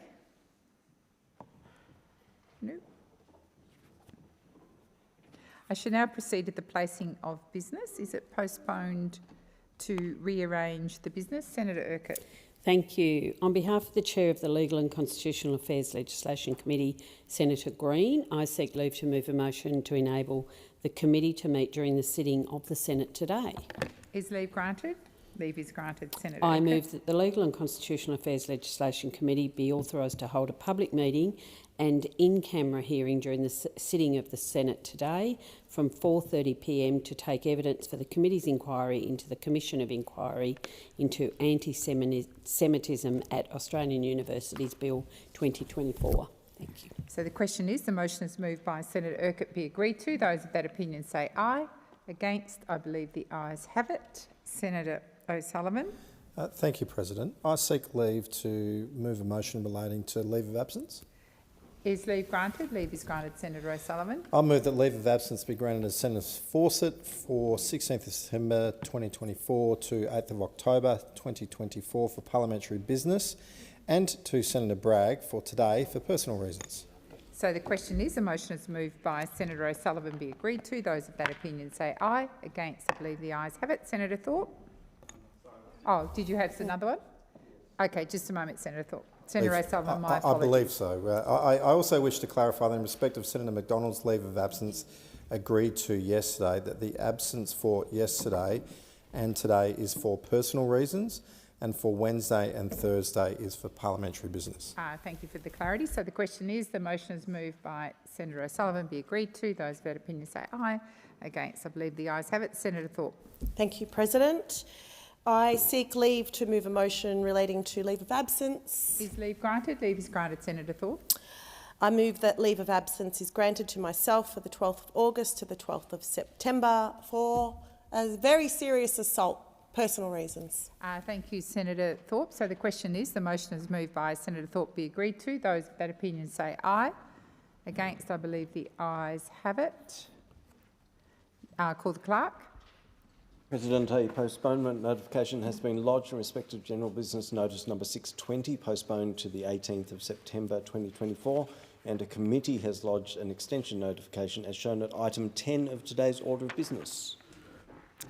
Thank you, Clerk.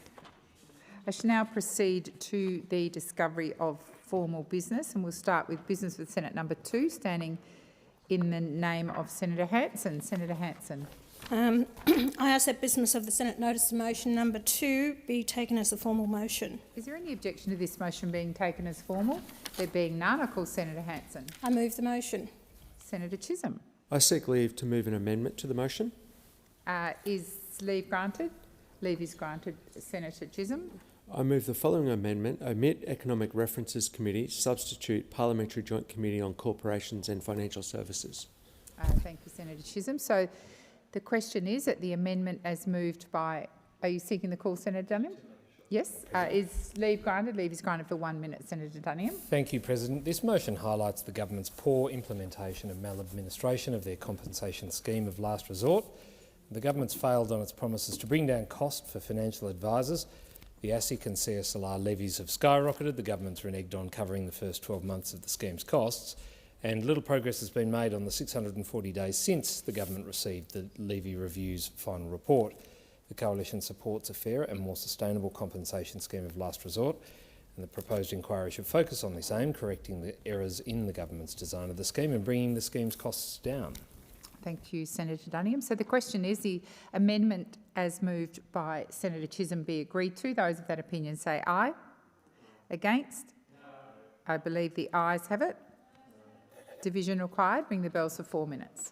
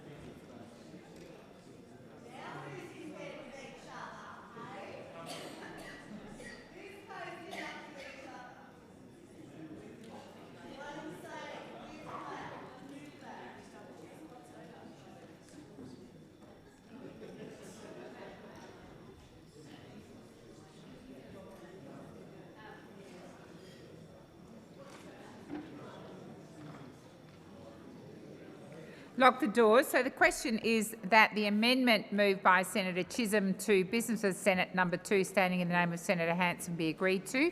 The ayes shall move to the right of the chair, the noes to the left. I appoint Senator Urquhart as teller for the ayes and Senator Roberts as teller for the noes.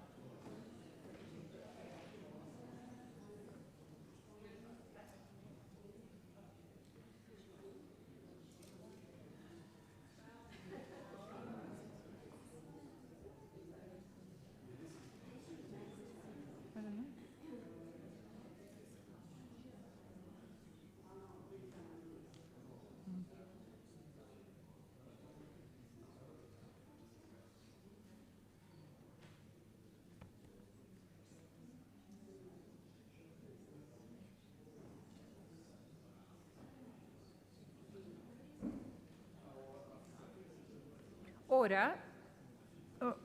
There being 29 ayes and 19 noes, the matter is resolved in the affirmative. I advise senators there may be further divisions, but now I'll put the substantive motion. So the question is that Business of the Senate number 2, as amended, standing in the name of Senator Hanson, be agreed to. Those of that opinion say aye. Against? I believe the ayes have it. I'll now go to Business of the Senate number 1, standing in the name of Senator Rennick. Senator Rennick.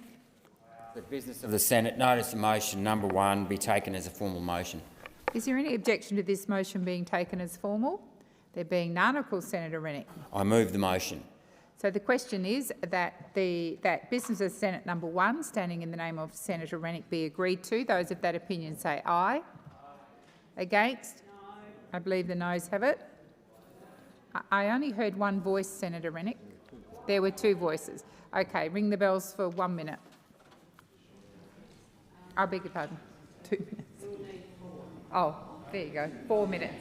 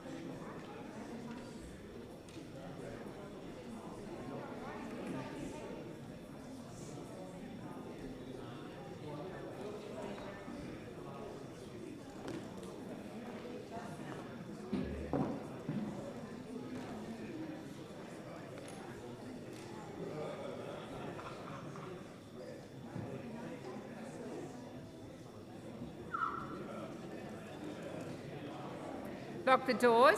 So the question is Business of the Senate number 1, standing in the name of Senator Rennick, be agreed to. The ayes shall move to the right of the chair, the noes to the left. I appoint Senator Rennick as teller for the ayes and Senator O'Sullivan as teller for the noes.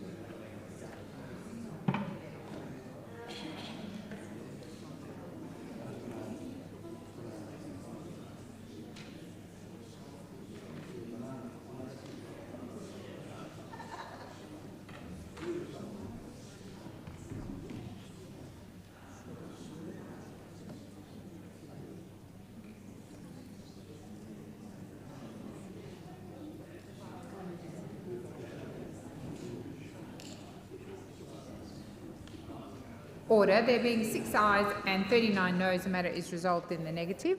I'll now go to general business. Notice of motion number 614, standing in the name of Senator Bragg. Senator O'Sullivan. Senator Bragg asks that general business notice of motion number 614 be taken as a formal motion. Is there any objection to this motion being taken as formal? There being none, I call Senator O'Sullivan. I'll move the motion. So the question is that general business notice of motion number 614, standing in the name of Senator Bragg and moved by Senator O'Sullivan, be agreed to. Those of that opinion say aye. Against? I believe the ayes have it. I now go to government business number 1, standing in the name of Senator Gallagher. Senator Chisholm. I ask that government business notice of motion number 1 relating to the consideration of legislation be taken as formal. Is there any objection to this motion being taken as formal? There being none, I call Senator Chisholm. I move the motion. So the question is that government business number 1, standing in the name of Senator Gallagher and moved by Senator Chisholm, be agreed to. Those of that opinion say aye. Against? I believe the ayes have it. I now move to government business number 2, standing in the name of Senator Gallagher. Senator Chisholm. I ask that government business notice of motion number 2, proposing the reference of a public work to the Parliamentary Standing Committee on Public Works, be taken as formal. Is there any objection to this motion being taken as formal? There being none, I call Senator Chisholm. I move the motion and I table a statement in relation to the work. So the question is that government business number 2, standing in the name of Senator Gallagher and moved by Senator Chisholm, be agreed to. Those of that opinion say aye. Against? I believe the ayes have it.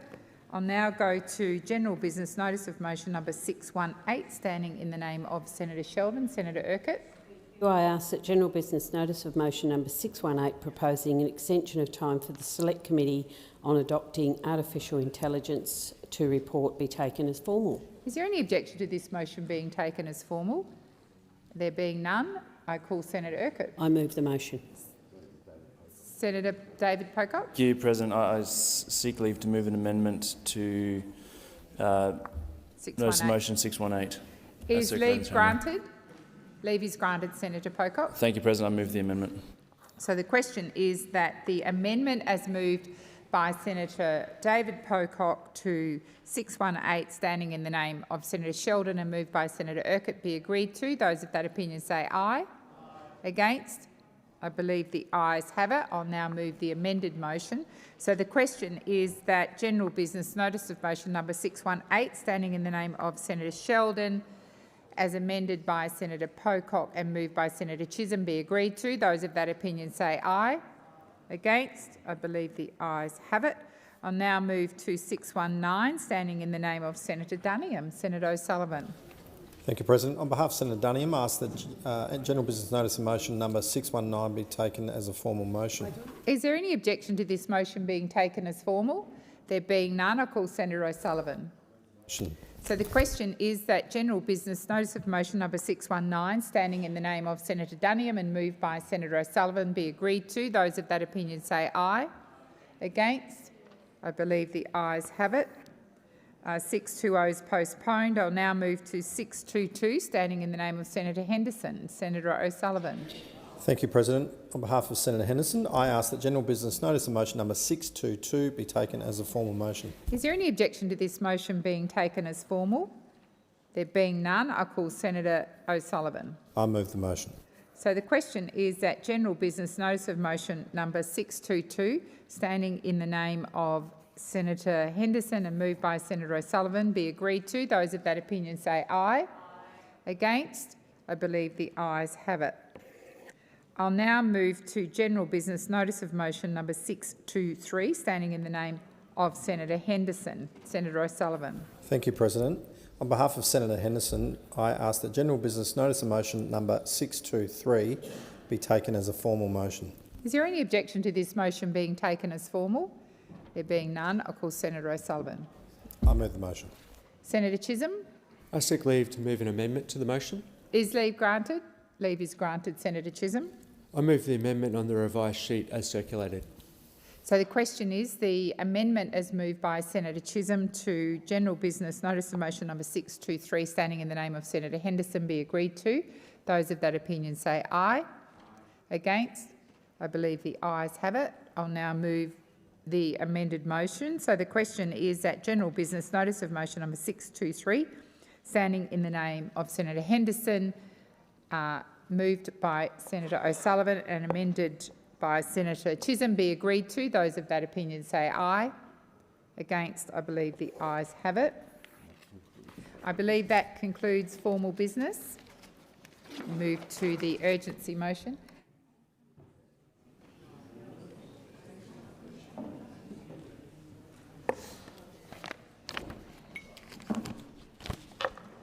Senator Thorpe has submitted a proposal under Standing Order 75 today. It's shown at item 12 on today's order of business. Is the consideration of the proposal supported?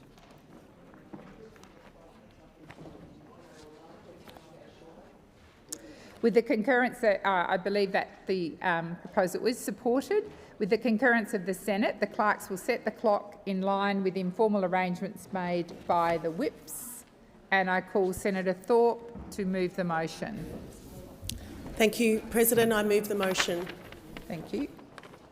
And you're speaking to it?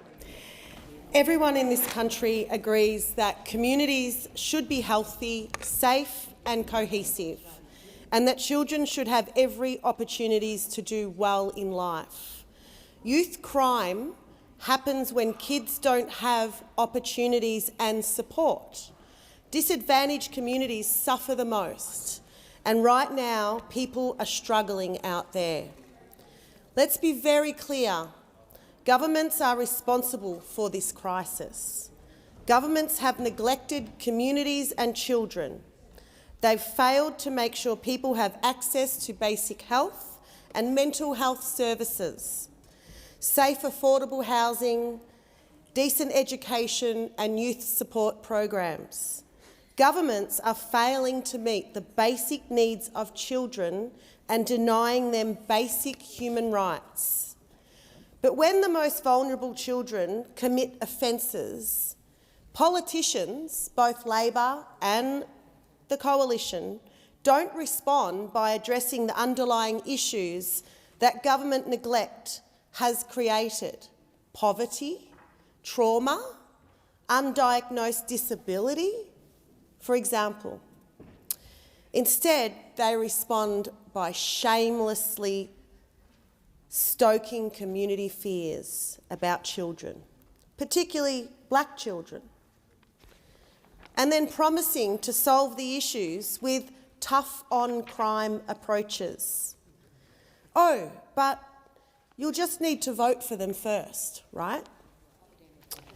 Rather than take responsibility and follow evidence-based approaches, the major parties take advantage of people's fear and knowingly destroy the lives of children, all in the pursuit of their own political power. It's despicable. In prisons, children are routinely subjected to isolation. We're talking about 10-year-olds here. Routinely subjected to isolation, abuse, sexual assault, deprivation of food, sunlight, and meaningful contact with other people. They are deprived of education, deprived of health and mental health care. Most of these kids have severe cognitive disabilities, and most are black kids. They aren't rehabilitated, they are deeply harmed. And that does drive and worsen problems. All that does is drive and worsen problems in communities. It entrenches the disadvantage and disconnect children have experienced. It makes them more likely to offend in the future. Tough-on-crime approaches lock communities and children into an endless cycle of harm, offending, conflict and incarceration. We all lose. Who's looking after our children in this country? Certainly not the government.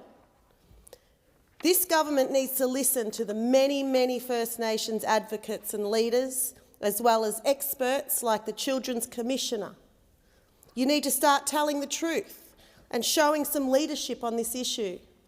You need to drive an evidence-based, coordinated, cross-portfolio national approach to youth justice that addresses the leading causes of criminalisation, poverty, lack of access to a safe home, health and mental health problems, a lack of enough food and a lack of enough food to eat, clothing, access to education.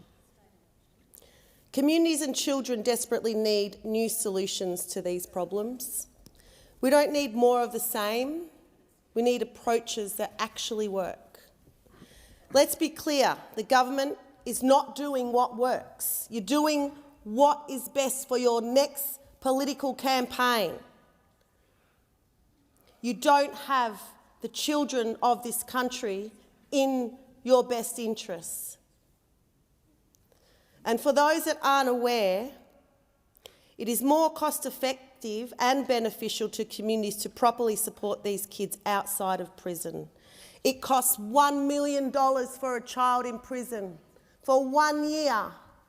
Imagine what you could do in the community with that kind of money instead of cutting funding for youth programs right across this country. It's a shame on the Labor government and anyone else who wants to go tough on crime. Your time has expired. Senator Little. Thank you. Well, when children come into contact with the criminal justice system, we've already failed them. That's a fact. If they are in the system, then the main consideration must be their own safety and that of others, and doing the work that gives them the greatest chance of not coming back. Proven diversionary programs and safety mechanisms are one part of the solution, but so too is addressing how they got there.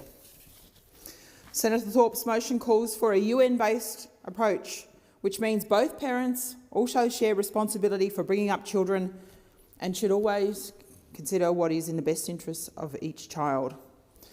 If that's what Senator Thorpe means, then the Coalition agrees.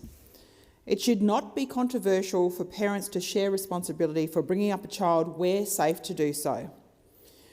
We can talk systems, fault and failures, but we also need to talk much more about parents and parenting. We should also talk more about Commonwealth, state, territory and local government programs that exist to support children and are supposed to provide a safety net for them. Where that safety net fails, we must be courageous about fixing the gaps, and that means ending funding for feel-good programs without clinical efficacy or evidence or outcomes. Children rely on us to demand service delivery excellence because it is the best, most effective way to change lives and quickly. To do anything else robs children of their future. Every one of Australia's 5 million children has the right to live and grow up healthy. Children have a right to be safe no matter where they are. There is no cultural, gender, economic or social excuse for violence that is anywhere near plausible. Children have a right to receive an education, but parents also have a responsibility to get them to school. Children have a right to be treated fairly and have a say about decisions affecting them. These concepts form the basis of the Convention of the Rights of the Child, to which Australia is a signatory. 1 in 6 Australian children live in poverty. The number of children in contact with child protection systems continues to rise for all children, and again, Aboriginal and Torres Strait Islander children are overrepresented. Early intervention and prevention takes time, but can have great effect. There must be levers to drive change for parents and to improve parenting.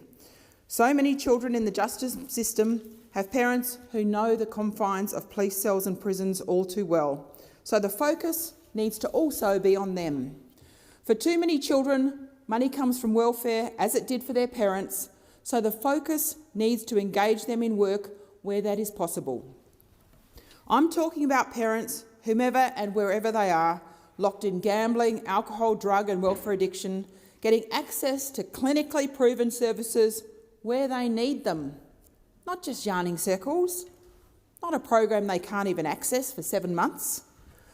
To change the trajectory for children, you must also change the trajectory for parents for sustainable change. Senators in this place, when you stand for nothing that demands different, then nothing changes. Here's proof an announcement is not enough. What about the Albanese government spending of $400 million on community safety in Central Australia, but failing to intercept groups of young children making their way into town before they get into trouble? The night I was in Alice Springs, more than 500 windows were broken, but so much more than glass was shattered that night. Where are the taxpayer-funded service providers whose job it is to divert those children and the youth programs that exist to prevent them from getting into trouble in the first place? All levels of government should begin rejecting the paternalism, the narrative that does nothing for change. And they all need good diversionary programs and safety mechanisms, not just for the community, but for the children themselves. Our laws must consider the safety of every individual, family and community and their property, and that means an expectation of the need to protect everyone from harm. That's because one child in contact with the criminal justice system is one too many, and we can do so much more to intercept them before they get there and to safeguard them in custody and to make sure they do not return. If that's what Senator Thorpe means by a rights-based approach, then the Coalition agrees, and every senator in this place should too. Senator Pratt. Thank you, Acting President. The numbers of children coming into contact with the criminal justice system in Australia is indeed appalling. All levels of government can and must do more to prevent children and young people from coming into contact with the criminal justice system. And as Senator Thorpe highlighted, and as I agree, and I thank her for the opportunity to debate this motion, all too often the reasons children come into contact with the criminal justice system arise from poverty and discrimination. We are, as a government, committed to working with states and territories to reduce, for example, the overrepresentation of First Nations children in detention. And in this context, I would like to push my own state government in Western Australia to go further.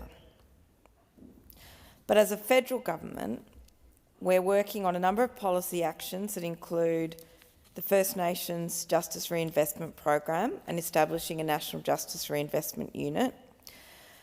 That is a unit that will empower First Nations communities to identify local initiatives to improve justice outcomes and address the drivers of contact with the criminal justice system.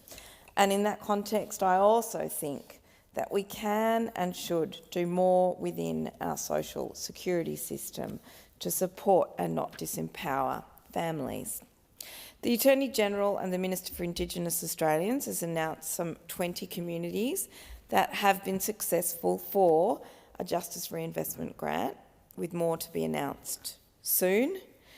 And I hope, indeed, that some of those programs and commitments will include the kinds of health and mental health services and support that are determined by First Nations communities themselves as what they need in their local community to support, in particular, children and young people who are grappling with these issues. We really do want this money to address the factors that increase First Nations people's risks when it comes to contact with the criminal justice system. It has to be about local solutions led by local communities, housing, education, employment, health and income. We also know that there are better justice outcomes when a young person receives early intervention support in all these kinds of areas. Justice reinvestment can and should deliver this, but it will take work. It will take work in our incredibly fragmented systems of government, where too often we see vulnerable children and vulnerable families caught in a trap of systems where you've got both state and Commonwealth support services or interventions not connecting, and frankly, passing the buck for accountability. For example, we see all too often families who might come into contact with the child protection system. And you'll see, for example, a family lose their social security payments, such as family payments and rent assistance, because their children have been taken into care. And this in turn makes it incredibly difficult for those parents to ever be able to put a roof back over their children's head and get on a path where they can restore their family unit in order to raise their own children. We have for too long really created false dislocations between state and Commonwealth systems when it comes to these issues. Justice reinvestment, however, is very much on the table, and I hope that we can start looking at these kinds of initiatives at a local level about how we can get social security and child protection systems working better together. We can see a historic $99 million First Nations justice package in the 2022 Thank October you, Senator budget. Pratt. Your time has expired. Senator Shoebridge. Thanks, Acting Deputy. The youth justice system in this country is in crisis. It's racially biased and it intentionally harms the young people who are caught up in it, as well as their communities. It costs billions of dollars that could instead be invested in positive outcomes for young people. And I'm proud to say that last week the Senate supported the Greens' motion for a groundbreaking federal inquiry into Australia's youth justice system. Too many children, particularly First Nations children, are being locked up, their futures stolen. We've seen heartbreaking stories from across the country. Tragic deaths in Western Australian children's prisons, overcrowded children detention centres in the Northern Territory and police cells in Queensland, and places like the Ashley Detention Centre in Tasmania, a youth jail that's still operating despite appalling abuses. It is clear that locking up kids is having devastating effects across this country. And this Senate inquiry is looking into the big issues, like whether children's prisons are treating kids humanely, and whether Australia is even close to living up to its international human rights obligations. Use of spit hoods, isolation and other torture-like tactics is unacceptable, and for the first time, the need for strong, enforceable national standards to make sure every state and territory is living up to their obligations to protect kids will be the subject of a national inquiry. But here's the thing. This isn't just for politicians to solve. This inquiry needs to hear from experts and the community, especially people with lived experience. We need your voice. The inquiry is calling for public submissions, and the deadline is 10 October of this year. This is your chance to speak up. Whether you're a parent, a teacher or someone with first-hand lived experience in the system, make sure your voice is heard. Senator David Pocock. Thanks, Acting Deputy President. The Productivity Commission data earlier this year found that 56.8% of children given detention, probation or parole reoffended within a year. We know that punitive responses to children and young people's crime simply doesn't work. We have to address the underlying drivers of young people's criminal offending: poverty, instability at home, alcohol, mental health concerns, and intergenerational trauma. We can't just continue criminalising young people based on these underlying drivers that they simply don't have any control over. We know that from the age of 10 to 14 and into young adulthood, young people's brains are still developing. They have less impulse control and have more difficulty making good decisions. For young people with a history of trauma and an unstable or volatile home environment, this is all the more acute. Anyone with young people in their lives knows that these are formative stages. Young people need guidance and support. They need to be felt seen and loved. And most importantly, they need to feel safe. What they don't need is to be locked up and forced into a continuing cycle of offending. We know there are evidence-based early intervention programs that can support children and young people before they start offending, and there are diversion models that work. Young people's offending is often just a symptom of our societal failure.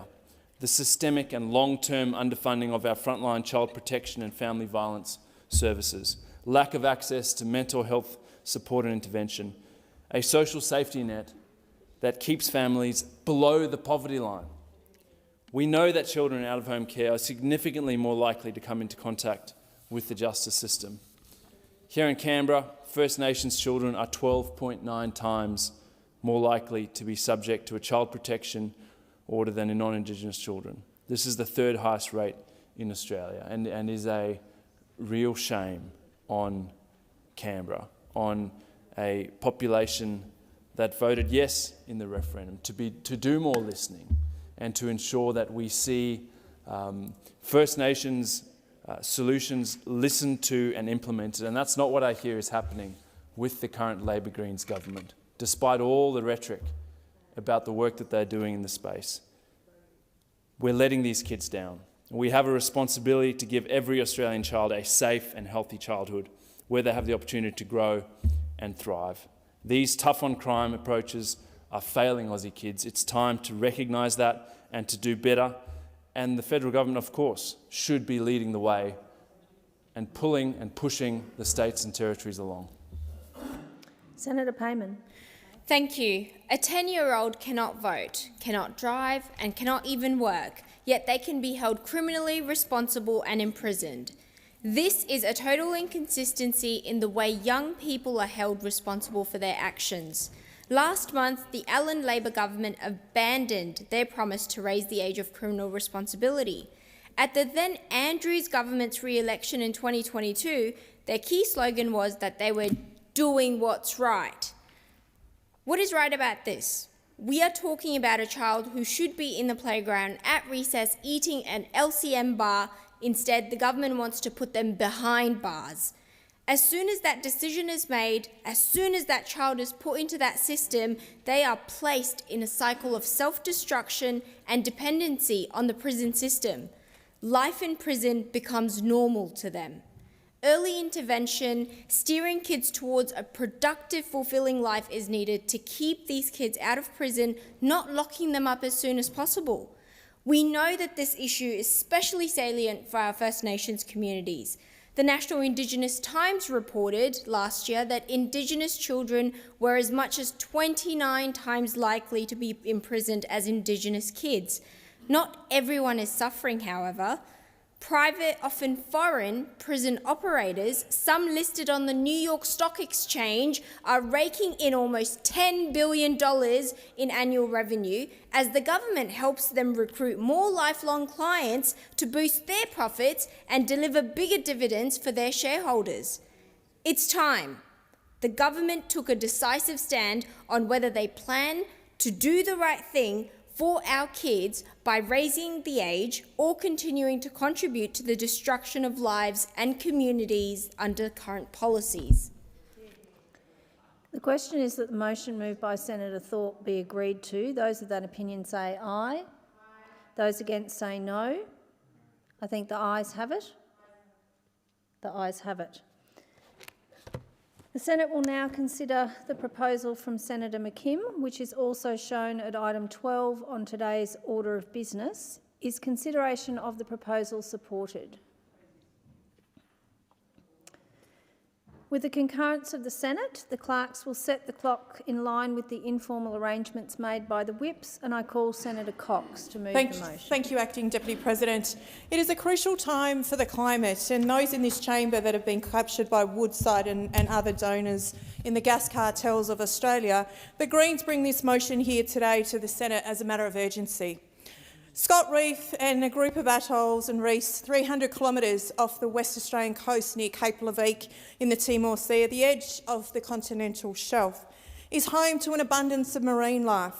It sits in the middle of a migratory route for pygmy blue whales, 28 other kinds of marine mammal and thousands of kinds of fish. As a proud saltwater woman, a custodian of sea country and also a proud West Australian and a Green senator, The ocean is an extension of our waterways, and after the survival of 2 ice ages in Australia, the ancient lagoons and the small straits were once a separation of the lands that are now hundreds of metres below sea level.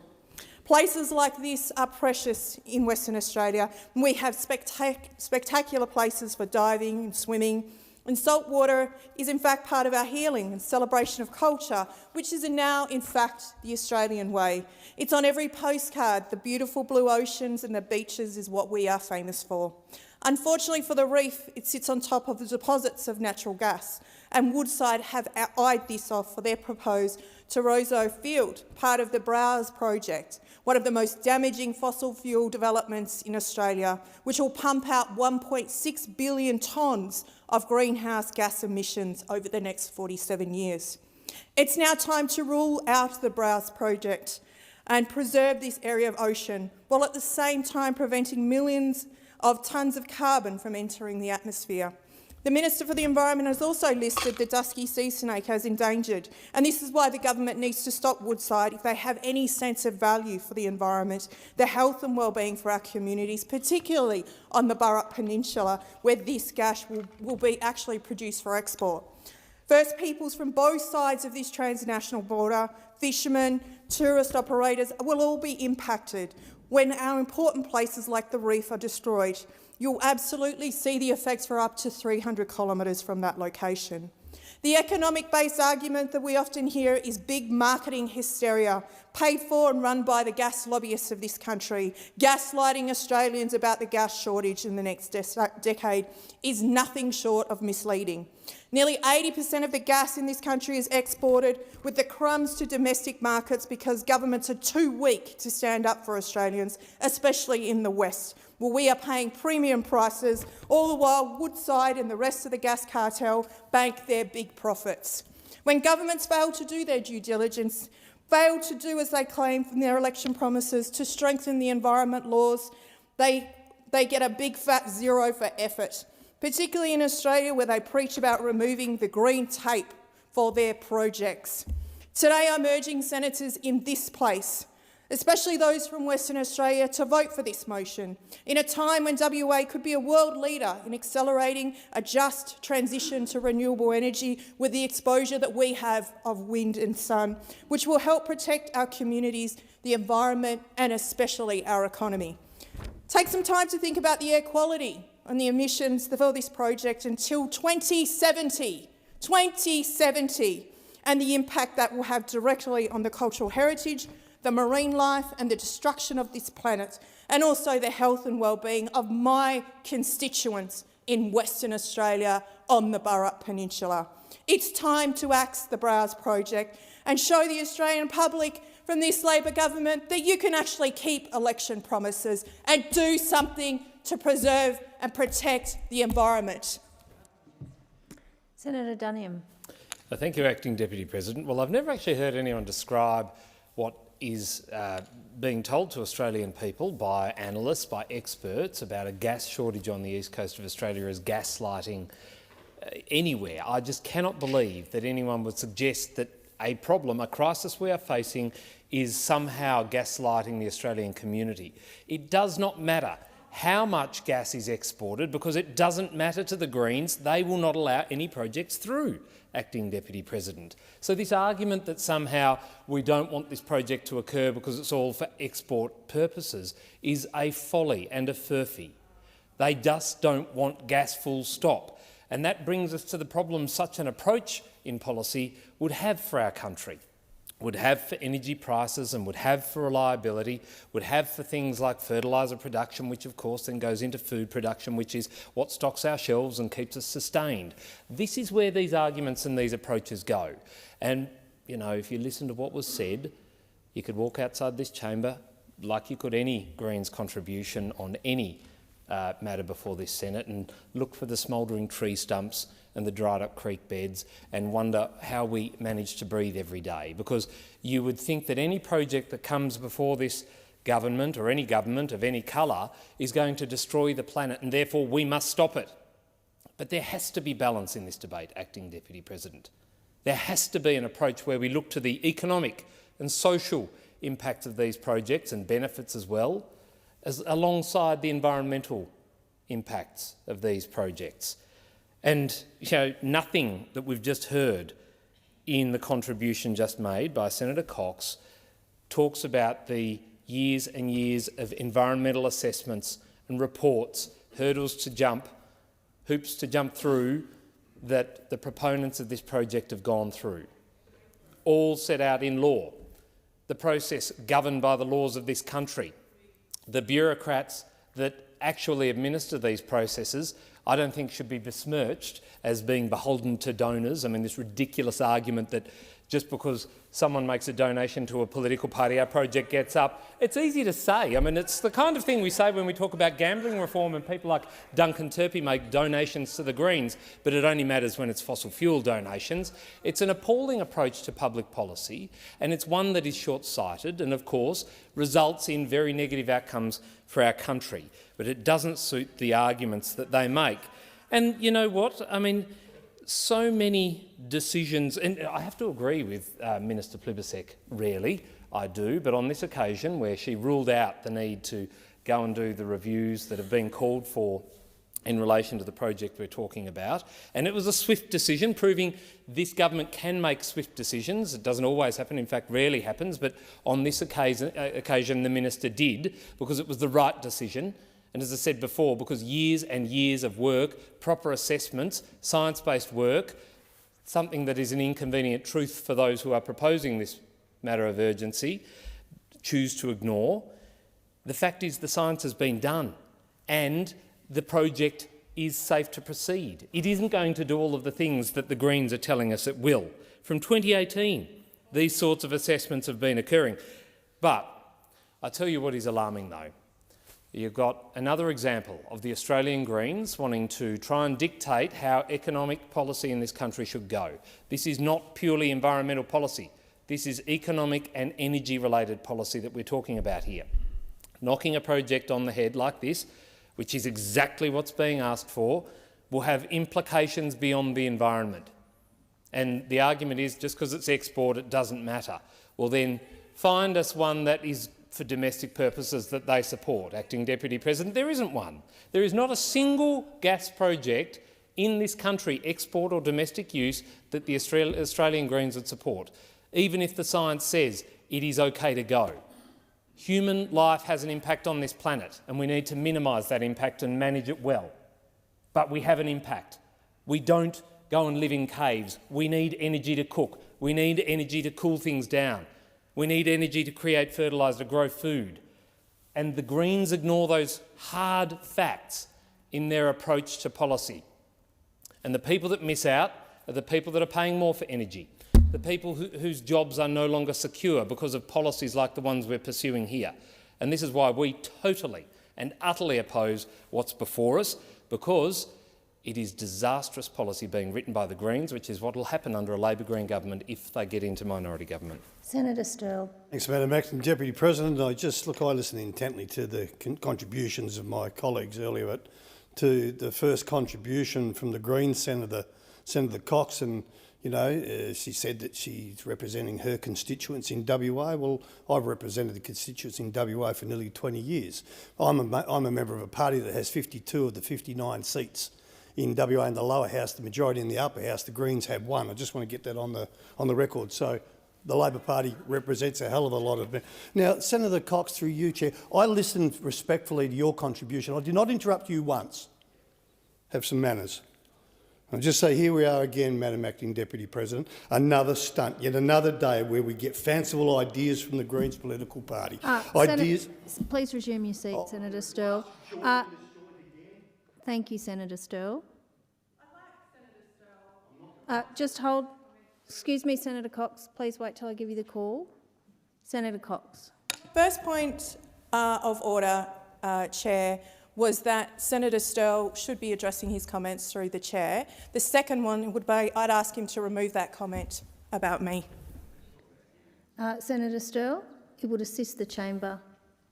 Look, for you, Madam Acting Deputy President, God almighty, yes, all right, withdraw. You've got a glass jaw. Senator yes, I'll withdraw that. I'll withdraw that. down. I withdraw it. Senator Still, please resume your seat. It's not assisting the chamber when there are additional comments made beyond what is asked. I'm not going to resume the debate until everybody does it in a respectful way. So, Senator Cox, Senator Sterle has withdrawn the second comment. Senator Sterle, please resume. You have the call. Thank you very much, Madam Deputy President. And look, the Greens claim to believe in transparency. I mean, seriously, give me a break. Meanwhile, we'll also have those opposite who are always quick off the blocks when it comes to criticising, but in reality, they all show. So there's no substance as well. Remember all those energy policies that that mob over there had for the 9 years that they were last in power? 22 at last count, and they didn't land one. On their watch, 24 coal-fired power stations were scheduled to be closed and replaced, Madam Acting Deputy President, with nothing. And who can forget the former Prime Minister's stunt when he walked in the House with a lump of coal? Then there is their latest fanciful stunt, the nuclear power plants scattered around the nation. Remember that one? You know how it goes, stunts to the left of us, stunts to the right. I mean, seriously. So let's not be distracted by the fanciful and the critical. Let's get to the point. It's time for this chamber to do its job and focus on providing real solutions that address the very real problems facing Australians, both in the short and medium terms and in the long term. In the short term, this government has acted to shore up electricity supply and stabilise prices. In the medium term, we've developed and adopted a strategy that will ensure gas supplies as the intermediate fuel source. Australian gas will also play an important role in the global energy transformation and to meet our legislated climate goals. Remember them? And in the long term, we are focused on transitioning our economy to being powered by renewables. We're doing all this while respecting the methodical approach that needs to be undertaken through the environmental approvals process. The approvals process involved with this particular project commenced in late 2018 and are reaching their conclusion 6 years ago. These are important processes that must not be thrown in the bin simply because the Greens political party is worried they may not get their own way. So let's focus on the facts, Madam Acting Deputy President. Should the Browse project go ahead, subject to regulatory environmental approvals, and I quote, no drilling will occur on Scott Reef. None. In the north-south Scott Reef lagoons, or the South Reef Channel. The proposed FPSOs with the floating production, storage and offloading facilities, Madam Acting Deputy President, would be located almost 8 kilometres from the reef and nearly 30 kilometres from the sandy islet nesting habitat. 30 kilometres. There will be no physical contact, for example, including discharges from drilling, etc., with Scott Reef above the 75-metre contour. In fact, all proposed activities occur in waters more than 300 metres deep. The North West Shelf has delivered trusted and reliable energy supply in WA for 40 years. I know, Madam Acting Deputy President, because back in 1982 or something, I delivered the furniture to their first office. That's how long they've been up there. It's a major employer in and around Karratha and Dampier and has invested well over $300 million in social and community infrastructure in the region. This contribution is in addition to the corporate income tax paid at 30% on taxable profits. This is on top of the $40 billion paid in royalties and excise by the North West Shelf project since the start of production in 1984. And colleagues, when you go into WA, you see a sea of fluoro shirts. And I would challenge the Green senators to stand in Perth Airport and condemn the gas industry. I dare you. It's all right to make big statements while you're standing here in Canberra hiding, but I'll tell you what, I am pro-fluoro shirts, I'm pro-employment, I'm pro-jobs, and I'm pro-gas as a transition. Senator Hanson. Thank you. Well, this motion demonstrates breathtaking hypocrisy of the Greens in a nutshell. This is the party which demands that wind turbines and solar panels are spread across the regional Australian landscape like a malignant cancer. But they refuse to acknowledge that without natural gas, their precious renewables will never work. The Greens are deliberately ignorant of the laws of nature and celestial mechanics, which dictate that the wind doesn't always blow in Australia and the sun doesn't always shine. These laws cannot be changed with the Greens' amendment. These laws are immutable and beyond the power of human beings to change. When the sun isn't shining, the wind isn't blowing, you need something else to generate energy other than the toxic solar panels and wind turbines polluting the Australian landscape. More specifically, you need natural gas. There's no getting around it.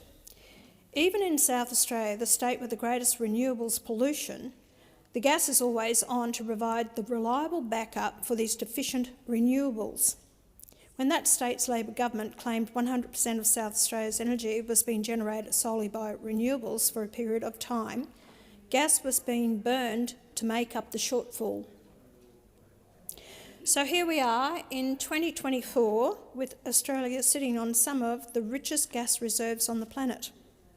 We are now facing domestic shortages of natural gas to the point at which energy providers are talking about importing it. This is appalling. The world's largest exporter of natural gas is facing domestic gas shortages. Only in Australia, where the energy market has been interfered with so badly, could such a ridiculous situation come to pass. And the Greens want to restrict our supplies even more. They think the welfare of snakes, turtles and whales are more important than the welfare of the Australian people. They think anything and everything is more important than the Australian people pay their salaries, pay for their airline tickets and subsidise their precious renewables. They hate this country, which is why they try to cripple it by banning any new gas or coal developments and opposing the one proven emissions-free technology that can provide reliable energy, nuclear power. This robs the Australian people of the natural wealth that is their birthright and robs our nation of the energy security we must have for a prosperous future. Now, Senator Sterle mentioned about the North West Shelf, which I totally agree with. And just put it into perspective, we're the largest gas exporter, and yet Senator Sterle mentioned a figure of $40 billion that we've actually got in royalties from our gases off the North West Shelf into Western Australia. When you think it's been going for 40 years, when you look at it, Qatar is the next biggest exporter to Australia, and they've made $26 billion a year out of their gas exports. What did we make? At that time, it was only about $300 million that we made out of it, and it was only last year's budget that brought in $2.4 billion. That's all we're making out of it. So to make $40 billion over 40 years is pittance, considering the resources that we have in this country, and we are not getting paid properly for it, because that's due to both the coalition and also this Labor Party, who's reluctant to go after the multinationals to pay their fair share of tax in this country for the resources that belong to the Australian people. Renewables will not give us the power that we need, because a lot of industries and manufacturing are shutting down.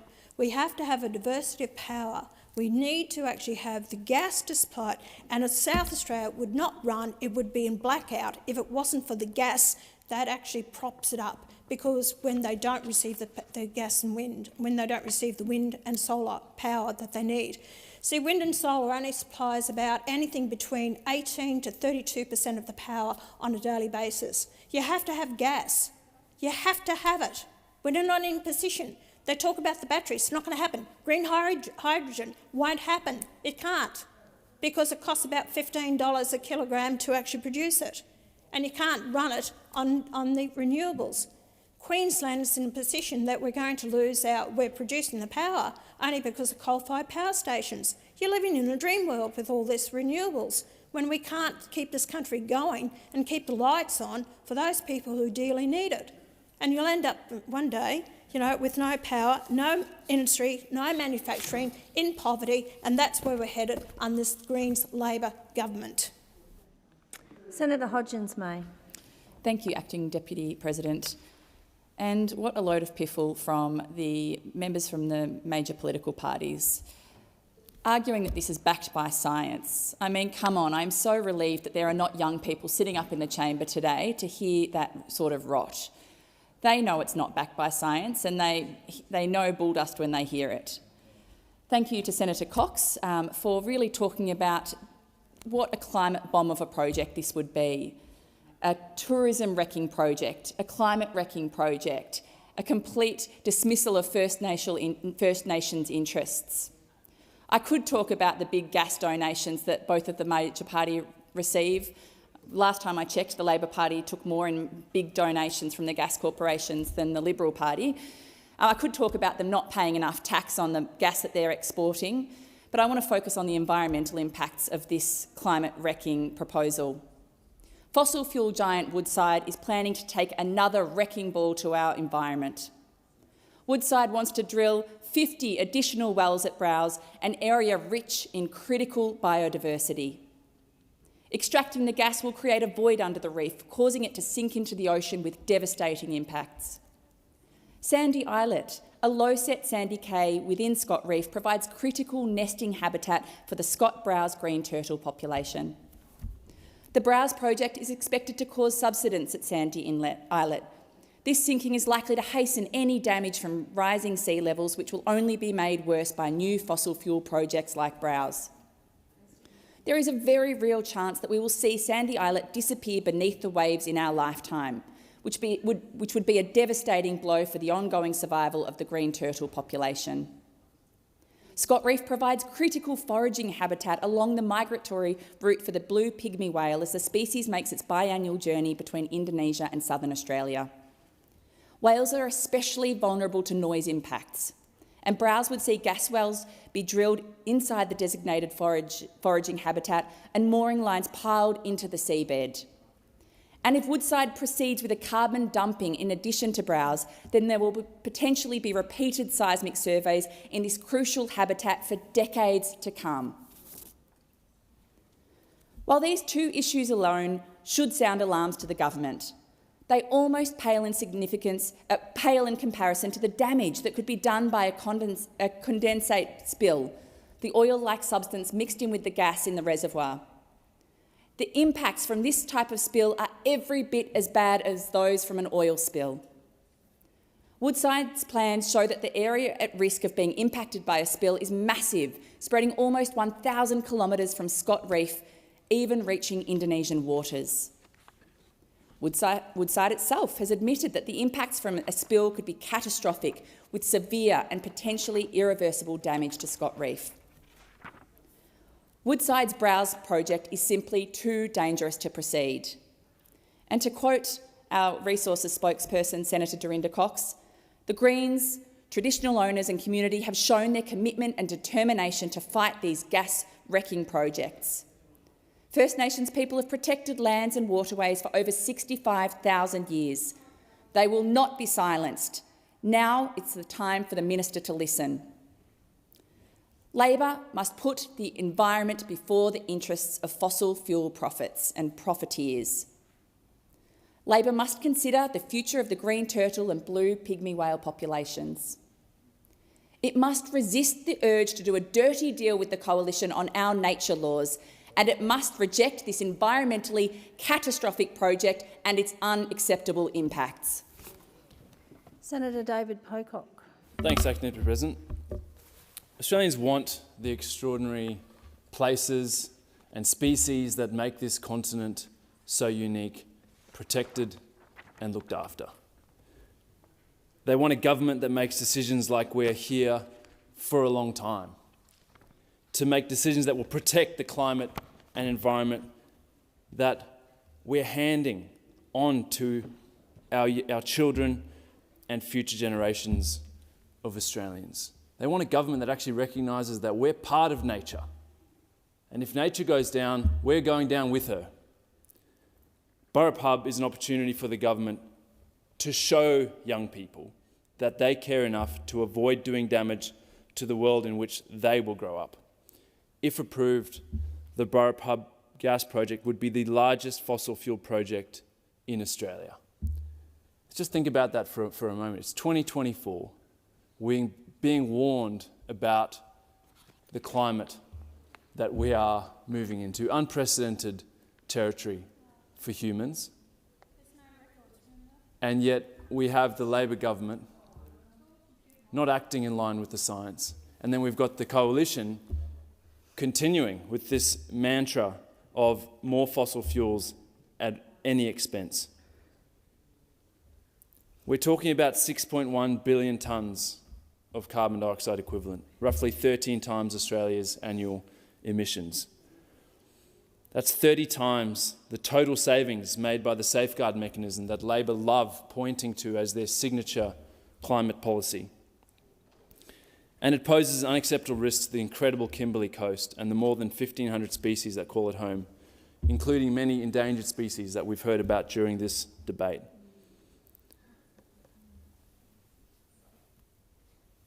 This project would be nothing short of a gas-led destruction of pristine ecosystems.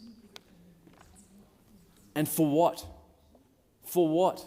We're not even getting a fair return on our gas. The major parties are happy just to ship this overseas. Don't worry about paying royalties. Don't worry about paying petroleum resource rent tax. Here's our gas for free. Ship it off, make record profits. For what? What are we doing? This is total insanity.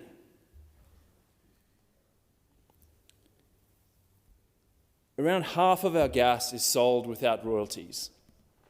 And last time I checked with Treasury, there is yet to be a single cent of petroleum resource rent tax paid on LNG exports. As a result, over the last 4 years, multinational companies made $149 billion exporting gas they got for free. No royalties, no petroleum resource rent tax. We should all hang our heads in shame. It is outrageous. This is what state capture looks like. You don't have to look it up in the dictionary. Just look at the major parties in Australia. Selling our futures away, basically for nothing. A few political donations, a few threats of a campaign if you dare to tax gas companies and get a return on our gas. The environmentalists should be standing up and putting an end to the disastrous proposal before the next election. Australians deserve to know what Labor's position is on this. We've seen them kicking any hard thing beyond the next election. Small target may have got you elected. I don't think it's going to get you re-elected in majority. Australians want to see some courage. They want to see you stand up for our future, to stand up to the gas companies that have been totally dudding us.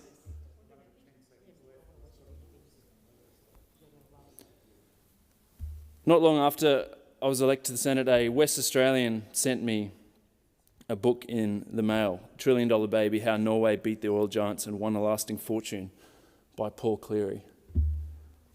It would be fascinating reading for any parliamentarian interested in what you could actually do with our resources, our wealth that belongs to Australians. But we currently have the major parties who are not only willing to approve fossil fuel projects in a climate crisis and sell our future away, but are willing to give our gas away, basically for free. We can do so much better than this. And I would urge the major parties to have a think about what you're actually doing. Who are you here to represent, people or gas companies? Thank you. Senator, your time has expired. I will put the question that the motion moved by Senator McKim be agreed to. Those of that opinion say aye. Those against say no. Noes have it. The noes have it. Division required. Ring the bells for 4 minutes, please.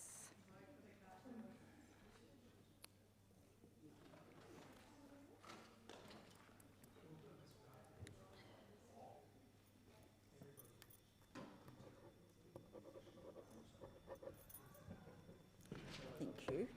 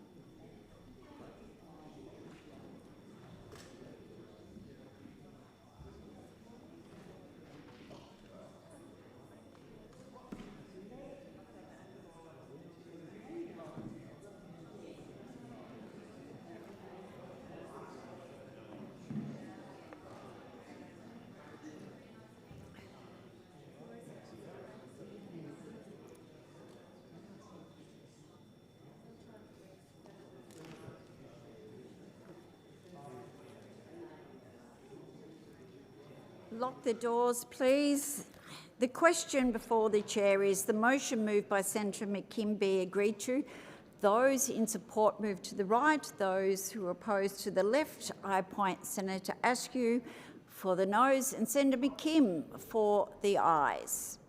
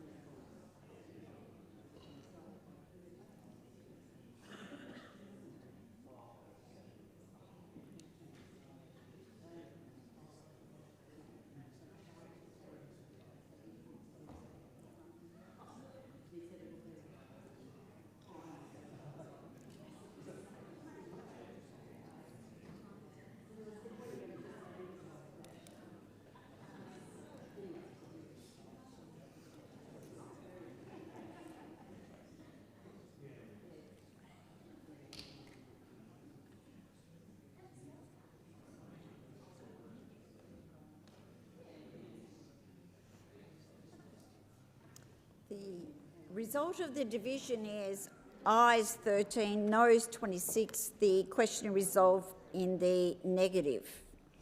Senator Duniam, you're seeking the call? Yes, Acting Deputy President, I'm going to request that the Senate recommit the vote on the government's amendment to business of the Senate Notice of Motion number 2, standing in the name of Senator Pauline Hanson. The reason I'm making the request to provide an explanation to the Senate is because of an error on my own part, which from time to time happens, which meant that the Senate voted... it's on Hansard forever now.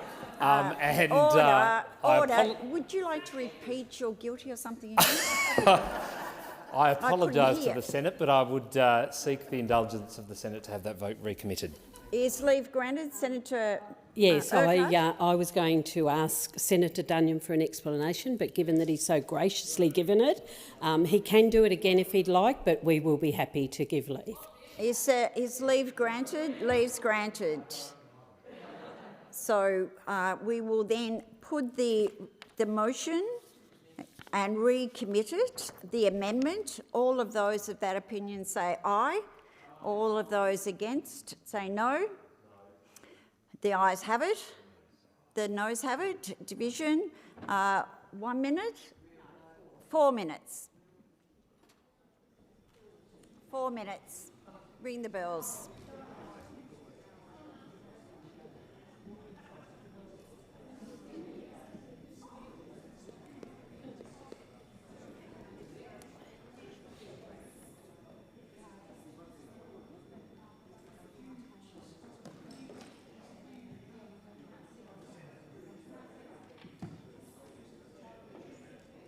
I should do just for the Chamber's benefit, this is the amendment, so we'll put the amendment. Whatever the outcome of the vote is, we will then have to put either the amended motion or the original motion.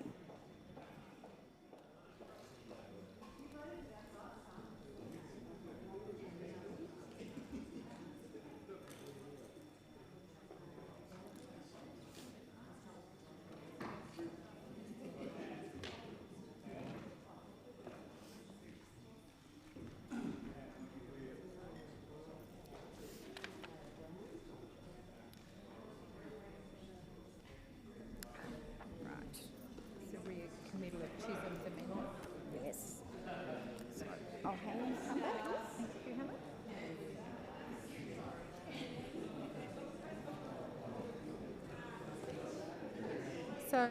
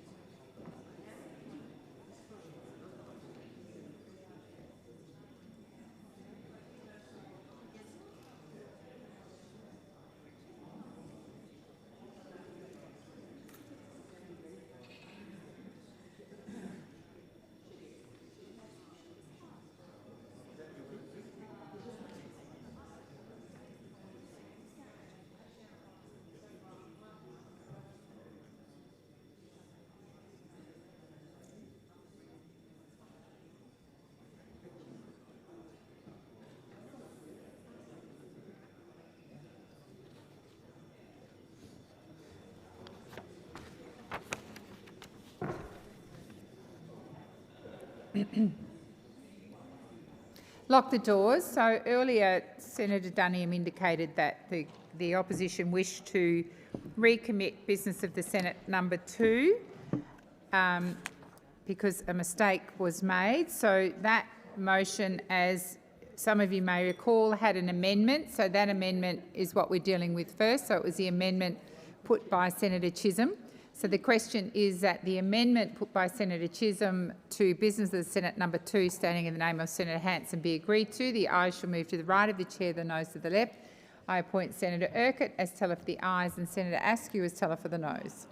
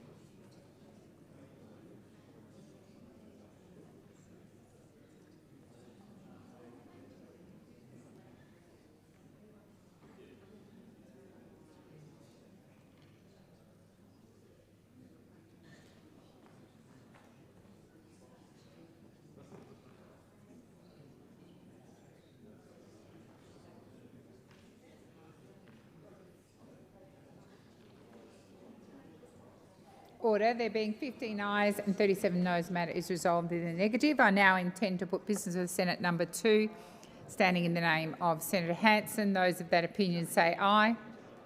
Against? I believe the ayes have it.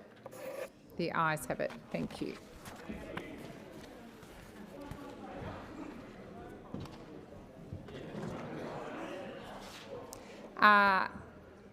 Senator Shoebridge. Thanks very much, President. I seek leave of the House to table with the House We'll start again.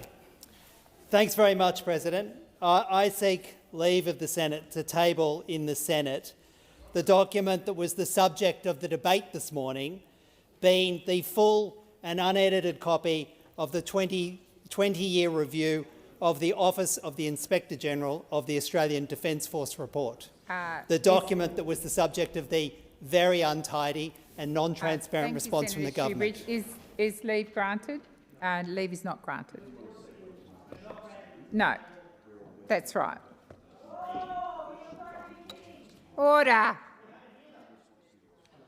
Senator Shoebridge, you're not in a debate with me. Resume your seat. Resume your seat. Senator Lambie, come to order. You are not in a debate with me. Leave was sought. I sought leave. Leave was not granted. Senator Lambie, come to order or leave the chamber. Senator Ayres. Statement. Is leave granted? Leave is not granted. Yes, it is on this. Senator, you might learn something, Senator Shoebridge. Senator Ayres, equally resume your seat. Senator Shoebridge, resume your seats. Order. Order. Order. Both of you. You are out of order.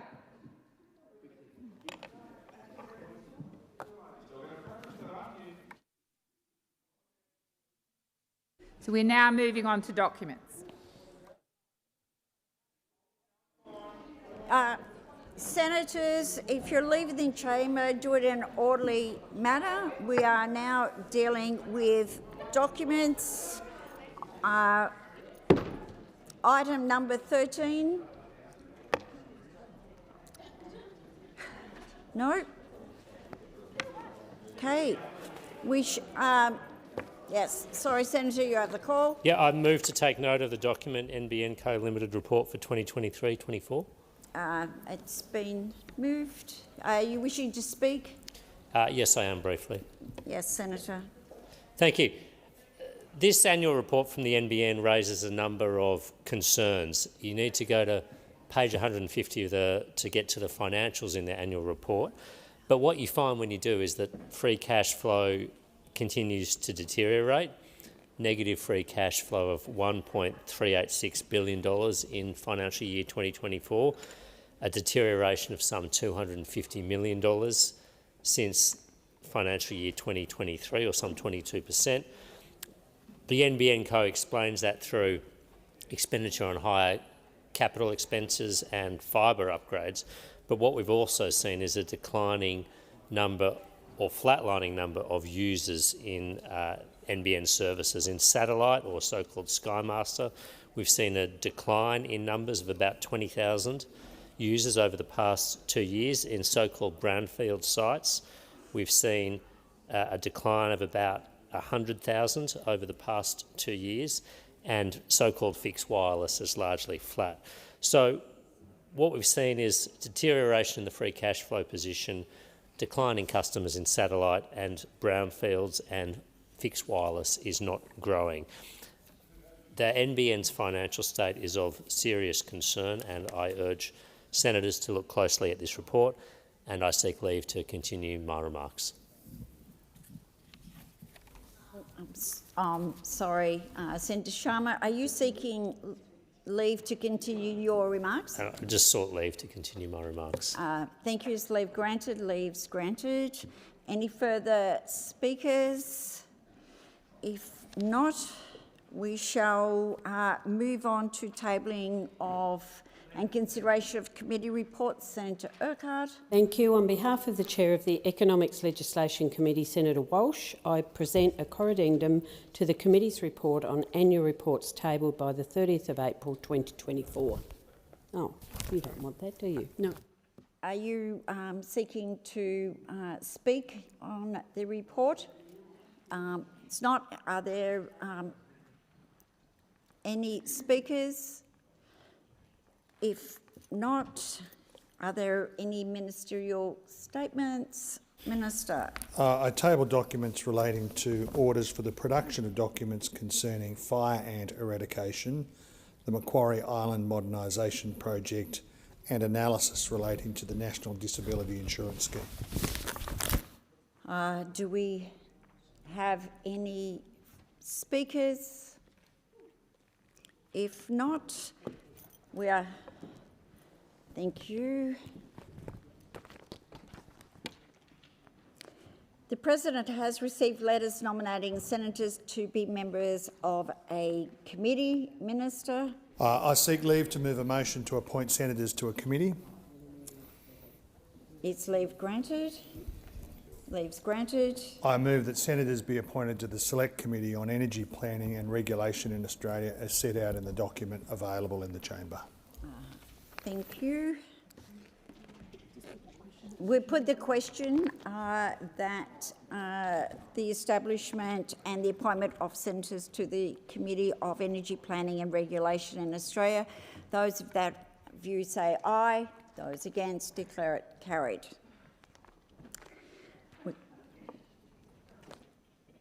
Yes, Clark. Government Business Order of the Day number 1, Help to Buy Bill 2023 and a related bill, a resumption of a second reading and the amendment moved by Senator Faruqi. Senator McKim. Thank you. I have 10 seconds left, and in that 10 seconds I foreshadow that I will be moving a second reading amendment as circulated in the chamber, standing in my name. Are you moving that amendment now, Senator? No? Well, You're foreshadowing it. Thank you, Senator.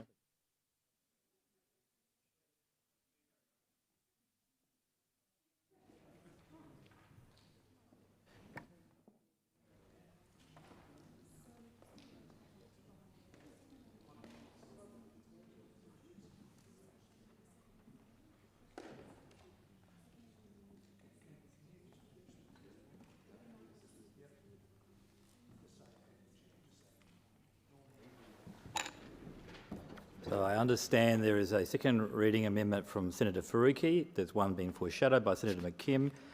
Are there any other contributions to this debate? Then I'll be asking the Minister to sum up. Senator Roberts. Senator Ormond-Payne. Okay. Yes, I'd like to speak. You have the call. Thank you. The Help to Buy Bill 2023 is a bill that won't help anyone. Queenslanders are sleeping right now under bridges and on riverbanks. In one of the world's richest states, working families with children are living in cars. Where do they toilet? Shower? It's inhuman. Rents are skyrocketing, if a rental can be found. House prices are reaching record highs. This is a housing crisis, one of the worst we face. It's an inhuman catastrophe. The Albanese Labor government wants to look like it's doing something. Enter the Help to Buy Bill. Under this plan, the government wants to own a significant part of your house. If it's an existing place, the government wants to own 30%. If it's a new place, 40%. With the government paying for part of it with low-income earners. While a 40% subsidy might sound attractive, it's fatally flawed. If government just borrows more money for this plan, that's one thing's going to happen. When you give people 40% more money to buy a house, house prices are going to go up. In 2022, the Productivity Commission concluded, quote, "Unless it is well targeted, assistance to prospective home buyers presents too great a risk of increasing housing demand and consequently house prices." The government's own Productivity Commission warned them this plan would increase house prices. Even the Labor government recognises this. That's why they've severely limited the amount of places available under the scheme so that house prices aren't drastically increased. Now there's a contradiction right there. If the government is only opening limited spaces so there's no impact on house prices, then it's an admission the scheme will not help many people. The problem of increasing house prices is one of too much demand for the amount of supply. This bill will only increase the amount of demand and increase house prices. In absence of more supply, we need to decrease demand, not increase it. As Dr. Cameron Murray from Fresh Economic Thinking accurately says, quote, "If you want people to have cheap housing, give them cheap housing. You can go and do all the financial tricks in the world, but at the end of the day, if they've paid that price, someone's paying the price." This bill's core concept and premise is flawed, possibly a lie. We can't subsidise our way out of a house price problem. Looking at the bill's details, the lack of details, the problem is worse. Firstly, profit and loss and renovations. One of the most concerning questions is how the government will treat profits or losses and renovations. To these questions, this bill has no answers. How much of the profits will the government take if you sell your house? We don't know. How much of the loss will taxpayers pay for if house prices go down or the home buyer defaults on their mortgage? Australian house prices have aggressively and consistently risen for 30 years. What if they fall? The bill is silent on how this would be handled. Silent. Would taxpayers be forced to pay for the entire loss on someone's mortgage? The government basically acts as a mortgagor second to the bank. Does this mean the bank gets first called to recoup all the losses and the taxpayer simply has to cop the loss on whatever's left over? We don't know. If someone improves the value of the house with renovations, does the government take 40% of the improved value while doing nothing? We don't know. Imagine tearing up carpet, swinging hammers and sanding with bare hands for 6 months or a year, and the government takes 40% of the profits from that hard work of yours. That's entirely possible under the bill as currently drafted.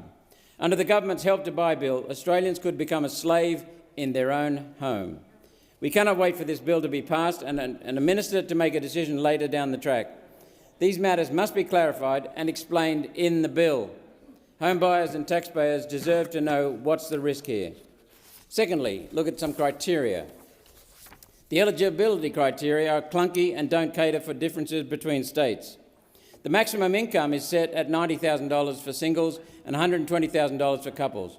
This is despite the average house price and the required mortgage varying hugely between states and between towns.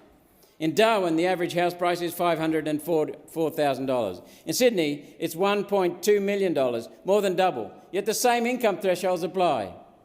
The price thresholds are not available in the bill, and it appears the government has not yet published thresholds. When it comes to the housing crisis, one size doesn't fit all, yet that's exactly what this bill tries to do. We're just meant to pass the bill as a blank cheque and trust the bureaucrats and the minister will get it right down the road. Maybe. Thirdly, the constitutional basis.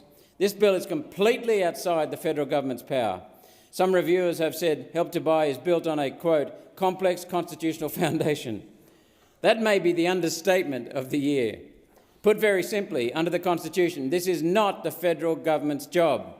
To make this bill legal, there's a huge number of constitutional headaches, state government agreements and transfers of powers. Federal Parliament simply shouldn't be dealing with this. It's outside of the powers granted to us under the Constitution. Confirming this bill's complexity, the government has tabled a late amendment to the bill attempting to clarify a set of constitutional issues. The House of Representatives passed this bill way back in February, then immediately introduced it to the Senate 7 months ago. Yet we're only now seeing this amendment dealing with core issues. What is going on? Concerningly, the government appears to have given up on getting the constitutional issues correct. If in the bill's supplementary explanatory memorandum at 1.34, it explains that if any of this bill is unconstitutional, if it's unconstitutional, the minister will have the power to use executive decree to amend the primary legislation. This is absurd. This is an extraordinary power to give a minister. Fancy putting a bill into the parliament like this. The late amendment and this insane backup power confirm the constitutional headache this bill is and that we should not pass it. Under our Constitution's foundation, competitive federalism, it's the responsibility of the state governments to come up with their own programs. This fosters innovation, competition in policy, and makes sure we find the best way to do something. And it ensures accountability. The federal government charging in and taking over areas for which it has no constitutional responsibility won't fix these issues. It will make it worse. Fourthly, superannuation. Instead of the government owning your home, One Nation says you should own your own home, a groundbreaking concept. We propose that Australians being able to use a portion of super towards their home. Owning a home is one of the best predictors of whether people will be able to have a comfortable retirement. The purpose of super is a comfortable retirement. So why shouldn't people be able to use some of it towards a house? Under this One Nation policy of ours, it would be your own super account that owns 40% of your home, not the government owning it. If you sell your home, the profits go back into your super, so your retirement is still protected. Using money you've saved instead of the inflationary, endless money printer the government uses to borrow, the risk of this increasing house prices is far reduced. After all, it's your money.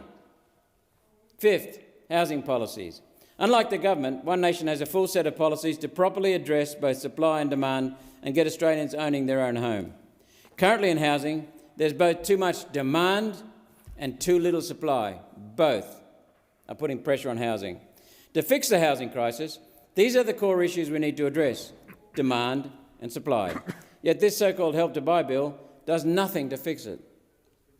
Look at demand. There's a demand-side issue that no one except One Nation is willing to acknowledge. Number one in demand is immigration. The Albanese government's outrageously record high and increasing immigration intake is fueling huge demand on rent and house prices. Prior to COVID, the number of temporary visa holders in the country was around 2.3 million people. As of the end of July 2024, that number is now 2.8 million in the country. 2.8 million, more than 10% of our population. These are hard numbers and facts, yet the government has continued to lie, claiming, quote, "We're just catching up on immigration." Oh, really? We haven't just caught up, we've blown the record out of the water. We're nearly 500,000 people above the record. Using the average household size of 2.5 people implies a need for more than 200,000 houses just to cater for new arrivals. Last year, the Albanese government promised to crack down on the level of immigration, yet there were 335 net arrivals in the first 7 months of 2024, 15,000 people higher than the same time last year, which was a record. So we're getting a new record. This is a huge reason why we're in a housing crisis, with rents skyrocketing and house prices reaching new records, yet the government won't say a word about it. The person responsible for this immigration program, Minister Claire O'Neill, has now been appointed Labor's Minister for Housing. What a joke. One Nation's proposal is practical common sense based on real-world data. Simply return the number of temporary visa holders in the country to pre-COVID levels, that would immediately free up 200,000 houses. From there, immigration would be capped at the level for which Australia can build housing and infrastructure to cater for new arrivals. In the middle of a housing catastrophe, we must put Australians in houses first before we allow more new arrivals into our country. Under demand, foreign ownership. To reduce demand and open up more supply, One Nation would ban foreign ownership of residential property. Australians are banned from buying a house in China, yet China is the largest foreign buyer of real estate in Australia. A single real estate agent in Sydney sold $135 million in property to Chinese buyers in just 6 months. New Zealand and Canada, similar countries to ours, recently banned foreign ownership of housing. It's simple, clear, practical, putting Australians first. Until we get Australian citizens out of tents and cars and into houses, we shouldn't be letting foreigners buy residential property. Under our proposal, foreign owners would have 2 years to sell to an Australian buyer. If the foreign owners fail to sell in 2 years, the house will be subject to government auctions open to first-home buyers only in the first round and other Australians in the second round. All this is possible and can be done. It just takes truthful politicians with the guts and political will to put Australians first. Another demand point, People's Mortgage Scheme. One Nation would ditch Labor's half-baked housing schemes, including Help to Buy and the Housing Future Fund. We would replace them, the bureaucrats, with a new program called the People's Mortgage Scheme. We would offer government-issued mortgages at 5% interest, fixed for 25 years. No variable changing interest rates, cheaper than current mortgages from a bank, and with minimal risk to the taxpayer thanks to the long-term fixed nature. Forget the government owning your home under Home to Help to Buy. One Nation will make sure the government helps you own your own home in full. Many first-home buyers can't get a loan because of HECS debts, so that raises another point. Under the People's Mortgage Scheme, first-home buyers can roll their HECS debt into the mortgage to pay it off. That will give them access to a mortgage that they can't get anywhere else and start paying for their house early. Now the supply side. All these policies must go hand in hand with huge improvements to the supply of housing. We need to build more houses. So look at construction codes, number 1, under supply. Builders are currently drowning in a sea of red tape. Every single new home must be built to an NDIS silver level standard. Construction consultants estimate this requirement alone adds $50,000 to the cost of a new dwelling. We should make efforts to take care of our severely disabled, yet we cannot increase the cost of every new home $50,000 while we're in an affordability crisis. The national construction codes must be simplified so that tradies can get on with the job. We want them to spend more time swinging a hammer rather than flipping through paperwork. Next, under supply, materials. One Nation would apply a 3-year holiday for GST charged on building materials. We need more houses built. Government shouldn't be standing in the way of someone affording to build their first house because they want to make GST on the transaction. And we need to open up our timber supplies. Australia has a huge continent and abundant timber reserves. Despite this, we're in the unbelievable situation of needing to import timber from countries with environmental standards below ours. A sustainable timber industry is Australia's prime renewable resource. It literally just grows back every year. One Nation supports our timber industry, so we have the supplies to build houses sourced right here in our country. In conclusion, the housing crisis, the housing catastrophe, continues to rage on and Australians are suffering. Unfortunately, the Albanese Labor government and the Greens are more interested in looking good rather than doing good. The Help to Buy Bill 2023 will not help Australians realise the great Australian dream of owning their own home. Labor's plan could end up with Australians being a slave to the government in their own home. One Nation cannot support this bill without key details of its operation clarified and without action on the other far more important elements of house supply and demand. One Nation believes Australians should own their own home. We have the solutions and the guts to make the great Australian dream an Australian reality. Senator Hanson. Thank you very much. Well, Klaus Schwab tells us, you'll own nothing and be happy. Constantly you see him, he's with the World Economic Forum. Wonder why he says that. You'll own nothing and you'll be happy. This Labor legislation offers a real glimpse of this hideous future and how socialism will be imposed in Australia, disguised as a helping hand by a benevolent government. So much for the great Australian dream, which has now been reduced to only partly owning your own home. The economic security, the peace of mind and the sanctity of home ownership is something this Labor government and their Marxist confederates in the Greens would happily deny to the Australian people. Labor can't be trusted on housing. 2 years ago it promised to fix the housing crisis. Labor promised $32 billion of taxpayers' money to build 1.2 million new homes by 2030. In 2 years, not a single home has been built. How could there be when there's virtually no one left able to build them? For all the millions of people Labor has brought to Australia, more than the entire population of Adelaide, only 51,000 were skilled workers and only 1,800 were qualified tradies. And that was in the 22-23 figures of 737,000 people that brought in.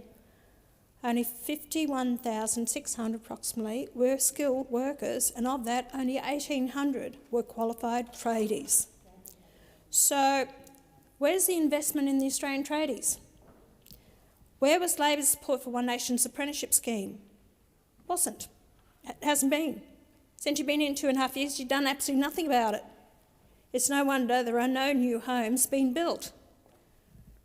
And I hate to tell the Australian people, they won't be built very soon either.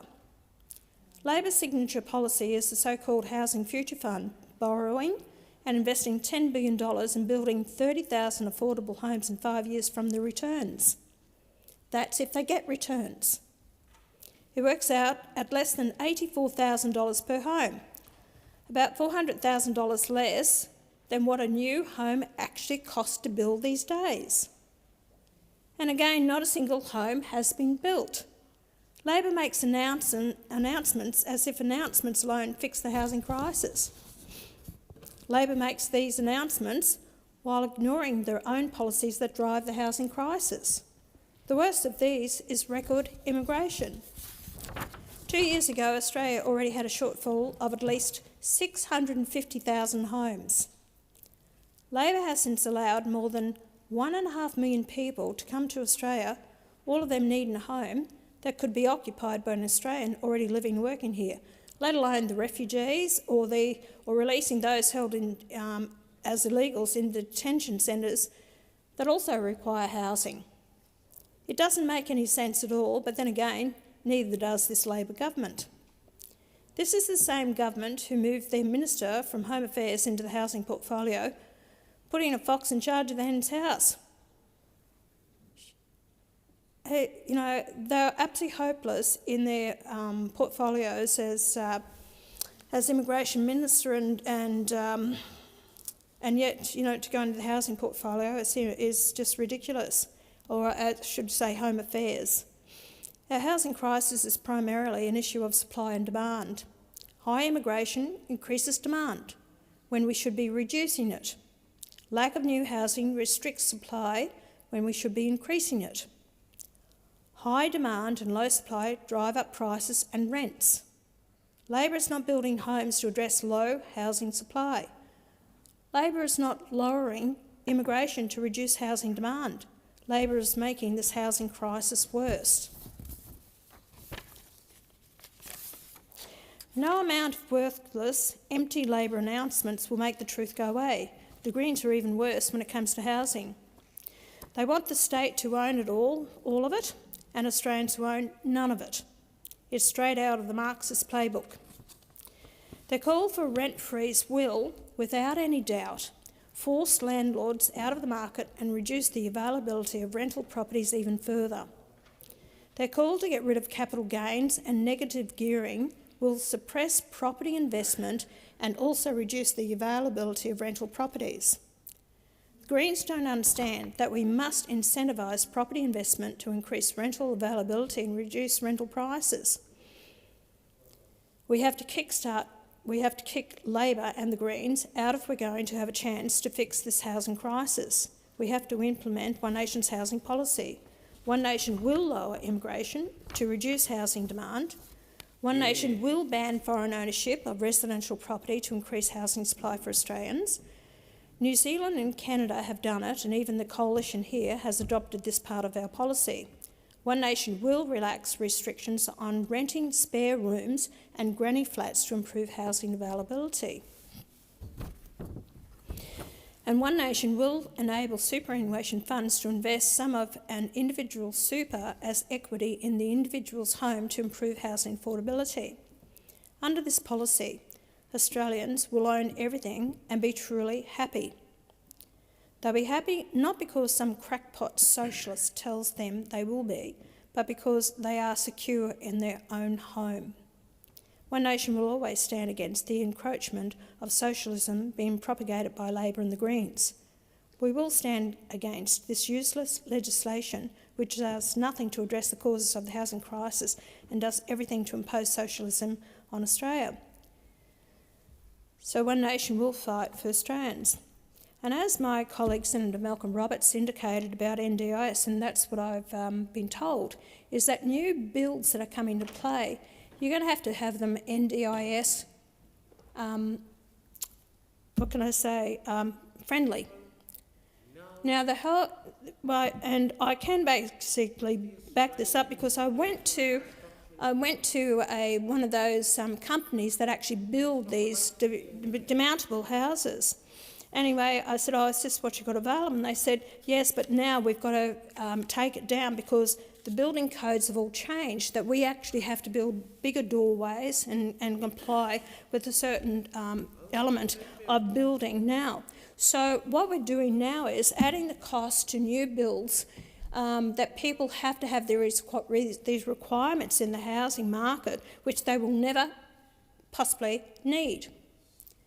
We have to be realistic about it because if that cost is going to be an extra $50,000 or $60,000 per build in Australia, Australians cannot afford it. And that needs to be addressed if that is truly the case. Just because there are some people in this country, and my heart goes out to them, who are disabled for whatever reason, but you don't impose on the rest of the country to have to build a house that they want to build for their own special needs, for their own needs, and you have to make it special needs for someone else who might visit or one day might buy it, but the fact is we're actually imposing these restrictions on people. Another thing too that needs to be addressed with housing is apart from the foreign investment that we have, which is driving up demand, and of course it drives up the prices of houses, and of course the banks loan out more money to the Australian people, so they're making more money out of interest repayments. But also we really have to have a good look at the GST that people pay on the new houses, which is somewhere between, on a new build, is between 40 to 45% GST on the cost of a house. That's how much it costs in building a new house. And that is just over the top. No wonder Australians can't afford it.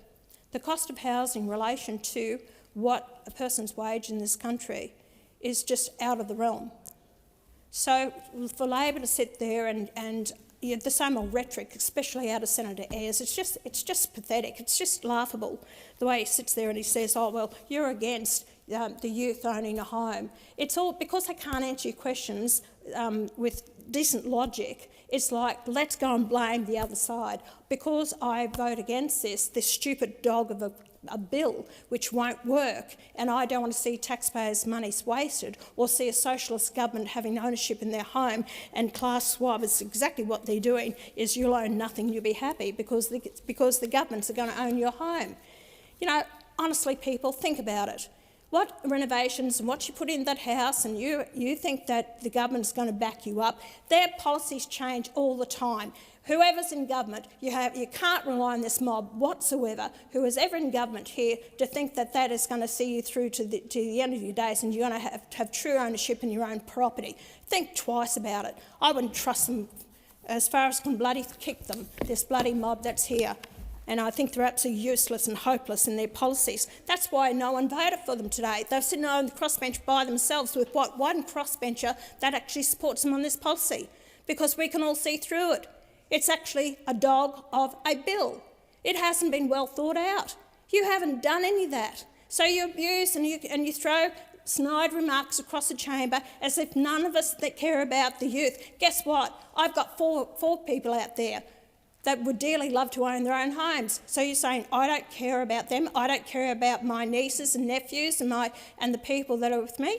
Yeah, that's got enough. No, I'm looking after their best interests. Unlike you, these false promises and offering the world, but you can't back it up. That's the problem with this Labor government. You're only chasing votes and you throw the money where you think it's going to do best to encourage these people to back you all the way. What, 2 years? 2 years you've had the money there and you haven't built one home? Why? Through the chair, I asked a question of Senator Ayres. Why? Not one house built, but $35 million has gone in administration fees. That tells you your bureaucrats are running it. They wouldn't have a clue about policies. They're not grassroots. They don't understand what the hell is happening out there. Yeah. They don't understand. The people dearly want to own their own home. But the fact is that when you keep doing the real issue is the high immigration that they're bringing the people into this country, 1.5 million people in the country. That's your problem. Because they all have to have a house or somewhere to live in. And you keep bringing them out. The damage has been done. You can say now you're going to reduce the numbers, but it's too damn late. And that's another ruse by you and your government to actually say you're going to reduce the numbers. And it's not going to make a bit of damn difference. So now you're going to throw more money at it. That's all you do, is these false promises. Oh, the $275 a year, electricity, we're going to reduce it. Well, tell the poor people out there who've got increased electricity prices. What's that done for them? Absolutely nothing. I've never seen such a hopeless government with ministers that are so incompetent as this government is. Absolutely hopeless. You have not put thought into it. To be a Member of Parliament, you have to have vision for the future. You shouldn't lie to the Australian people. You shouldn't give them false promises that you can't see through, because you purely are buying their vote. That's all you're doing now, up until the next election. You're trying to just get the confidence of the people. We're going to do this and we're going to give you that. You've given them absolutely nothing. False hope, false lies, that's all this government has done. And you're going to continue down that path. But I am proud of the people in this chamber, the coalition, the crossbench and the Greens that have not backed your policy. We may agree or disagree on certain parts of this policy, but the whole fact is we've seen through this, and I hope the people who are watching this, or the people in the chamber up in the gallery, that you must understand that most of this whole chamber has voted against this bill because it is not right for the Australian people. It is all based on lies and false promises that you will never deliver to the Australian people.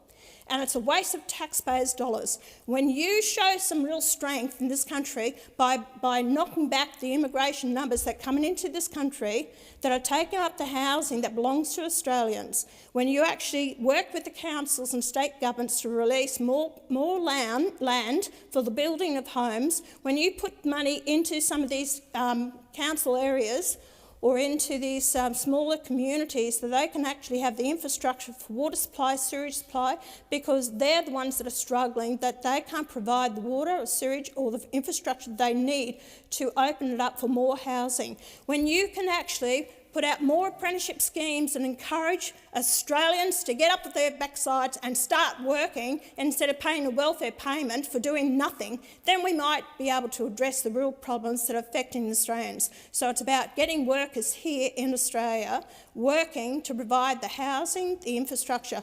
And of course, your forestry, that's another thing. You're shutting down the plantations to build your wind and turbines. So that's another thing. We're not going to have that the needs of timber that we rely on to build the housing as well. You are so far behind the 8 ball, you're absolutely hopeless, and I will not support this bill based on the fact it's a dog of a bill. It won't do anything, and it's not because I don't care about the Australian people, it's because you haven't got it right. Senator Rennick. Thank you, Mr Deputy President. And this bill epitomises everything that's wrong with government policy over the last 40 years, and that is effectively governments have privatised all the public assets and they now want to nationalise all the private assets. And the whole point of government is to build infrastructure that provides essential services, and that infrastructure generates recurring revenue to pay for the recurring costs of schools and hospitals. But we are now going to risk $10 billion of taxpayers' money to build 30,000 houses over 5 years, or 6,000 houses a year. When you have an immigration rate of over 500,000 people a year, how hard would it to have been to just lower the immigration rate by 10 or 15,000 people, and there's your problem solved? You don't even need to look at, putting $10 billion on the line. But I do want to talk on a couple of other things when it comes to the cost of housing, and in particular, and it is going to be one of the policies that I put forward, is that we need to abolish the CGT discount of 50% on shares and houses. That costs the budget $20 billion a year, and it would fund 10 million workers a tax cut from 30 cents to 20 cents between 45,000 and 65,000. I don't agree with abolishing negative gearing because people do lose money in the genuine remit of trying to generate income, and you've got to have that nexus between getting an expense for trying to incur and produce accessible income. But one of the things that I won't have in this debate, and I disagree with One Nation on this, is that somehow we need to encourage more property investment in this country. We have way too much money invested in property, passive property, rental property investment. Now, I'm not against owning a second rental home as a bit of a, security. By all means, own your own home, own one other rental property, but we have some people here who own numerous rental properties. If you've got, a couple of million laying around, or 4 or 5 million, go and build a factory and create some jobs. We need to develop our secondary industries in this country. Our economy is basically houses and holes, and we can't continue to rely just on the mining sector, and we can't continue to rely just on the housing sector. It is a Ponzi scheme. It basically started in 1985 when Paul Keating brought in the CGT, introduced CGT into the economy, and he left houses out. Now, apart from destroying our live pub sector, Sydney used to be the source of many great rock bands, and it's now just turned into a housing conglomerate, and all that people ever talk about is housing. It inflated the price of houses. In 1985, we had $8 billion. The 4 major banks had $8 billion in foreign debt. By 2008, they had $800 billion in foreign debt. Most of that money was lent against housing, and it pushed the price of houses up from 4 to 5 times earnings to 12 to 13 times earnings. That in itself then pushed 2 parents back to work. It meant then we needed childcare. It meant we've now got parents running around, both parents running around, picking kids up, dropping them off, etc., etc. We've got no one manning the tuck shops at schools. And we need to, and you can actually see in the second part of that was in 1996, in the late 90s, Howard, on the back of the Ralph Review, I think it was, or the Wallace Review, I get confused between those two, basically introduced the 50% CGT discount on assets, and didn't abolish the indexation. It's still there, but of course most people now use the 50% CGT discount, and that again inflated houses way above the rate of wage growth in this country. And it's one of the reasons why people struggle to get into the housing market, is because the tax on active income on a wage is so much higher than it is if you make a capital gain on property. And we need to level the playing field here. If you earn $100,000, you should pay the same rate of tax, or the same amount of tax, no matter how you earn it. But we have this distortion in this country whereby people who actually get out of bed, put their nose to the grindstone and actively engage in being productive, pay twice the rate of tax as passive investors, and that is completely unsustainable.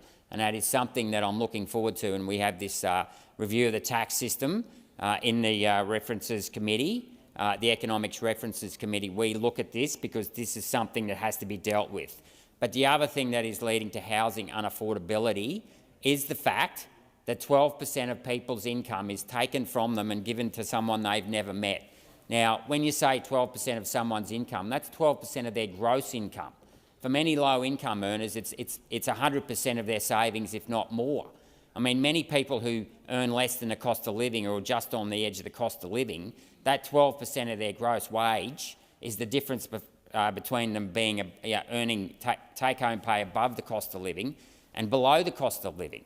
And that is another reason why the People First policy, we're going to actually lift the tax-free threshold from $18,000 to $40,000, because I think it's completely wrong in this country that people pay income tax below the cost of living. We want to encourage people to get out of bed and put their nose to the grindstone. If these people are getting out of bed, putting their nose to the grindstone rather than sitting at home smoking dope all day, then that's a good thing. And the last thing we want to do is see these people struggle. And the best way to encourage them is to give them hope, give them incentive. And there is no better incentive than to own your own home. If you think you can afford a home, I mean, I don't know, I feel sorry for people in the major capitals today, especially Sydney and Melbourne, where the average house price or the median house price is about $1 million. You know, young children today just totally lost all hope in ever owning their own home. You know, and it's interesting, I'll tell a personal story. You know, I ended up meeting, I didn't know it at the time, I didn't buy my own house until I was in my mid-30s. Ironically, I met my wife there, and people, you know, that's where I first met my wife at my housewarming. People often say, what comes first, the chicken or the egg? And I say it's neither, it's the nest. You know, if you've got a good house over your head, you will settle down and start to, you know, work hard, and, you know, suddenly you won't go out at 5 o'clock anymore, you know, as you do when you're single in your 20s, or you know, if you do have a girlfriend, they don't want to go around and sit on the couch with your two mates with empty pizza boxes strewn all over the floor. It is much better to own your own house. So I can tell you from personal experience. And Senator Hanson-Young, you know that's true. You know that's true. So we have to actually look at making superannuation accessible. Well, no, that's true. And we have to look at making superannuation accessible. Now, one of the criticisms we hear about this letting people access their super to push up house prices, and it's true there will be more money to buy a house price, but the point is that superannuation by default then, if it's not pushing up house prices, is pushing up the price of shares, and therefore making it harder to rate. If you're not on the stock exchange, for example, where most of the money in superannuation is invested, you find it much harder to access capital. So that argument that somehow letting superannuation buy your house because it's going to push up house prices, well, I'll turn it around and say, well, superannuation has been pushing up the stock market for years, making it easier for the big end of town to access cheap capital, while small business find it harder to access cheap capital. So we've got to think about that. But the other thing I disagree with too is that we need more investment in property in this country. Australia, I recommend everyone listens to a great speech given a few weeks ago by a bloke by the name of Matt Barry. It's called Put Another Aussie on the Barbecue.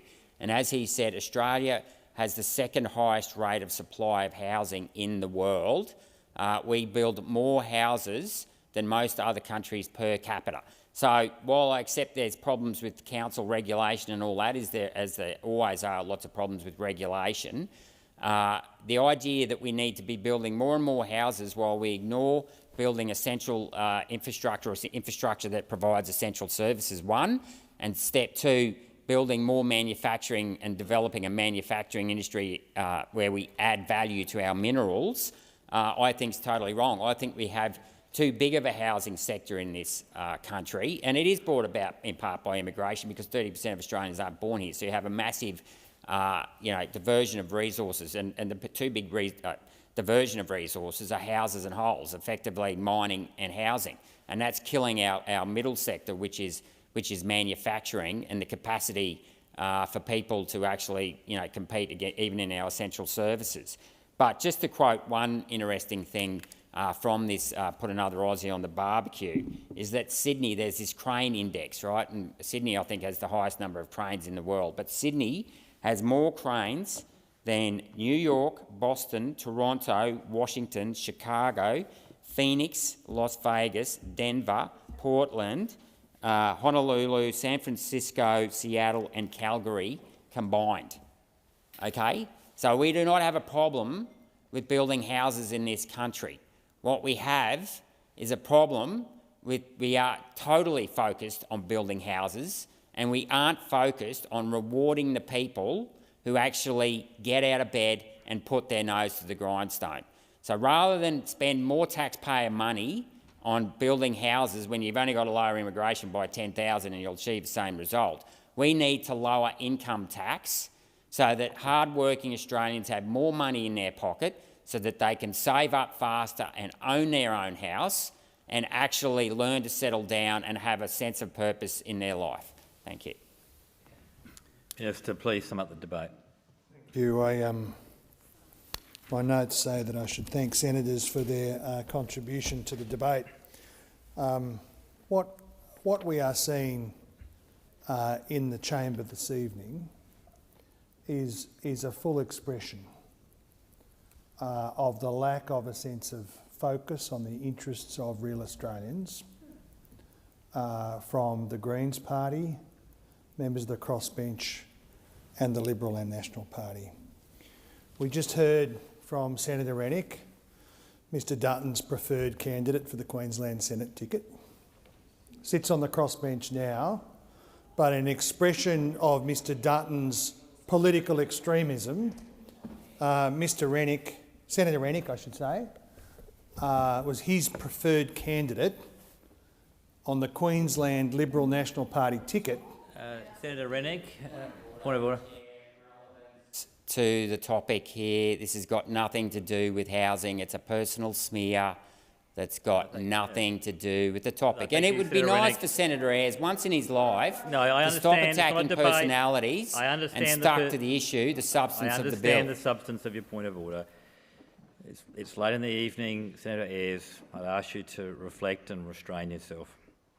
Well, what I will point out, Deputy President, is that contribution is not very far away from the Greens political party contribution. It makes as much sense.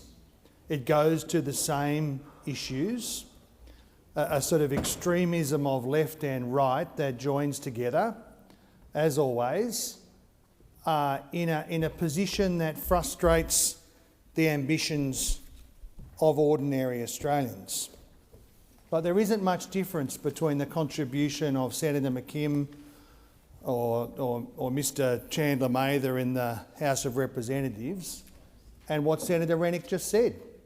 It's the same strange, weird economics that drives the position.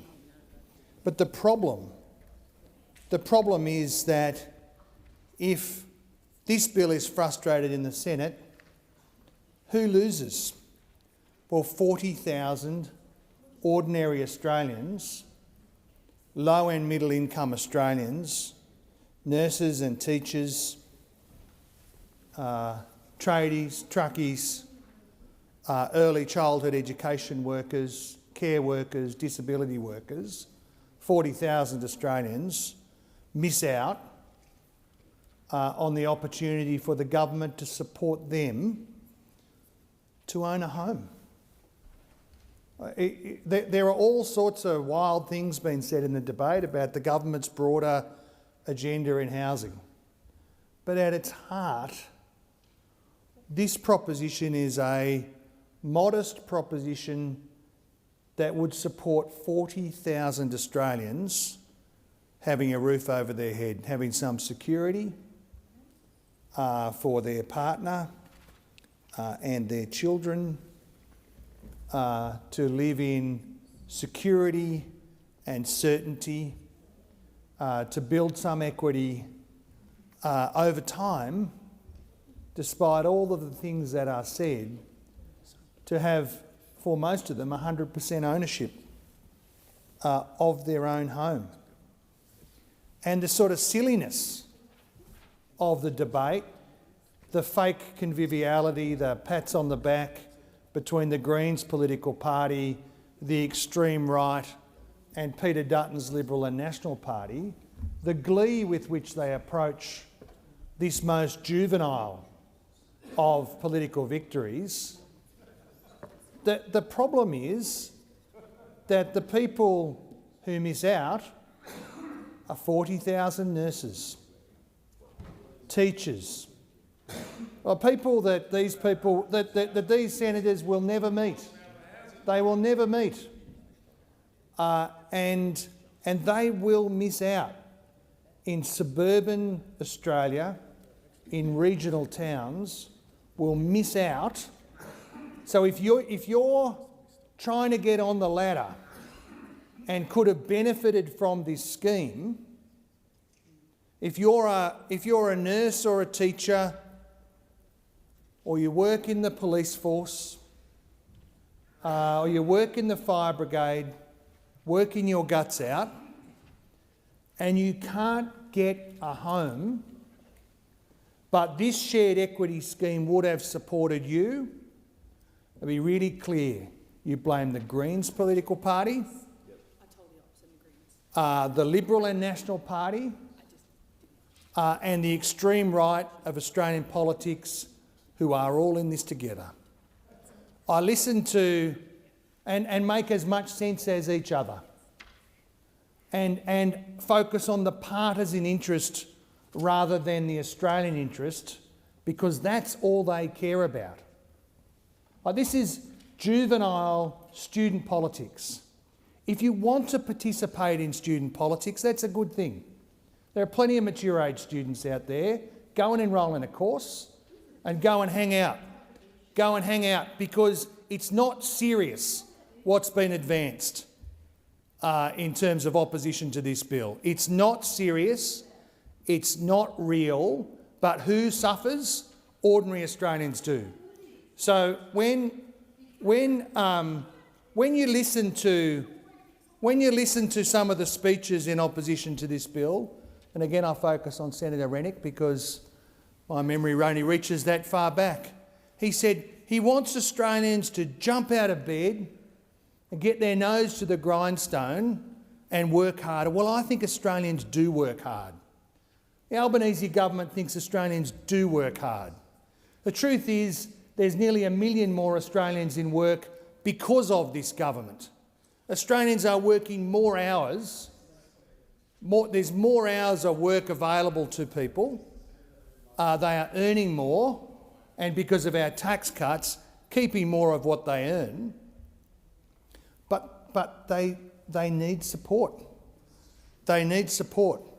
We're on their side. So if you're in one of those low and middle income occupations, many of it in the community sector, the caring professions, working in the police, working in the fire brigade, and you cannot get the equity together to purchase a home, the Albanese government's Help to Buy scheme is there to support you, and if it's voted against tonight and tomorrow, the reason that it's not available for you are because Mr Dutton and Mr Littleproud and Mr Band and Mr Chandler Mather all decided you weren't worth it. You weren't worth it, and what was more important was their opportunity to run the crassest, lowest form of political argument, which is that what you try and do, and what Mr Dutton has tried to do, is try and eke out incremental political victories by trying to make Australians lose. If you lose in the battle to buy a new home, it's a victory for Mr Chandler Mather and Senator McKim, and it's a victory for Mr Dutton. They love failure. They love it because that's their political message. The bitterness and venality of that approach, the lack of interest in ordinary Australians, is all that they have. I'll tell you about the bill, Senator Ruston. The bill would mean that 40,000 Australians would have the government supporting them in a shared equity approach that you know would make a difference. Of course, Senator Ruston says she wants to own her own home. Good. Good. Australians should own their own homes. They should. But some of us need support. Some Australians while the government is working hard in the long term with the property sector to build more homes, against the opposition largely of our opponents in the Greens political party who haven't seen a housing development that they support, 40,000 people would get an opportunity to be supported by the government to get shared equity. There is a set of consequential amendments which sit there with the bill, which will provide Housing Australia with the powers to administer the Help to Buy scheme on behalf of the Commonwealth. Something was made of this during the debate about what those amendments mean. They would mean that they seek to support the concurrent operation of Commonwealth and state and territory laws. They'll enable the states to preserve the operation of their laws while also providing key protections for the Commonwealth to ensure the effective operation of Help to Buy. I mean, that approach of working together with the states, rather than what the Morrison government did, which was never meet with the states and then blame shift to the states, is in complete contradistinction to what it is that the Albanese government is doing here in partnership with the states. Once passed, as I said, 40,000 low and middle income Australian households would be able to access home ownership with smaller mortgages, lower deposits and more affordable repayments. Like, how could any person oppose a nurse who can't get the capital together but could, with the government's support, be able to purchase their own home and have smaller repayments? Why on earth would anybody stand in the way of that? But you are. But you are, because of venal, partisan self-interest. Help to Buy will help ordinary people get into and stay in their own homes. We support them. The Liberal and National Party can't wait to undermine their opportunity to get into ordinary housing. The bills represent just a small part of what is a $32 billion agenda in housing.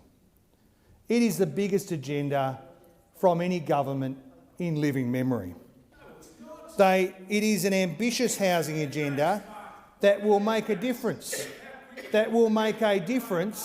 for ordinary people who want to buy a home, ordinary people who need more housing supply, and government putting its shoulder behind the wheel and not engaging in Trotskyite student politics like Senator McKim engages in.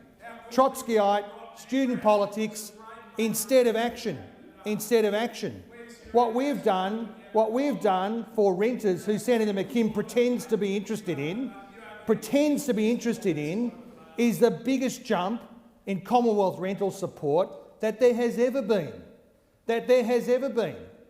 And Senator McKim and his colleagues in the Greens' dishonest campaign about this will go on and on and on.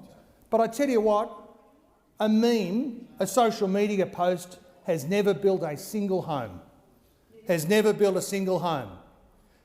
helped a person buy a home, has never helped a person to get more affordable rent. And what the government's broader approach will do is mean more homes are built, more homes are funded through the states, more homes are available for low and middle income earners, and of course it will never trouble any of the people in here who, without making assumptions about where people's personal circumstances are at, all have secure homes. But it's going to make a big difference. And this bill, we focus on the narrow circumstances of what this bill would achieve, would mean that 40,000 people's lives would be changed. And that's not good enough for you. So you'd rather have zero than 40,000 people's lives changed for the better. And all sorts of claims have been made. Claims that it would have an inflationary impact. in common between Senator McKim and Senator Bragg. I mean, it's just nonsense. It's just nonsense, not supported by any sensible economic analysis.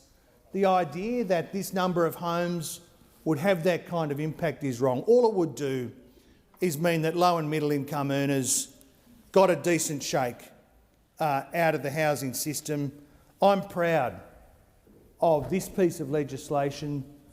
I urge senators to actually think about the faces behind the scheme, the people.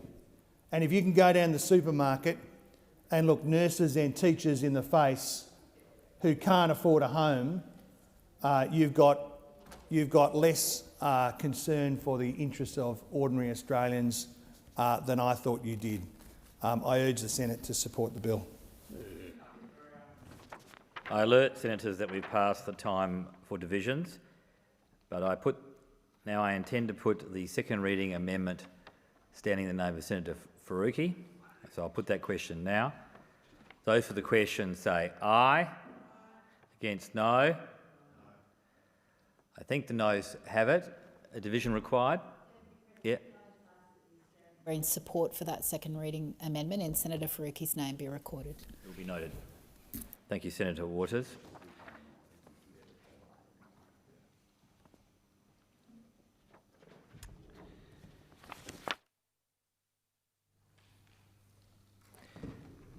Because that was passed in the negative, we now come to you, Senator McKim, to move your motion. I move the motion, the second reading amendment standing in my name. This is a second reading amendment which was foreshadowed by Senator McKim. Standing his name, he now moves it. I intend to put it. I put the motion standing in the name of a second reading amendment standing in the name of Senator McKim. Those for the question say aye. Aye. Against, no. I think the ayes have it. Is division required? Division is required. That is deferred until tomorrow.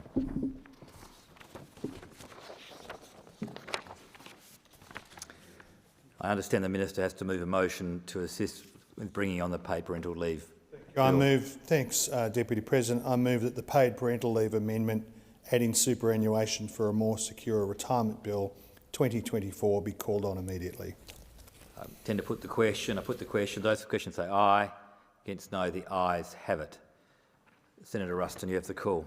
Thank you, Deputy President. I rise to speak on the paid parental leave amendment adding superannuation for a more secure retirement bill 2024. I want to state at the outset that whilst the Coalition will be supporting this bill, I will be moving a substantive amendment at the appropriate time to give further choice and control to Australian families. From the government's perspective, paid parental leave has been quite a torturous path. For those of us with any history or background whatsoever, we remember the incisive criticism of the then Labor opposition in relation to the former Coalition government's generous paid parental leave scheme, a scheme that the Australian people voted on in 2010 and 2013 and that the Labor Party vehemently opposed. The Coalition's landmark policy was essentially wage replacement paid parental leave, which included superannuation. But despite the very unprincipled position that the Labor Party adopted in relation to paid parental leave in the past, we have sought to be much more constructive as the opposition. Where the government has put forward sensible ideas, we have supported them. Indeed, we've supported a range of measures in relation to paid parental leave and changes. The changes contained in this bill essentially seek to extend superannuation contributions onto paid parental leave. As I've already touched on, the Albanese government is 14 years late on this reform, but I suppose better late than never. The Coalition has long supported the economic security of women and families.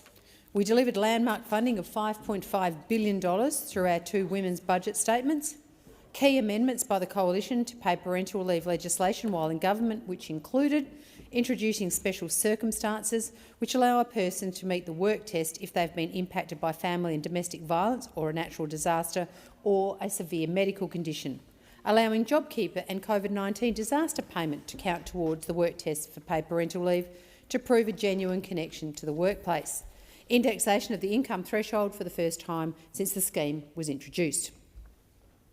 In March 2022, as part of the Women's Budget Statement, the Coalition underlined its commitment to PPL by announcing enhanced paid parental leave. Enhanced paid parental leave would have seen an investment of $346.1 million over 5 years to expand PPL, giving working families full choice and control over how they use the 20 weeks of taxpayer-funded paid parental leave. Under these measures, the Coalition sought to expand the scheme by combining the existing 2 weeks of dad and partner pay with the 18 weeks paid parental pay to create a single payment. Make the 20 weeks payment fully flexible to eligible working parents so they can share the entitlement between them as much or as little as works for the specific circumstances within the 2 years of their child's birth or adoption. Broadening the income test to allow a household income eligibility test of $350,000 per annum, providing an additional 2,200 families with access to the PPL scheme. The changes announced by the Coalition in March 2022 sought to reduce the complexity of PPL and increase support to new families while ensuring the scheme continues to support the health and well-being of birth mothers. It was pleasing to see the government adopt the sensible measures of the former Coalition government following the election.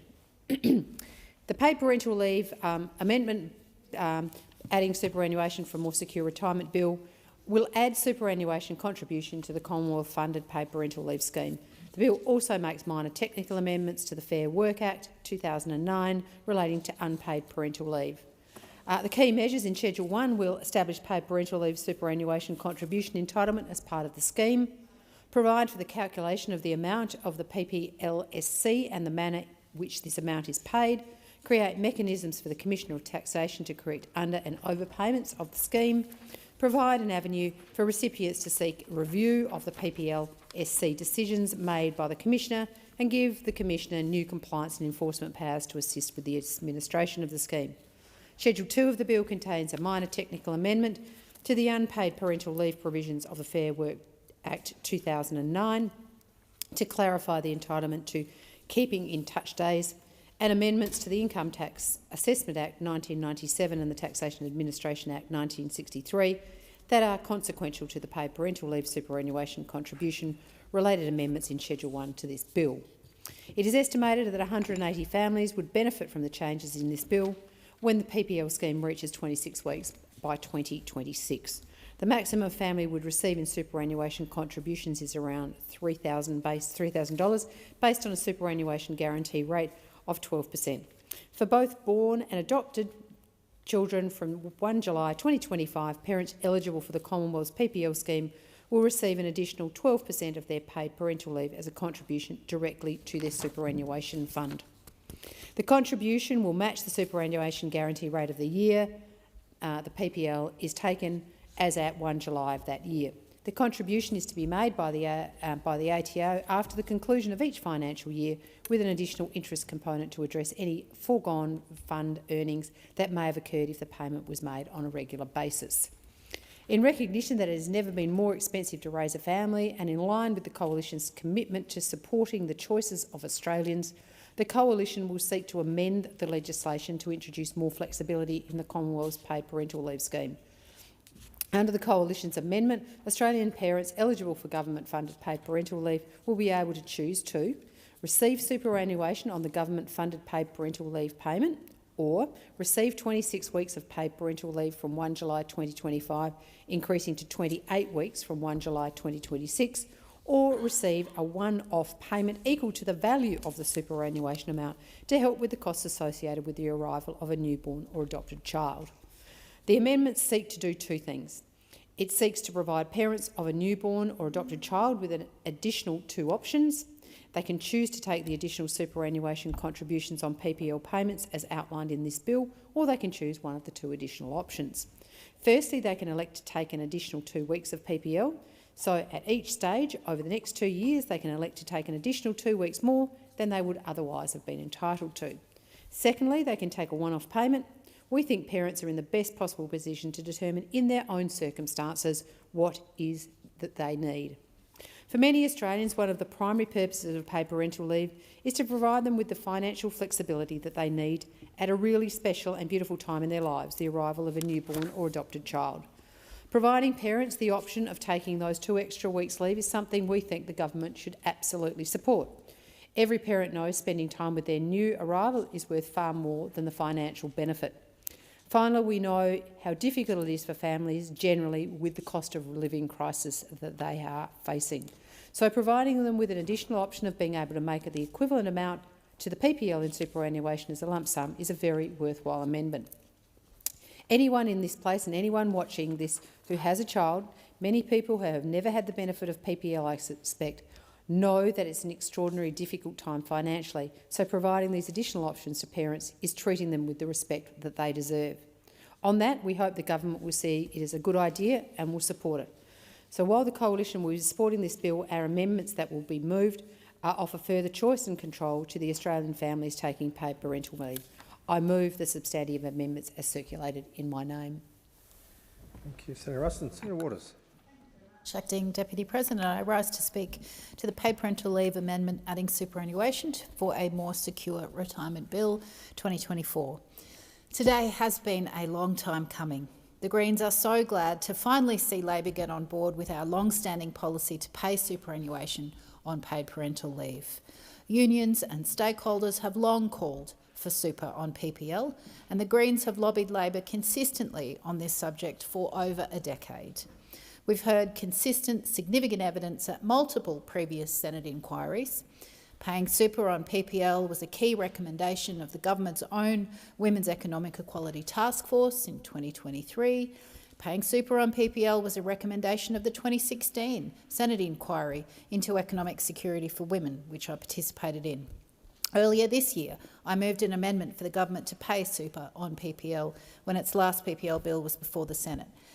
At that stage, Labor voted against it, despite having at the time already announced its intention to pay super on PPL. So after all of that, many false starts, we are so pleased that finally, after almost a decade, that this bill will pay superannuation on paid parental leave. However, once again, it's delay upon delay. This bill won't start paying super on PPL until 1 July 2025. Why, as with other meagre but positive improvements for women in previous PPL bills, why are you making women wait? After waiting this long for super on PPL, women should not have to wait until after the federal election for it to kick in. I don't see nuclear subs waiting for their money. I don't see coal mining companies having to wait for their fossil fuel subsidies or property investors for their public perks. But unfortunately, women, once again, are being asked to wait by this government. Currently, paid parental leave is the only leave entitlement that is paid without superannuation, and it's also the leave that's predominantly taken by women. Now, make that make sense except other than discrimination against women. So I'm pleased that we're finally removing this last vestige. The gender pay gap leads to a gap in retirement income, with women retiring into poverty, often after a lifetime of care and underpaid work. This means that women retire with significantly less super savings than men, with the gender retirement gap currently sitting at about 23%, according to the Association of Superannuation Funds. 1 in 3 women retire with no super at all, according to the Super Members Council. This has significant consequences for women's financial security and retirement, and sadly, I hope we all know that women over 55 are the fastest growing cohort of those at risk of homelessness. Paying super on PPL is one important measure that will improve retirement incomes for women. And on that, the opposition's suggestions to allow women to raid their super is certainly not going to help and would instead contribute to more poverty in retirement. But there's plenty more levers that the government could pull to close the gender retirement gap. One of them is to improve the affordability and accessibility of early childhood education and care so that women can stay in the workforce if they choose to after they have kids. This means making early childhood education and care free so that more parents can access it. It also includes properly valuing our early childhood educators, who deserve the 25% pay rise that they asked for, not just the 15% that the government has committed to.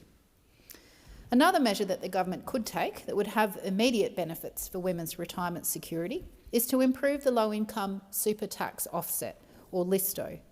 This was originally designed to make the super tax system fairer for low-income earners, and it currently refunds the 15% tax on superannuation contributions up to a maximum of $500 for workers earning up to $37,000 per year. But those settings and that eligibility no longer reflect the cohort that they were designed to represent. Tax scales have changed, inflation has increased, LISTO is no longer doing the job that it was supposed to do. The government could realign the LISTO eligibility and increase the offset through minor adjustments, which would make the super tax setting significantly fairer for low-income earners, the majority of whom are women, the majority of whom work in lower-paid jobs or on a part-time basis. Nonetheless, we're really pleased that the government is getting on with legislating paying superannuation on paid parental leave, but you can and must do more to make the paid parental leave scheme itself fairer, and we'd like to see that happen immediately. Australia has fallen behind other countries in the rate of paid parental leave.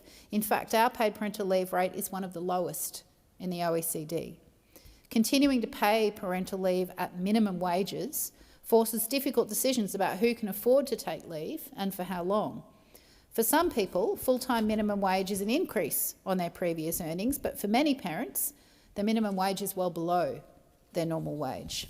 And as many stakeholders have pointed out over many PPL inquiries, continuing to pay parental leave at minimum wage is not an effective incentive to induce more fathers to take parental leave. The Greens support full wage replacement, including incentivising employers to top up the government scheme to replacement wage. Last year, the government's own Women's Economic Equality Task Force recommended expanding paid parental leave to 52 weeks, to pay superannuation on PPL and to eventually pay PPL at replacement wage. The Greens will continue to push Labor to actually implement the Wheat's advice. We were glad to support the package of legislation earlier this year to increase PPL to 26 weeks by 2026. However, parents should not have to have been asked to wait 2 more years to get to the 26 weeks that's accepted as an international minimum standard, again, making women wait for the small good thing that they deserve to have now. There's no reason to delay the implementation of good policy. This bill presents a critical opportunity to move towards best practice, and it could have included an immediate increase to 26 weeks of paid leave. It could have included, and it should have included, a pathway to 52 weeks of paid leave by 2030, in line with international best practice. Women deserve fairer paid parental leave. It improves their economic security, it reduces the gender pay gap, and it increases the likelihood of mothers returning to work.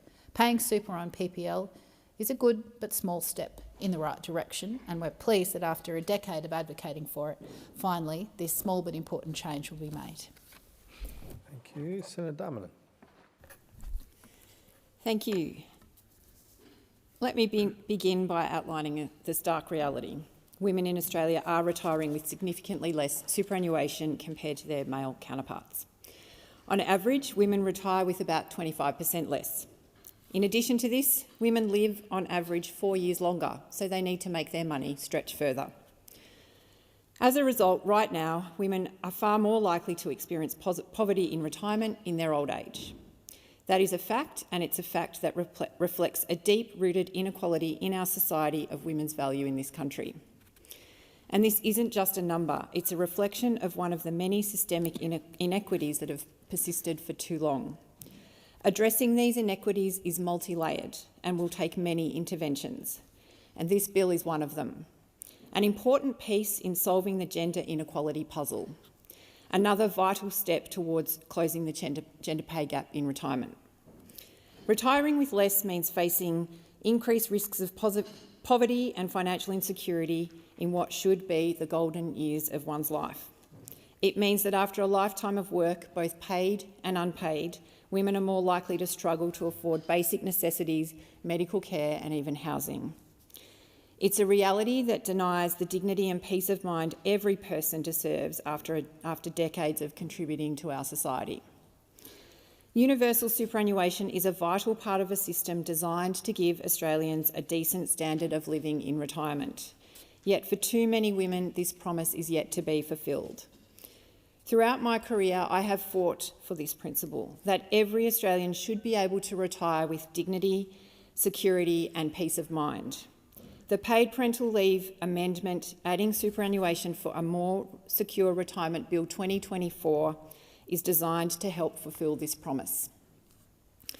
By ensuring superannuation is paid on government-funded paid parental leave, we are treating this entitlement just like any other government workplace entitlement that attracts superannuation.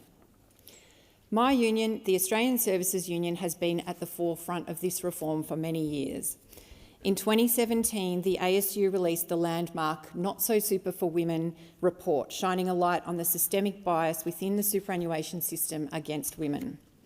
This report laid bare the heartbreaking reality that many working women face, that the very system designed to secure their future is systematically skewed against them. The ASU's report did more than just highlight a problem, it called for the reform I am so very proud to be speaking on tonight.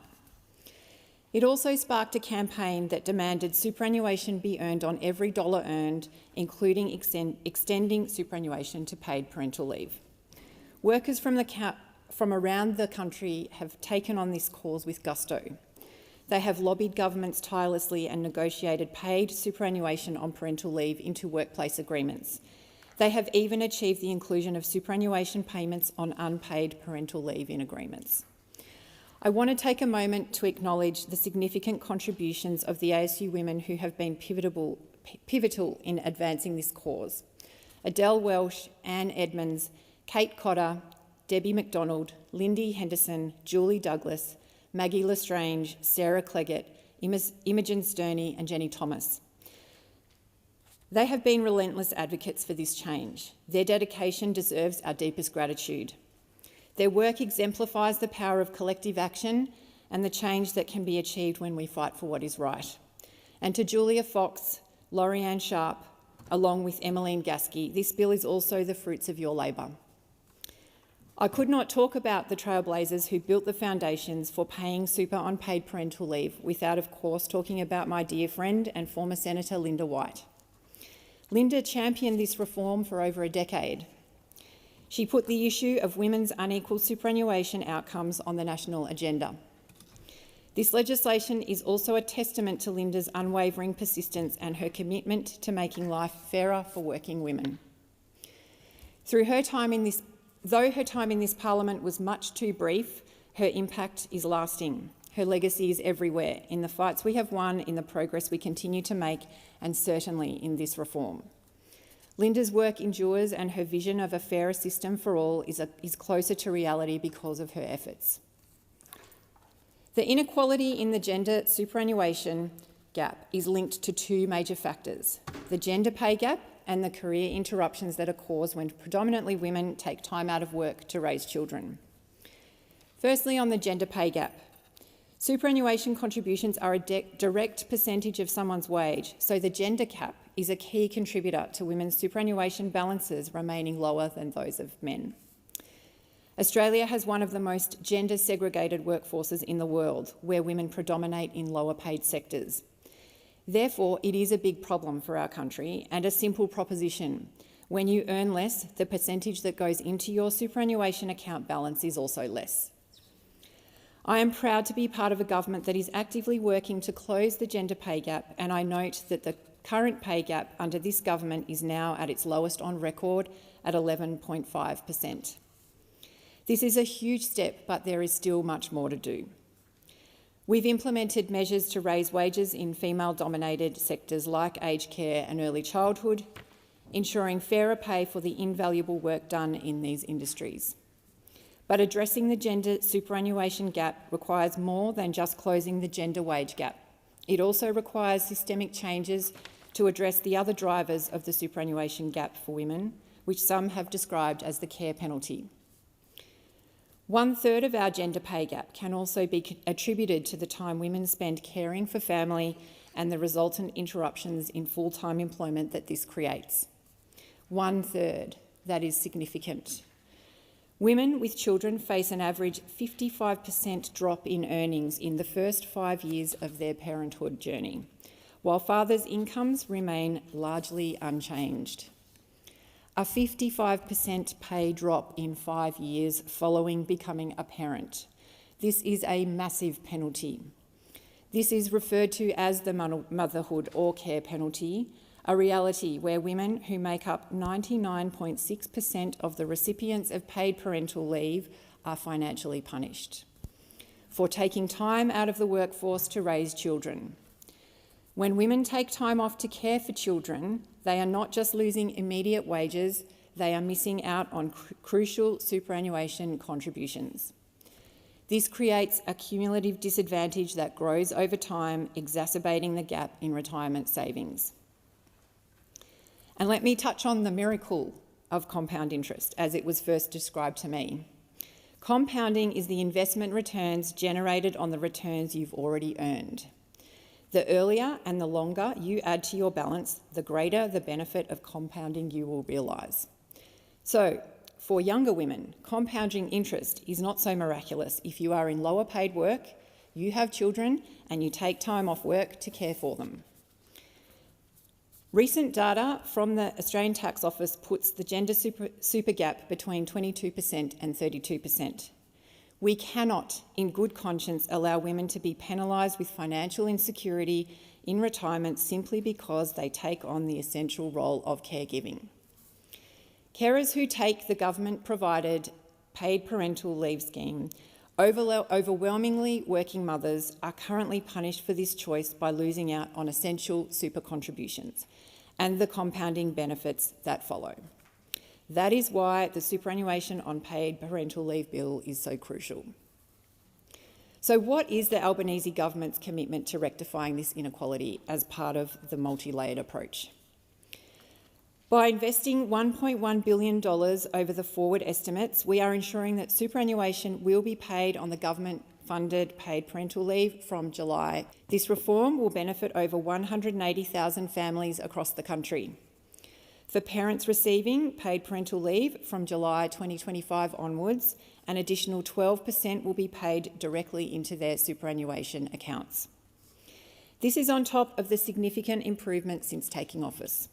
From 1 July 2023, we made changes to give more families access to the payment, made it more flexible to support parents in their transition back to work, and made it easier for parents to share care by creating a single payment accessible by both parents. From 1 July this year, we are delivering the largest expansion to paid parental leave since Labor established it in 2011. By expanding the scheme to a full 6 months by 2026, families will receive an extra 6 weeks of paid leave following the birth or adoption of a child. From July 2026, families will receive up to around $3,000 in superannuation contributions per birth. These measures demonstrate our commitment to supporting families and ensuring that both parents have the opportunity to care for their children without sacrificing their financial future. Now, I want to talk a bit about the second reading amendment moved by the member for Deakin. Earlier this year, the Coalition seemed to support this critical legislation. However, now they seem to be backing away. It is unfortunately not surprising, given the history of attempting to dismantle the superannuation system and use super as an easy policy fix for their whim of the day, that we hear this. The Coalition has spent years working against the very framework that aims to provide Australians with a secure retirement, and today is no different. The proposal that was outlined earlier by Senator Ruston, a so-called choice, a choice between cash payments and superannuation contributions on paid parental leave. The very core of superannuation is that it is deferred savings. Put money aside now so that you can retire with some money later. For retirement. Not for now, not to kick the can down the road. I'll take it now, then oops, sorry, nothing left for when I retire. This ridiculous proposition underlines a fundamental disagreement that those opposite have when it comes to understanding and respecting the essential role that superannuation and parental leave play in achieving financial security for women, and the nature of superannuation being deferred savings for retirement. Further, this proposition suggests to me that those opposite think the miracle of compound interest is only suitable for some, not childbearing women or young, low-income families just starting out. The proposition to allow parents a so-called choice to forego superannuation contributions, encouraging them to cash out their superannuation, completely misses the mark on what this bill aims to achieve. The purpose of this legislation is to put in place another strategy to close the gender pay gap in retirement, to ensure that government-paid parental leave is treated as a standard workplace entitlement, attracting superannuation contributions. Women have the right to retire with the same level of financial security as men. Ensuring superannuation is paid during parental leave is crucial to this goal. The Coalition's proposed amendments would ultimately disadvantage parents at retirement, leaving them worse off. This indicates a failure to recognise the long-term impact on women's retirement savings when they take time out of the workforce to raise children, or that there is a need to close the gender pay gap at all.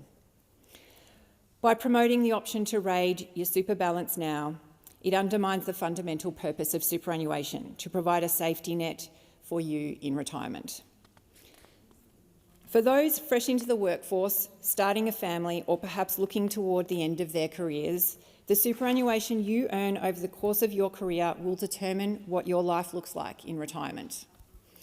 Starting a family should be an exciting time, not a moment forcing you to make an awful choice, one that may sentence you to a future of financial uncertainty. The Paid Parental Leave Amendment, adding superannuation for a more secure retirement bill 2024, is a critical step in the right direction. It acknowledges the essential work done by parents and ensures that taking time out to care for a child does not come at the cost of your future security. This is more than a policy. This is about dignity, respect, and a fair go for everyone. It's about ensuring that every Australian can retire with the security and peace of mind they deserve. Thank you, Senator Darman. Senator Green. Thanks very much, Acting Deputy President. I too seek to make a contribution on this incredibly significant bill, and I acknowledge the contribution from Senator Darniam about the really valuable work that the ASU did, and particularly our friend, our colleague, Senator White. The campaign for Super on PPL has been long-standing, and it is really pleasing and historic that we are now reached this point, that we have a Labor government prepared to deliver superannuation on paid parental leave.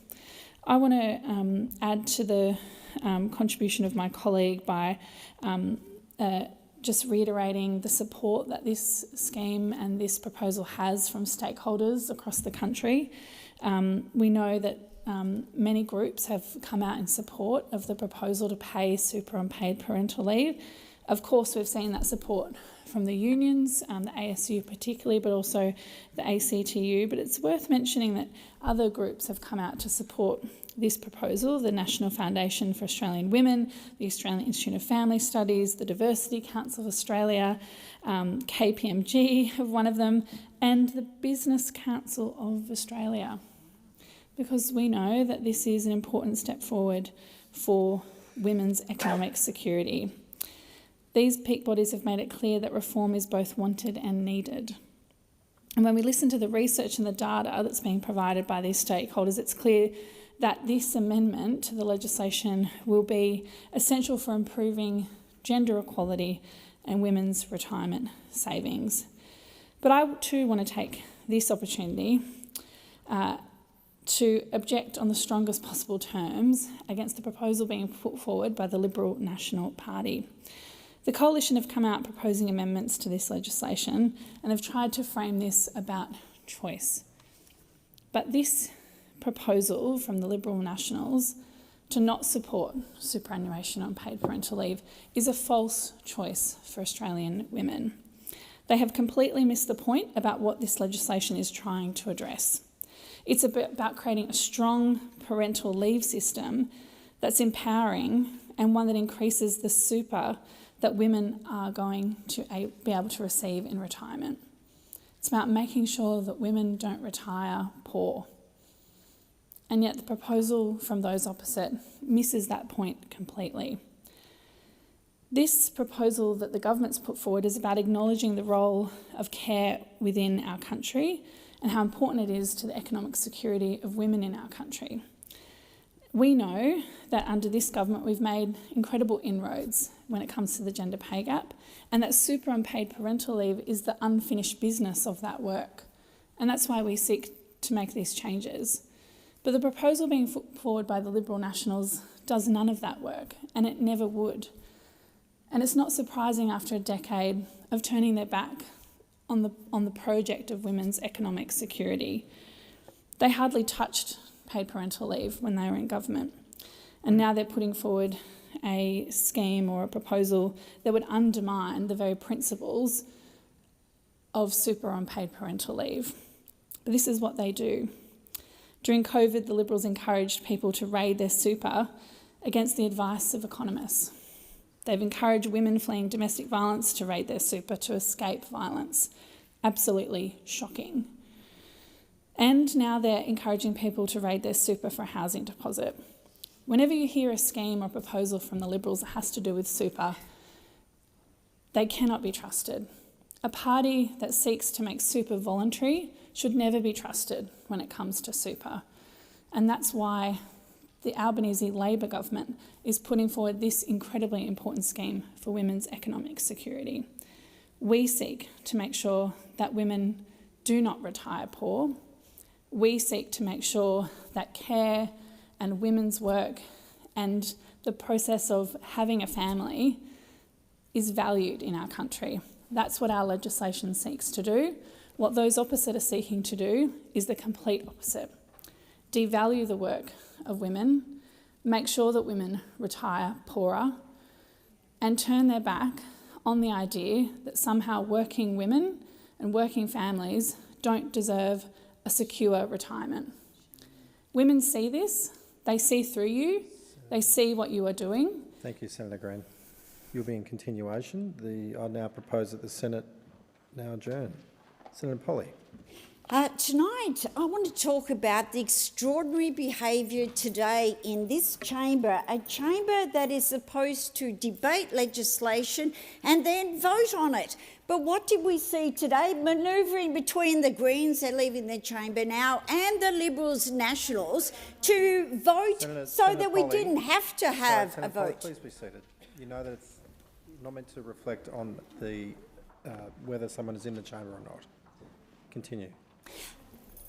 The extraordinary behaviour today of the Liberals and the Greens standing together, making sure that we didn't have a vote today on important legislation. So we have the Greens who come into this chamber regularly espousing how they're the only people that have a conscience and that want to do something for people who are renting, to get people into affordable housing. And what did they do today? They teamed up with the Liberals and the Nationals to ensure there was no vote on this very important legislation, so the Australian people see them for who they really are. They're political opportunists who really come in here, they say one thing in this chamber and then they do something very different when they go back. It's all about their social media grabs, but the relationship between Mr Dutton and his team and the Greens is getting ever closer. But it is extraordinary when there are so many people who can't put a roof over their heads. Families, some 40,000 families and individuals who were going to benefit from this legislation will not be able to have that opportunity to have a secure home, to raise their families and to be able to contribute to our community. That is appalling, absolutely appalling. And those that are interjecting now, I welcome your interjection, because all it does is reinforce how what you're doing, you know in your heart, is the wrong thing to do. It is the season for now those on the opposition benches will oppose everything leading into the next election, but your record for the last 2.5 years is to be voting no on everything. You talk about the cost of living crisis, and what do? You vote against every measure. Then we saw the extraordinary behaviour in question time today, where you wanted to start your scare campaign about things that were never, ever on our agenda at the last election or going forward into the next election. And then you want to talk about tax cuts. Well, the Australian people got the tax cuts that they deserve, not the ones that you were going to bring in. But then again, between when we changed and brought about fairness to these, fairness, I know it's a word that those opposite don't understand or have a commitment to, but the Australian people want their federal government to be fair. We were fair when it came to the tax cuts to ensure those people who deserved a pay rise, low-income workers, got their tax cut, but we also gave them pay rises. But what we see in this chamber, and what we saw very evident today, was that those opposite, along with their Green friends, will do and say anything to get a political edge. And so the Greens, who have been unable to commit to the 13,700 new social and affordable homes across Australia, they won't be built. They're not going to be built unless you change your minds and you actually vote for this legislation. But unfortunately, those opposite are only interested in political point scoring, just as we see the Greens continuously, all they're about is their social media grabs and trying to actually keep their constituency. But what we saw on display today was just gutlessness from both those on the opposition and the Greens. Because if you don't support the legislation, then vote against it. But don't play political games creating votes to stop us having a vote. If you really don't believe in it, have the guts to vote against it. But I suspect your cosy arrangements with the Green will continue to some time because you see some political advantage. You don't care about those people who can't afford a home. You don't want to help Senator people Polley, get into social housing. And this Senator McLaughlin. Thank you. I wish to provide the Senate with some early reflections on the finding of the Royal Commission into Defence and Veteran Suicide. These are early reflections. Members would know that I'm a proud legatee of Legacy, and Legacy has dedicated itself to supporting veterans' families for over 100 years. I joined them after a short sojourn in the shadow of the Hindu Kush myself, and that time reinforced the importance of family to the veterans and veterans' communities and those currently serving. Legacy's issued an open letter calling for implementation of all the recommendations, especially Recommendation 122, which seeks to create a new statutory authority to supervise the implementation of the remaining recommendations.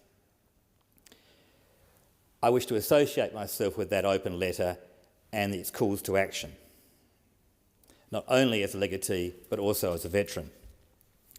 I also wish to put on the record my congratulations for Senator Lambie and my acknowledgement that she fought very hard for this Royal Commission, and she did so on behalf of families, and she should be rightly acknowledged for her great work. This Royal Commission report is the 58th report in a sequence and the 892nd recommendation. It represents or lays out before us an utter failure of Defence to implement change, an utter failure. It's a national shame. a national shame. In fact, the commissioners had so little confidence in Defence being able to implement their own recommendations, they recommend a statutory authority to oversee it. That's a tombstone, a totem of the failure of Defence. Some things I'm considering. This Parliament should seriously consider a national apology to veterans in the Defence community. We should think about, when we're dealing with veterans' entitlements, of reversing the burden of proof, so that when you apply or make a claim, the process is not so truncated that it adds to the trauma. It's something I've fought for and continue to fight for paramedics in South Australia. We need to find ways to ensure cultural change in Defence. That may mean changing the way we deliver leadership training. Senator Lambie has indicated that perhaps ADFA and its place in the Defence establishment should be reviewed. I'm open to that suggestion. We should also think about the allocation of honours and awards to senior Defence officers. They can't keep receiving honours simply for their service whilst a national shame is occurring in the background. It is a scar on our body politic. I want to thank all those that are currently serving and that have served. My thoughts and prayers are with the families of those who were hurt as a consequence of Defence neglect. I'm very sorry. I thank the Commissioners for their diligence and incredible work. It must have been quite a burden to listen to the evidence and families in pain. We have a moral obligation to care for veterans and their families in need. Now is the time to steel ourselves and work hard to build a better future for those in our Defence forces, for those that are currently serving and those serving in the future. Senator Tyrrell. Thank you, Acting Deputy. Were you that kid who found a creative way around it when you heard the word no? I know I was, and I expect many of you were too. I was mostly good at sticking to the rules, but there was always a line I was willing to step over.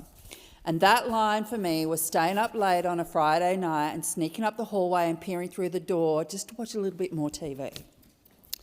The more times I was told I could not stay up past my bedtime, the more I was determined to do it. Pushing the boundaries is something kids are great at. Got a cause now, though. This is why I know teens are going to push any boundaries the government tries to set when it comes to banning social media. Look, I know there are good intentions behind this ban.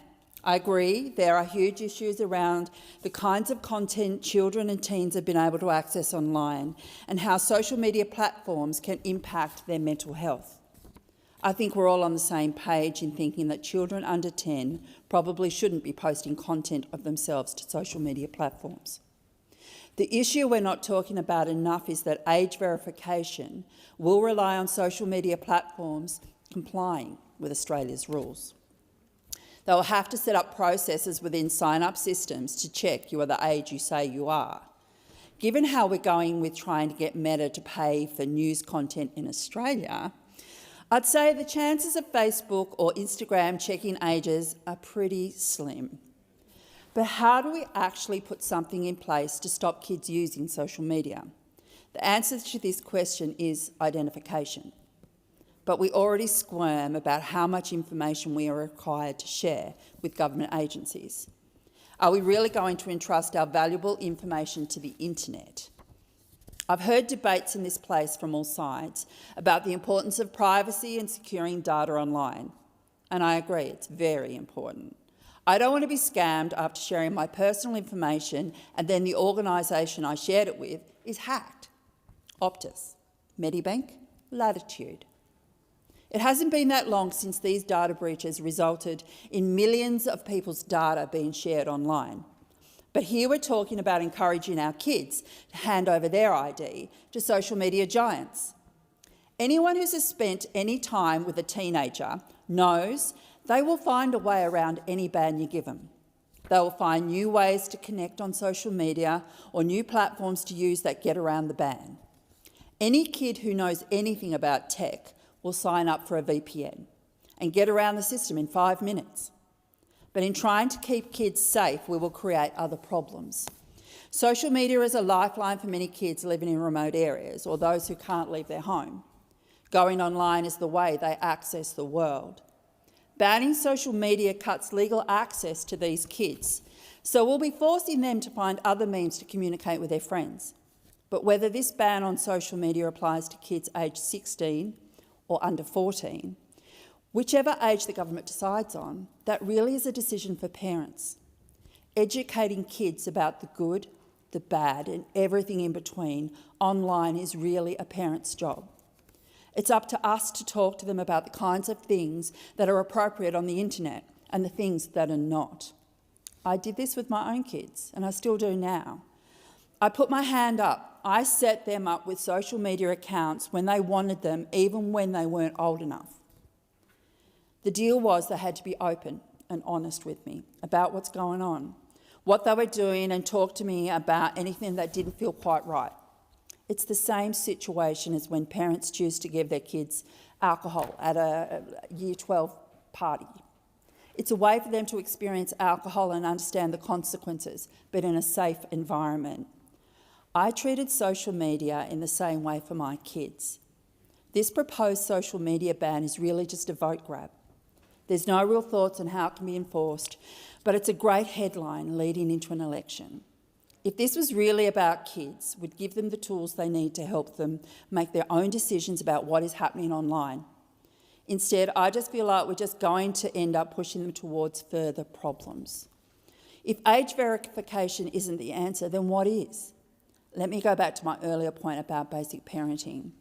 If you're giving your child a device, turn on the parental controls, talk to them about what is okay and what isn't, and keep that conversation going on forever. Senator Green. Thank you very much, Acting Deputy President. Before I begin my contribution, I might just acknowledge the Deputy President's contribution on the Royal Commission into Defence and Veteran Suicide.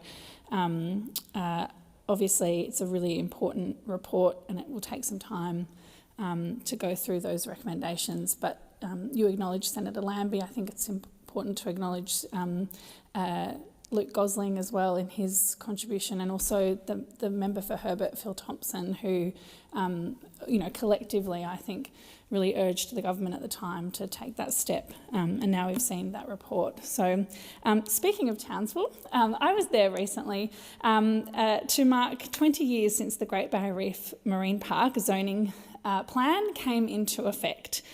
20 years ago, an important reform was implemented, and it was one that was contentious and hard fought at the time. And credit where credit's due, it was actually a Liberal government who brought in the zoning plan 20 years ago. They stared down the hard right in their own party. Senator Joyce at the time had some very strong views, but they did what was right, and they consulted with the community, and now we know that these reforms are paying off. The 2003 zoning reforms increased the size of protected areas from 5% to 33%. And by sustaining these zones over the past 20 years, we've seen huge improvements in the reef's health. The Reef Authority states that no-take zones have contributed significantly to the population of popular species, like coral trout, because of their role as reproductive sanctuaries. Research shows that fishes are larger and can produce more offspring, which yields a greater supply of baby fish to the surrounding fish areas. And don't our wreck fishers in Queensland just love that? The research also shows that reefs in no-take zones are better able to tolerate and recover faster from bleaching events, cyclones and COTS outbreaks. Reflecting on the introduction of the zoning plan reminds us that the tangible benefits of science-based policy reform may not be immediate right now, but it reminds us that we need to be courageous, because bold action now can mean a better future for the reef. Now, as our government works to protect the reef, we know that improving the water quality that runs into the reef is a key part of building that resilience. A few weeks ago, I was joined by the Environment Minister in North Queensland, and we announced a new Clearer Water for Healthy Reef program. This is $192 million to improve water quality flowing into the reef, and it'll target hotspots across the reef catchments, ensuring that funding goes exactly where it's needed. This is, of course, in addition to the investment of $200 million landscape repair program announced last year, which will help improve habitat for endangered turtles, birds and fish while improving land management methods in reef catchments. These are programs where we work together with farmers, scientists, traditional owners, all across our catchments to improve the water quality running into the reef, and it's backed up by real investment from our government. And of course, I couldn't mention the reef without mentioning the Outlook report, which was released a few weeks ago. Now, to sum up the Outlook report, it's very clear that we are at a pivotal time for the Great Barrier Reef. The action we take right now will determine its future. It is fundamental to this effort in building the reef's resilience to adapt to changing climate. There's, of course, the importance of the natural resilience of coral reefs. We know that they have the ability to adapt and survive, but only if they're given time to do that. As the world warms, the windows of recovery between extreme weather events have been lessening, which is why we must do absolutely everything we can to protect the reef. The reef is my home, and it supports thousands of jobs in the regional communities I represent. I just wish that the members of the Liberal National Party that represent those communities would stand up for the reef as well. Because unlike the Liberal government that brought in those reforms 20 years ago, the Liberal National Party under Mr Peter Dutton is afraid to stare down the hard right extremists in his party that say that protecting the reef is not something that they should do. It's disappointing to communities in Queensland that we have an LNP government, LNP opposition prepared to talk about repealing reef regulations, reducing the protections that we have for the reef, and of course, going down a path of nuclear power that will not lead to lower emissions or cheaper power, but will put the reef in real risk for the future. We know that the Labor government is protecting the Great Barrier Reef, but the Liberal National Party will never do that. Senator Cadell. Thank you, Acting Deputy President. A lot of debate today about housing, all around the housing issue, and we're talking about the funding of the purchase side, the demand side. But what we're really talking about when we get to this is the relative advantage of different purchases, because we're only talking about one side of the housing equation, not supply. And Acting Deputy President will know that when I first came down here and was looking for somewhere to stay, we got into a bidding war with each other on a property we didn't know we were bidding against one another on there, and that's what gets down to on the purchase side. But let's talk about the supply side. Because in this chamber, in state chambers, in local government chambers around Australia, property developer is an evil word. People don't accept donations from them, they don't have influence, they don't have meetings with them. But if we are to get the supply side right, this country is dependent upon those that develop properties, those that develop land, those that build buildings for this housing. And until we get supply side right, we will never get this housing problem right in Australia. We simply need to build more dwellings. We need to develop more land to put more people. That is the bottom line. And no government will be putting their money in this. It'll be private investors. It'll be mums and dads. It'll be small business. It'll be big investors, big property developers across Australia that do this. And by not having them in the conversation, we do a disservice. I do note in New South Wales, the Premier, a Labor Premier, I'll give him his credit, Chris Minns, is actually taking on some of these NIMBYs in some of the planning zones and in inner city on public ways where there's transport lines and stuff like that. That is a good thing, but we need it to be bigger and better. The independent planning assessments and councils everywhere are fearful of what they do if they approve dwellings, if they approve land developments, if they approve subdivisions, and they shouldn't be, because what they are doing is they're depriving young families of houses. They are depriving mums and dads of getting a better house. They're depriving people of what we're trying to do here today, affordable housing, and they are driving up the prices by not approving these things. We can all take a laugh at Senator Faruqi here when everyone brings up development, we talk about a Port Macquarie thing. She created more dwellings for people. That is a good thing. I will meet with developers. I will talk to developers because they are the answer to this. I asked my office to go through and look in the Hunter what might be around that we haven't seen there. They came with one called Kings Hill Development, at the urban release area. 3,500 lots, just 50 kilometres from me, in the Port Stephens area, Port Stephens Council. That would allow 10,000 residents to move in the next 10 years. 10,000. It's been held up for 12 years. And let me talk about the funding aspects of this. It has received $1.5 million from the HAF that we approved going there. But it's then $661,000, a local Commonwealth grant from the local housing plan to redo it, that's stopped it. They've put 1.5 in to allowing something to happen, develop it, and 660 to a local housing plan that's taken it from 3,500 lots down to 700 lots and made it unviable. And this is what we get. A developer that comes to a place, correctly zoned land, goes through a process, 3,500 lots, that goes through the approval process, does it right, puts their money, $50 million so far they've put into this project to put these hands there, and it doesn't go ahead. And what is the cost? It means that we still have to house people. We put them somewhere. We just have to put them somewhere else because these people say, not in my backyard. So does Madawi get it? Does Wallalong get it? There's a claim that we're going to infill some ex-Housing Commission places in Raymond Terrace. I know Raymond Terrace. The Housing Commission places, they did them cheaply. There is no drainage. There are no sump pits. So a developer's going to buy 2 or 3 lots, go to do a DA, and see a bill for $150,000, $200,000, $300,000 for drainage and say, no, I can't do it. So we need to get more people involved in allowing these projects to happen, because if things like Kings Hill don't go ahead, that has the local Warramai people's approval, that has all the planning zones in the right zone, 3,500 homes. What happens to the missile development zone in the Aerospace Space Centre in Williamtown that was announced the other day if we can't put people there? If you can't put people near their jobs, if you can't put people near growth, if you can't give people hope, anything we pass in this House about who funds it is just giving comparative advantage in a worse market. We are creating more money and more cost for people by not opening up supply. We have to stop demonising the people that can help housing supply in Australia. We have to get them in the tent. We have to get people like Kings Hill Development out there building land so we can all have somewhere to live. Senator Cadell, your time's expired. Senator Kovacic. Thank you. Thank you, Acting Deputy President.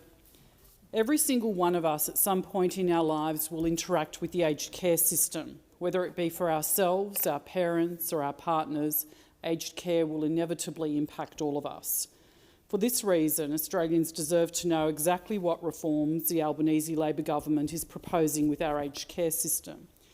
Our population is ageing rapidly, with more than half of aged care homes across the country already operating at a loss. The way aged care is delivered and supported clearly needs to change. We must ensure our aged care system is sustainable, world-class and, most importantly, provides dignity to older Australians. The former coalition government initiated a Royal Commission that laid the groundwork for a better system. And this week, the coalition has continued that commitment by agreeing to work with the government on key reforms to be introduced into this parliament. Shadow Minister for Health and Aged Care, Senator Ruston, is fighting hard to get a fairer deal for older Australians and their families, and I want to highlight what has been achieved through negotiations so far. First, the coalition ensured that grandfathering arrangements are in place so no Australian already in the aged care system will pay more than they do today. Second, we introduced lifetime caps on contributions, giving families certainty about the maximum they'll ever have to pay. We also negotiated a lower taper rate to slow down the rate at which contributions increase. And we secured a critical assurance. The federal government, not the consumer, will continue to be the majority funder of aged care. The Coalition have long understood that rural and regional aged care homes face unique challenges in our country. These communities need more support, and so far the Albanese government is failing to provide that support. That's why the Coalition has fought for additional funding to help aged care providers in the bush, providers that are struggling to keep their doors open. We must ensure that aged care in rural Australia is not left behind. The reforms proposed by this government are a step forward, but they must be thoroughly scrutinised. To be clear, this is Labor's package of reforms and it hasn't been a co-designed process. That is why the committee process is critical. Submissions to the aged care inquiry are now open and can be lodged on the Community Affairs website. If you, your family or loved ones have ever engaged in the aged care system, anyone in this country who has an interest, that is who we need to hear from. We must ensure that these reforms are treated with the transparency and accountability that our aged care system deserves and that our older Australians deserve. We owe it to our older Australians to get this right, but we also owe it to young Australians to ensure that they are not left with an unfair tax burden of an inefficient aged care system at the same time they are struggling to buy and own their own homes. This is our chance to build an aged care system that not only meets the challenges of today, but stands the test of time for future generations. Thank you. Senator Antic. We hear the term Orwellian a lot these days, perhaps so often that it's lost its meaning, but Labor's Combating Misinformation and Disinformation Bill is truly deserving of the term. The bill seeks to penalise those who promote so-called misinformation and disinformation online. Now, obviously, how one defines misinformation is critical. The bill essentially creates the possibility that anything the establishment considers harmful, false, misleading or deceptive is either mis- or disinformation, depending on how intentional it is, which of course is also a highly subjective matter. Now, it's worthwhile casting our minds back to the COVID period to recall that in those days misinformation and disinformation essentially meant any claim that contradicted the government's often spurious health advice. Those claims were perilously verified against the Therapeutic Goods Association's advice or those of the various health departments. Examples included saying lockdowns were illogical or masks didn't work or that the vaccines carried dangerous side effects, didn't prevent transmission and so on. Now, all of these statements turned out to be true. It wasn't difficult to know that. And thanks to a Freedom of Information request from my office last year, we know that the Department of Home Affairs paid a foreign company more than $1 million to monitor COVID-19 posts online and then alert the various social media companies of the controversial material. Home Affairs hired a London-based company to monitor social media posts during COVID and then notify the department who then required social media companies to either remove or minimise the reach of these posts. As many of 4,000 social media posts were secretly censored during the height of the COVID pandemic, and many of them contained factual information and reasonable arguments rather than misinformation. Examples of targeted posts included claims that COVID-19 was released or escaped from a Wuhan lab in China, that the vaccine didn't prevent infection or transmission, or that lockdowns were ineffective. Now, these are no longer controversial statements, or at least they shouldn't be. Misinformation, disinformation and harm are all crucial concepts in this bill, and there are many avenues I could take in discussing this, but to focus on one, the bill would make the following an offence: harm to public health in Australia, including to the efficacy of preventive health measures in Australia, and we saw how that played out in recent years. Also, vilification of a group in Australian society distinguished by race, religion, sex, sexual orientation, gender identity. But the question is, of course, who defines this? The government? The courts? The bill provides an easy platform for governments to silence political opponents and those who hold inconvenient but true beliefs. Why should Australians trust that the regulatory authority ACMA's powers wouldn't be politicised? If this legislation had been operative during COVID, people could have been fined hundreds of thousands of dollars for posting true statements online. Furthermore, the content that is excluded from the penalties include professional news content. Professional news content means the traditional news outlets, newspapers, 6 o'clock news, radio and so on. So the bill appears to be aimed effectively, fairly and squarely at alternative internet platforms that defy the government-approved narrative. Is this all about Twitter, X? Why is the establishment so against X? And why is this government so against Elon Musk? Trust in our institutions and corporates like the mainstream media is in free fall. Social media presents challenges regarding free speech, that's no doubt. And there are criminal matters which should never be promoted by algorithms. But the discussion that must be had is the desire to balance individual liberties with the stability of society. And as usual, this government's approach is heavy-handed and rushed. Orwell said, if liberty means anything to all, it means to the right people tell people what they don't want to hear. I'm certainly going to keep saying what I believe to be true and what I believe Australians of good faith wish to hear expressed in their parliament. This bill must be defeated for the good of our nation. Thank you. Senator Smith.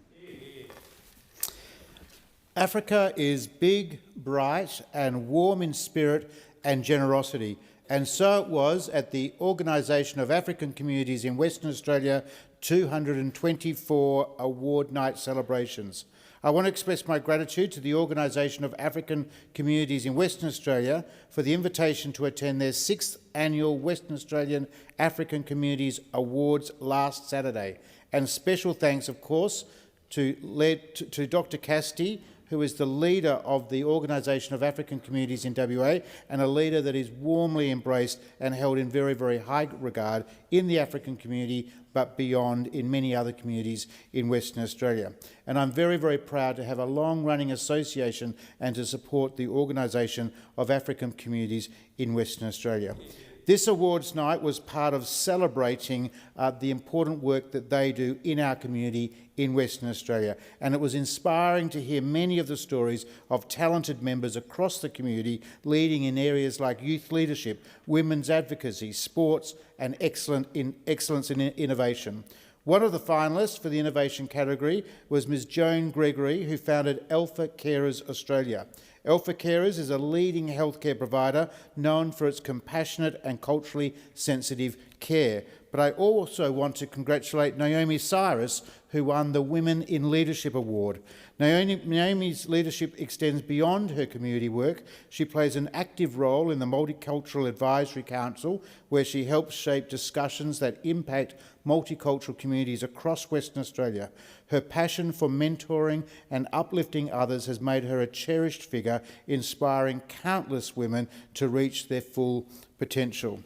And of course, it was a night of celebration, and it was important to recognise and honour the tremendous success that African communities have had in Western Australia.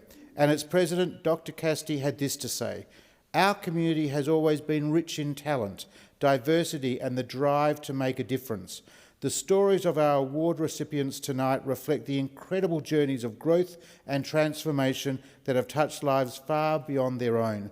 Their achievements remind us of the potential that lies within each of us to inspire, to influence and create meaningful change." She goes on to say, "As we celebrate these moments of triumph, let us also take this opportunity to reflect on the importance of unity, mentorship and giving back to the community. Together we are not only stronger, but also capable of achieving greatness in ways that will continue to uplift future generations." Once again, I thank all my friends in the African community in Western Australia for their support, the great work that they do to make Western Australia a great place to live and to bring some of that brightness, some of that boldness, that warmth and spirit and generosity from Africa to Western Australia. Thank you. Senator Scarr. Thank you very much, Madam Acting Deputy President. Can I just congratulate Senator Smith on his remarks, and it's wonderful to hear that Western Australia has a wonderful African diaspora, as we have in my home state of Queensland. I do note, through you, Madam Acting Deputy President, that there will be some very significant football competitions coming up, where there'll be national competitions in the Congolese community, Australian Congolese community, being held in Darwin, and the Burundian community, which is going to be held, I think, in Adelaide. So I give my best wishes to members of the Queensland Congolese team, their coach Kato, my good friend, and also to the Burundian team for your national competition as well. Thank you very much for everything that you all do. I'd like to congratulate, Madam Acting Deputy President, everyone involved in the PNG 49th Independence Day celebrations in my home state of Queensland. And there are many, many Wontoks to thank, and I've got a list of Wontoks here to thank, and I'm going to take it out of the billum that was presented to me at the Independence Day celebrations, and thank you for that. I'd like to congratulate Lynette Wessel, who's president of the PNG Federation of Queensland Inc. And Lynette does an absolutely terrific job year after year as president of the Federation. So thank you so much, Lynette, for everything you do. I'd also like to thank Maureen Mopio, who's the Vice President of the Association and is a very, very accomplished journalist in her own right. And I commend senators to be interviewed by Maureen on Radio 4EB if you get the opportunity. She's a wonderful, wonderful lady, so thank you, Maureen. I'd also like to acknowledge the presence of the Consul General, Mr Riatao Rao.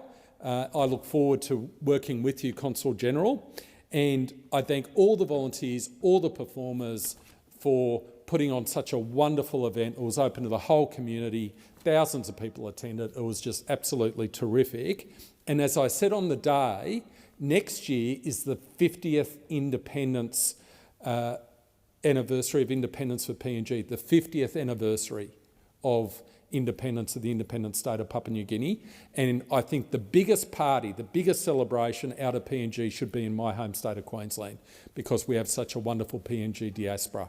And as members in this chamber will know, I lived and worked in Papua New Guinea between 1999 and 2001, and it was an absolute privilege to do so. And it was actually very, very difficult to leave at the end of that time, because the bond with my PNG Wontoks is so strong. So thank you for everything that you do. I would now like to congratulate the Federation of Sri Lankan Organisations of Queensland Inc. for a wonderful Sri Lanka Day event that was held just this last weekend. And I give my heartfelt congratulations and pay tribute to President Dr J. Wirawadena and his team. And the team, it is a team. In the booklet that was handed out on the day, there's the event organising committee, and there's actually, I'll count them, 24 members who are listed on that organising committee, and they did such a wonderful job bringing together a great event. And the patron of the Federation of Sri Lankan Organisations of Queensland Inc., Mr Anton Swan, who served for many years as Honorary Consul in Queensland, was in attendance, and I'd like to specifically recognise his contribution to multiculturalism in my home state of Queensland. He's an outstanding example of the very best of Australian values, and I'd also like to congratulate the members of the community who received Community Service Awards from the Sri Lankan community, and that was Mr Dame Rathnayake, who unfortunately, sadly, passed away last year, and Dame, with his wife Amara, played a lead role in preserving and nurturing Sri Lankan cultural heritage in my home state of Queensland. I'd like to pay tribute to another winner of a Community Service Award, Mrs Kanthai Wijasoma, and she's been heavily involved in terms of community radio across Australia, I think, was integral in setting up a language school and also a women's association, has just been an outstanding leader in the Queensland Sri Lankan community. So thank you so much for your contribution. And lastly, Mr Lal Mendes, who very sadly passed away last year. Lal was a driving force behind the Sri Lankan Sporting Association, and he was also instrumental and a driving force behind establishing successfully the first Sri Lanka Day Food and Multicultural Festival in 2021. So I give my congratulations to his family for the contribution he made. All great members of the Sri Lankan community in my home state of Queensland, and each and every one of them representing the very best of Australian values. Madam Acting Deputy President, I would like to congratulate the Tamil Association of Queensland Inc., an association which has been in existence since 1986 for nearly 4 decades and has been a pillar of strength for the Tamil community. And just this last Sunday, we had an inaugural event celebrating the formation of Femisphere. And Femisphere set up by the Tamil Association of Queensland is an initiative whereby women's issues within the Tamil community can be ventilated, can be considered. Health issues, issues of domestic violence, legal issues, issues specific to women can be considered, ventilated amongst women in the community, and expert advice received. People can receive assistance, share their concerns, and it's just a wonderful, wonderful initiative. And I'd like to congratulate the President of the Tamil Association of Queensland, Inc., Karthik Ellen Govan, in relation to his leadership of the Tamil Association and getting this initiative off the ground. Great initiative, wonderful initiative. I want to congratulate all the members of the subcommittee of Femisphere that's been established. Mrs Preeti Singh Sudasan, convener, Mrs Srimathi Narayanan, deputy convener, Mrs Uma Agnal Anton, assistant treasurer, and Mrs Sangeetha Rajaswaran, public relations officer. And we heard from some of the conveners during the day, outstanding speeches, very thoughtful speeches, a great contribution. And lastly, I'd like to recognise some special members of the Tamil community in Queensland who were recognised during the event. Outstanding women who provided great leadership in the Tamil Association of Queensland and for the community. And it was so fitting that they received their certificates of recognition on the day, because they're really the inspiration for the next generation. And that's one of the points I made. One of the great things about this initiative it's going to inspire the next generation of women and girls coming through, and that's a great thing. So I'd like to give a special call out and place on the Hansard record the contribution made by Mrs Chitra Yogi Shrikanta. And I want to read the reason she was given, Mrs Chitra was given the award: in recognition of the outstanding dedication, creativity and skill in the art of dance and an inspiration of the wider community. The Nada Nanjali School of Dance was established in 1993. Over the past 3 decades, Mrs Chitra has nurtured hundreds of students, imbuing in them the same love, discipline and dedication to Bharatanatyam that has been the hallmark of her own journey. So thank you so much, Mrs Chitra, for your contribution. And the other certificate of recognition was given to Mrs Solachana Devi Vivekanandatham in recognition of outstanding dedication, unwavering support and an inspiration to the wider community since 1970s. As one of the founding members of the Tamil Association of Queensland, which was established in 1986, Mrs Devi has held key positions: Vice President, Secretary, Treasurer. She's played a pioneering role in Tamil 4EB Radio, which is our multilingual community radio station in Queensland, Hindu Alai Sangam, Brisbane Tamil School, a language school, and other organisations. And Mrs Devi and her husband actually opened the first Indian grocery store, KK Brothers, in Chelmer, in my home state of Queensland. So just a wonderful event to recognise these 2 outstanding women who are part of the Tamil Association and have been the inspiration in many respects for the next generation of women coming through that community. Congratulations to the Tamil Association of Queensland. Each and every one of you, again, you represent the very, very best of Australian values. Thank you. Senator Babet.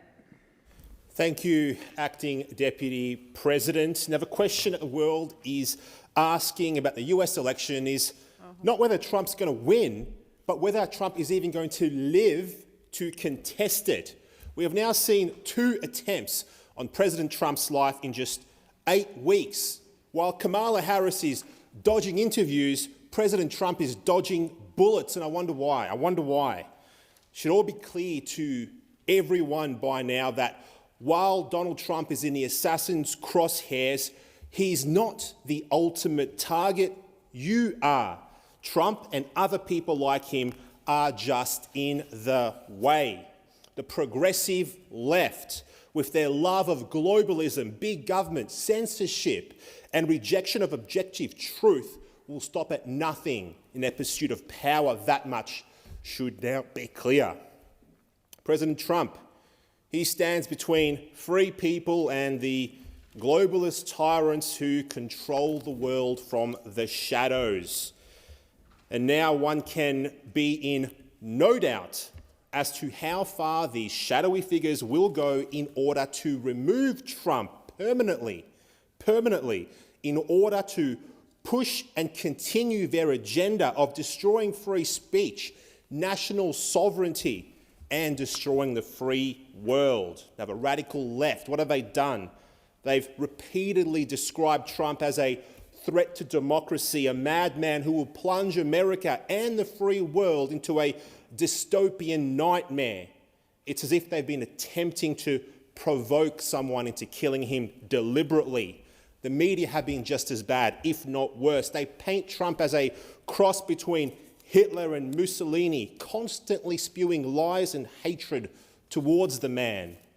And so 8 weeks after Thomas Matthew Crooks fired off a volley of shots at President Donald J. Trump, striking the president, a second shooter has tried to assassinate the Republican leader at his home in Mar-a-Lago. 2 assassination attempts in 2 months, and the leftists at our own ABC didn't even bother to make it the main story on their website on that day. That Trump can be targeted and the ABC don't consider it to be worth more than a small news brief on their homepage tells you everything you need to know about the radical left. The left, in reality, are not after Donald Trump. They are after free citizens. Trump is just an obstacle in their way. That's why they have lied about him, impeached him, indicted him, shot at him, and now attempted to kill him for a second time. Trump's belief in freedom of speech angers the authoritarians. Trump's belief in free enterprise annoys the technocrats. Trump's belief in national sovereignty frustrates the globalists and a progressive left who reject the nation state in their blind pursuit of a borderless, dystopian world controlled from Brussels. They hate Trump because they cannot own him, they cannot control him. Trump does not need the trappings of office. The White House is a step down from Mar-a-Lago. Trump doesn't need the fame, the accolades, or the money. Trump is not president, he is still a highly successful businessman. If Kamala, on the other hand, is not president, who is she? A screeching, cackling banshee, that's what she is. So Trump cannot be owned, manipulated, or managed. That's why they fear him. He is the embodiment of those who cannot be controlled, and control is what the progressive left crave. When Trump dodged a bullet from Thomas Crooks's gun a couple of months ago, we all dodged a bullet. When Trump was saved from a sniper's rifle just a few days ago, all freedom-loving people were saved. Call it luck, call it providence. One thing is clear, if President Trump is killed, the world will be a very different place. Who will dare stand for freedom and liberty against vast state power which has been arrayed against the little guy?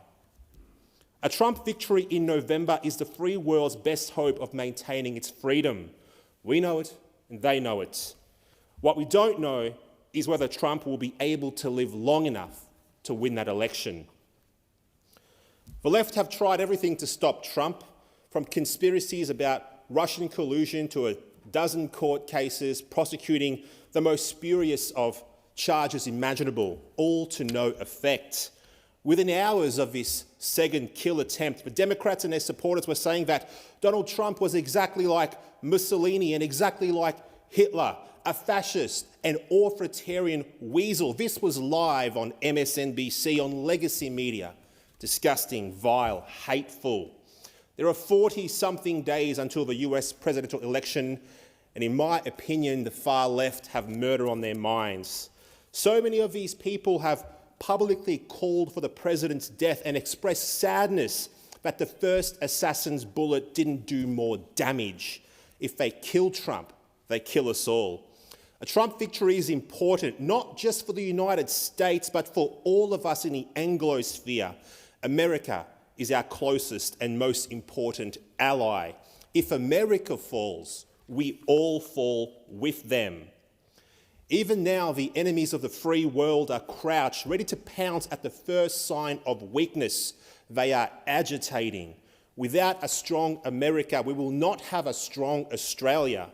And so Trump's promise to make America great again is a promise to make Australia great again as well. A strong America means the age of prosperity will continue.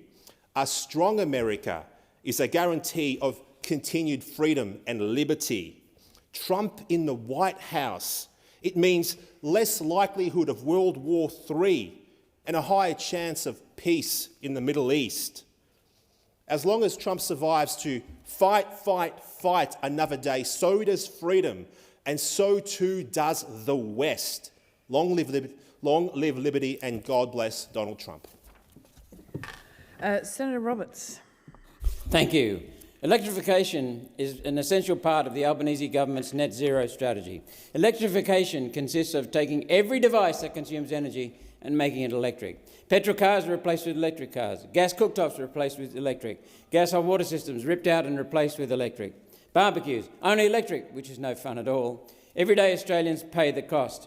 To me, it's unwise to put all our eggs in the electricity basket when we are reimagining our electricity grid to rely entirely on weather-dependent generation. To the government, of course, such heresy is mere disinformation. I'm sure Minister Bowen is champing at the bit to declare any online critics of net zero as threatening the environment, leading to a ban on disinformation. The truth is, electrification is something we must debate. There are real risks to the public, and the price tag is astronomical. So let's start with safety. The internet is reporting China has banned electric vehicles from underground car parks, following a Daily Telegraph story on the weekend. The inference is the ban was from the government, when in fact the Telegraph made clear the ban was from car park owners and from apartments above the car parks. It's business acting to protect themselves and their customers. Local news reports that property owners were spurred into action after 11 intense battery fires in Hangzhou province. The reports have revived fears in China that the new low carbon dioxide technology is more trouble than it's worth. Definitely, yes it is. One viral social media post involved a Hangzhou car showroom catching fire after a display car spontaneously combusted. A brand new vehicle, there was no issue of faulty maintenance or handling. As the Telegraph correctly reported, the science is clear. Quote, when EV batteries do overheat, they're susceptible to something called thermal runaway. That's when physical damage or a manufacturing fault triggers a chemical chain reaction within the battery. It can be a short circuit, it can be a puncture, or an external heat. Such damage can lead to a high temperature fire or toxic gas explosion. About 95% of battery fires are classed as ignition fires, which produce jet-like directional flames. The other 5% involve a vapour cloud explosion, writes Edith Cowan University academic Muhammad Zahar. Recently, 5 cars were destroyed when a damaged battery fell from an EV parked at Sydney Airport. A Tesla went up in flames on the road after contacting debris that fell from a truck near Goulburn. No ways have been developed of smothering a lithium-ion fire. The safest place for an EV is in the open air, where any fire can be contained until it burns out, without destroying the property of others in the process. Secondly, when it comes to electrification, the elephant in the room is cost. The process consists of rebuilding the national electricity grid, generation and transmission. Energex and Powerlink have identified emerging limitations in the electricity network supplying the Brisbane CBD. The power grids in Brisbane and across Australia were not built for our modern population density and certainly weren't built to take the full load of energy that's now required to electrify houses, cars and businesses. They note corrective action is required to avoid network overloads and to avoid load shedding, known as brownout, which is when the power is selectively switched off to houses and businesses to prevent a wider blackout. Smart meters will make brownouts easier, providing the ability for power companies to remotely turn off air conditioners and power to the living areas, leaving the kitchen circuit functioning to keep the fridge on. New houses are being built with that circuit arrangement. It's control.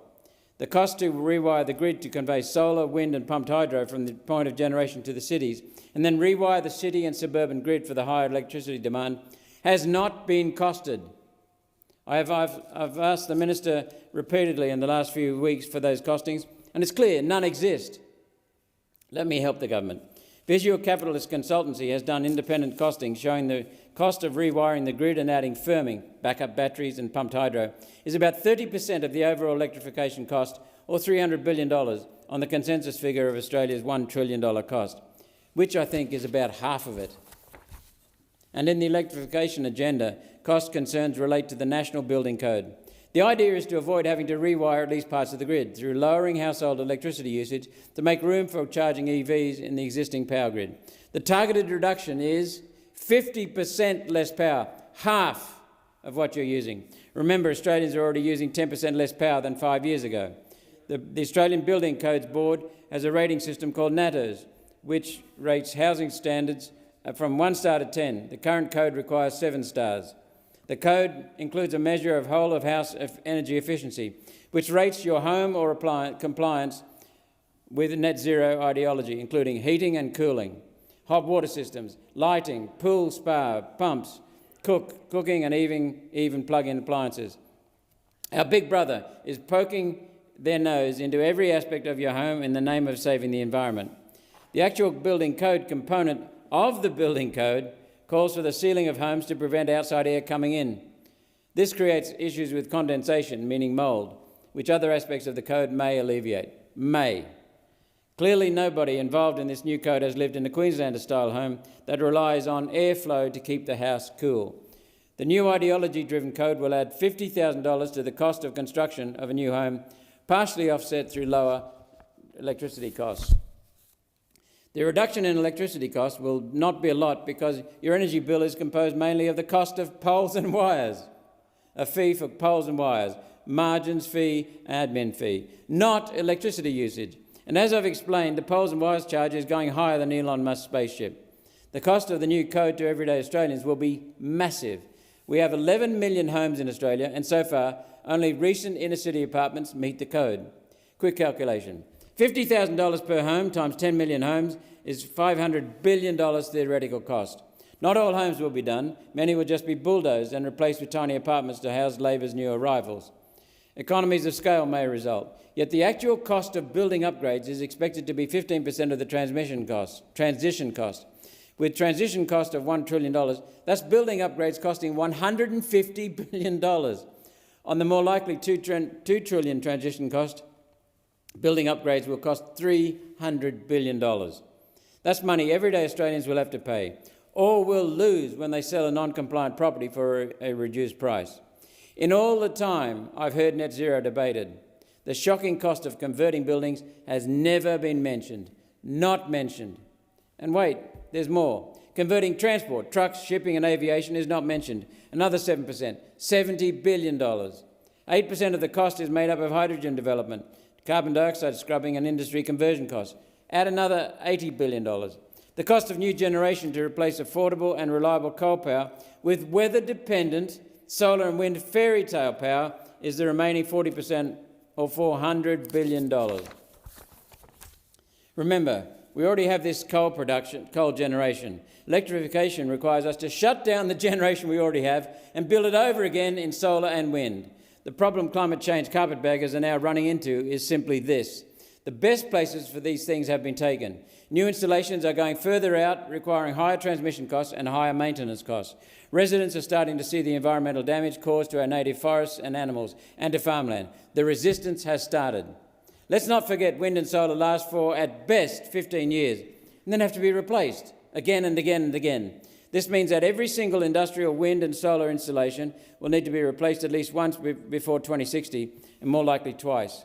The replacement process will be never-ending. Every 15 years, the whole lot gets replaced again and again and again. The transmission network will require constant maintenance. Having added an additional 10,000 kilometres of poles and wires, the extra maintenance cost will remain in electricity bills forever. The truth is the public will never finish paying for net zero electrification.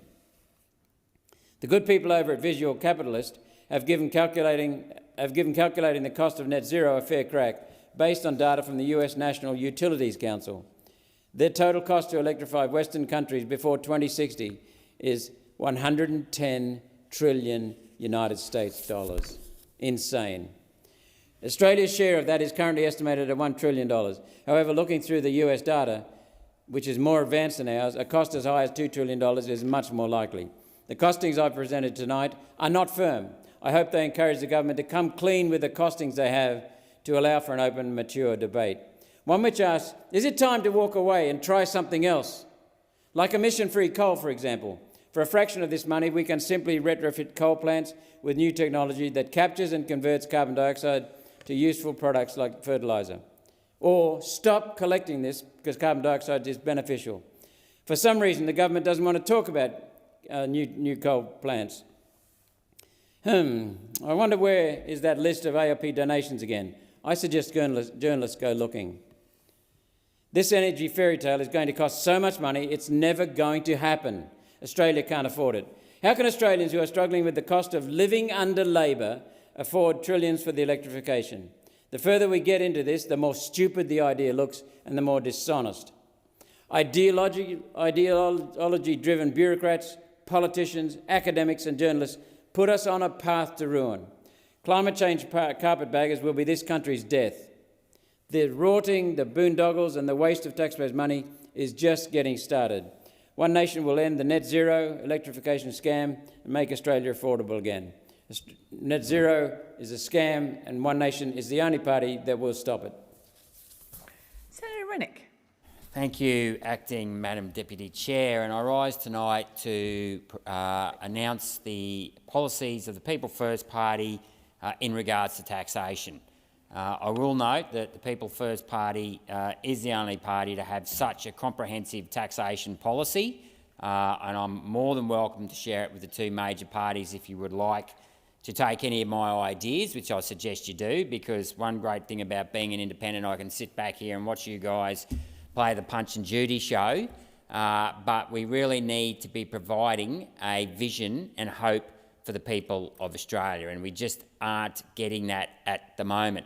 And the first policy that I want to introduce is effectively lifting the tax-free threshold to $40,000. I think it is completely wrong that people that earn at least the cost of living, and to be honest, $40,000 is probably not quite at the cost of living, but I can't afford any more at $40,000 at the moment. But we should not be taxing people if they earn less than the cost of living. It is completely wrong, and we want to reward these people. I believe in reward for effort. The words of our national anthem are wealth for toil. It is not wealth for foreign debt or, watching your asset prices increase because we've got a rapid population increase. Now, the second thing I want to do is I want to change the way superannuation is taxed in this country. For some bizarre reason, superannuation is taxed on your balance and not on income. Now, that is completely perverse because all other legal structures, trusts, companies and your own individual selves are taxed on how much income you earn. And I'll give you an example of how you could have a distortion in the market. If you've got $2.8 million in super and you earn 5%, under the proposed superannuation scheme, you'll only pay 15 cents in the dollar by earning $140,000. But if you only earn 3% over $3 million, you earn, say, $90,000, you would pay 30 cents. So we don't want to see those sort of perverse outcomes. But the beauty of just having a flat, so what the proposal will be is that your first $25,000 in super will be tax-free. And there will be no limits on how much money you can put in or take out or how old you are and all of these other things. It's basically if you decide you want to put money into your superannuation account and split your income, that is up to you. However, we're not going to make it super generous like we have now, where we have multi-millionaires who put a heap of money in under the Costello rules of the early 2000s there, and Dick Smith's one of them, and he openly admits he should be paying more tax in super. We have to have an equitable super system. But the beauty of this system is if you're a young person, you can put all your savings into super and you can effectively split your income so you can earn another $25,000 tax-free to help you save quicker for your house. Now, the next thing I want to do, and not many people will understand this, but it is very important that we lift the rate of withholding tax on profits sent offshore. I'll give you one example. Ireland has a 10% withholding tax, or we have a 10% withholding tax on royalties sent to Ireland. Ireland has a company tax rate of 12.5 cents. So 12.5 cents plus 10 cents is 22.5 cents. It is in the interests of many multinational companies to transfer as much of their profits to Ireland because they'll get a 30-cent tax deduction for it here and they'll only pay 22.5 cents to send it to Ireland. So in the case of Pfizer, for example, and as I was saying it to a couple of politicians this morning, they sent over $1 billion of their profit in 2023 over to Ireland. I'm not sure why Pfizer's even got factories in Ireland, but 7.5 cents of $1 billion is $75 million for the sake of a couple of accounting journals, and it really is that simple. You just do a couple of accounting journals, you justify the arm's length, which for some reason the tax office seems to think that it's okay that Pfizer have an operating profit ratio of 7% when they're here in Australia, when their worldwide operating profit's 40%. And that will be the next step that I will do to tighten offshore profit leakage, is to make sure that we have an operating profit test, operating profit ratio test. So as I just said, Pfizer and Facebook, or Meta, they have worldwide operating profits of about 40%, but their operating profit ratio here in Australia is only 7%. Why is it that the tax office is allowing these multinationals to send so much money overseas when it is clearly looks to be in breach of the arm's length transaction rules? And I'll just quote one other country, Germany, for example, the UK. There's a 5% withholding tax on sending royalties to those countries. Germany has a company tax rate of 15 cents, so 15 plus 5 is 20 cents. You can see that there's a 10-cent arbitrage there if you want to actually transfer profits offshore. We need to stop the leakage, okay, because it's much better to retain earnings here in this country from earnings derived in this country than to let earnings go offshore and then have to borrow money from offshore back into Australia. Now, the other thing we need to do is fix up our franking credits in this country. Franking credits is a dog's breakfast. There's only a handful of countries in the world that actually refund franking credits, and the whole imputation scheme is very complicated and very inefficient. And what we have, when Paul Keating originally introduced the imputation credit scheme, that was probably fair enough. We didn't want double taxation. But then Peter Costello came along in 2000 and started refunding franking credits. Now, in the year 2000, there was about $500 billion in superannuation. I think there was a little bit less than that, actually. Today, there's $3.5 trillion in superannuation. And superannuation is forecast to grow to $10 trillion by 2050. Not quite sure what you're going to invest in, and that's forecast to be about 200% of GDP. But the problem with that is that you're effectively going to end up with superannuation funds owning most of the ASX. So companies will pay 30 cents tax to Canberra, the superannuation fund will then do their tax return, and the Canberra will then repay 15 cents back to the superannuation fund. So effectively, our real company tax now, because you refund so much in franking credits, is actually below 15 cents. Now, we are effectively eroding our company tax base, and we have many people talk about, the big oil companies aren't paying enough tax, etc., etc. Well, we need to stop the erosion of our company tax base. So what I'm proposing is a 25% company tax, but a 15% rebate. So effectively, for small investors, a $10,000 refund, but above $10,000 in franking credits, all you're going to get is a 15% non-refundable rebate, so that your effective rate of tax is 10 cents. Or otherwise, if we don't have that, we are going to erode our company tax base down to zero. It's a little bit complicated, but it's got to be done. The other thing we need to do is abolish the 50% CGT discount. As I discussed earlier today and I posted yesterday, that concession costs the Tax Act $20 billion. And what we've got when that was introduced in the late 90s is that asset prices have rapidly increased. So we need to look at using that money by abolishing that. Bring back cost indexation. I need to stress that you can still index your cost base by the rate of inflation, and that was what we used to do when I first became an accountant back in 1991. That was my first job ever, was to go through and index the cost base. But that is, and in inflation, in a period of inflation, that will actually benefit you if you hold your asset for more than 6 or 7 years anyway, because your cost base will grow by 50%. But that policy will encourage long-term people to take a long-term view on their investing. So we need to look at that. And what I would then use with that $20 billion is to then cut the income tax rate from 30 cents to 20 cents between $45,000 and $65,000, because I believe in reward for effort, I believe in wealth for toil. And I think our income tax rates in this country are way too high. So yet again, We need to flatten our tax structure, lower the rate of tax on those people that get out of bed and put their nose to the grindstone, and reward effort. There's a number of loopholes in the Tax Act that I want to get rid of as well, and I'll discuss them very briefly. Section 128F of 36 Income Tax Act gives a tax-free, allows interest paid offshore to foreign banks to be tax-free.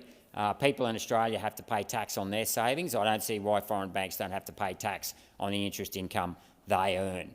I also want to get rid of the CGT exemption for foreigners who own less than 10% of a non-real asset or have a less than 10% of a non-real asset. They should also pay CGT, and that includes water rights. Can you believe it? Foreigners can buy water rights and not have to pay CGT on that. That is not a good thing, so we need to remove that as well. There's another thing in the Tax Act where big Australian multinationals can go offshore, buy companies offshore, and because they buy a permanent establishment offshore, the income earned offshore is not accessible here, but they can use the interest that they borrowed here in Australia as an expense against Australian income. And that lacks symmetry, and Australian taxpayers shouldn't have to be subsidising Australian multinationals to expand offshore. So I look forward to pushing these policies over the next 6 to 8 months. Thank you. The Senate stands adjourned and will meet again tomorrow at 9 a.m.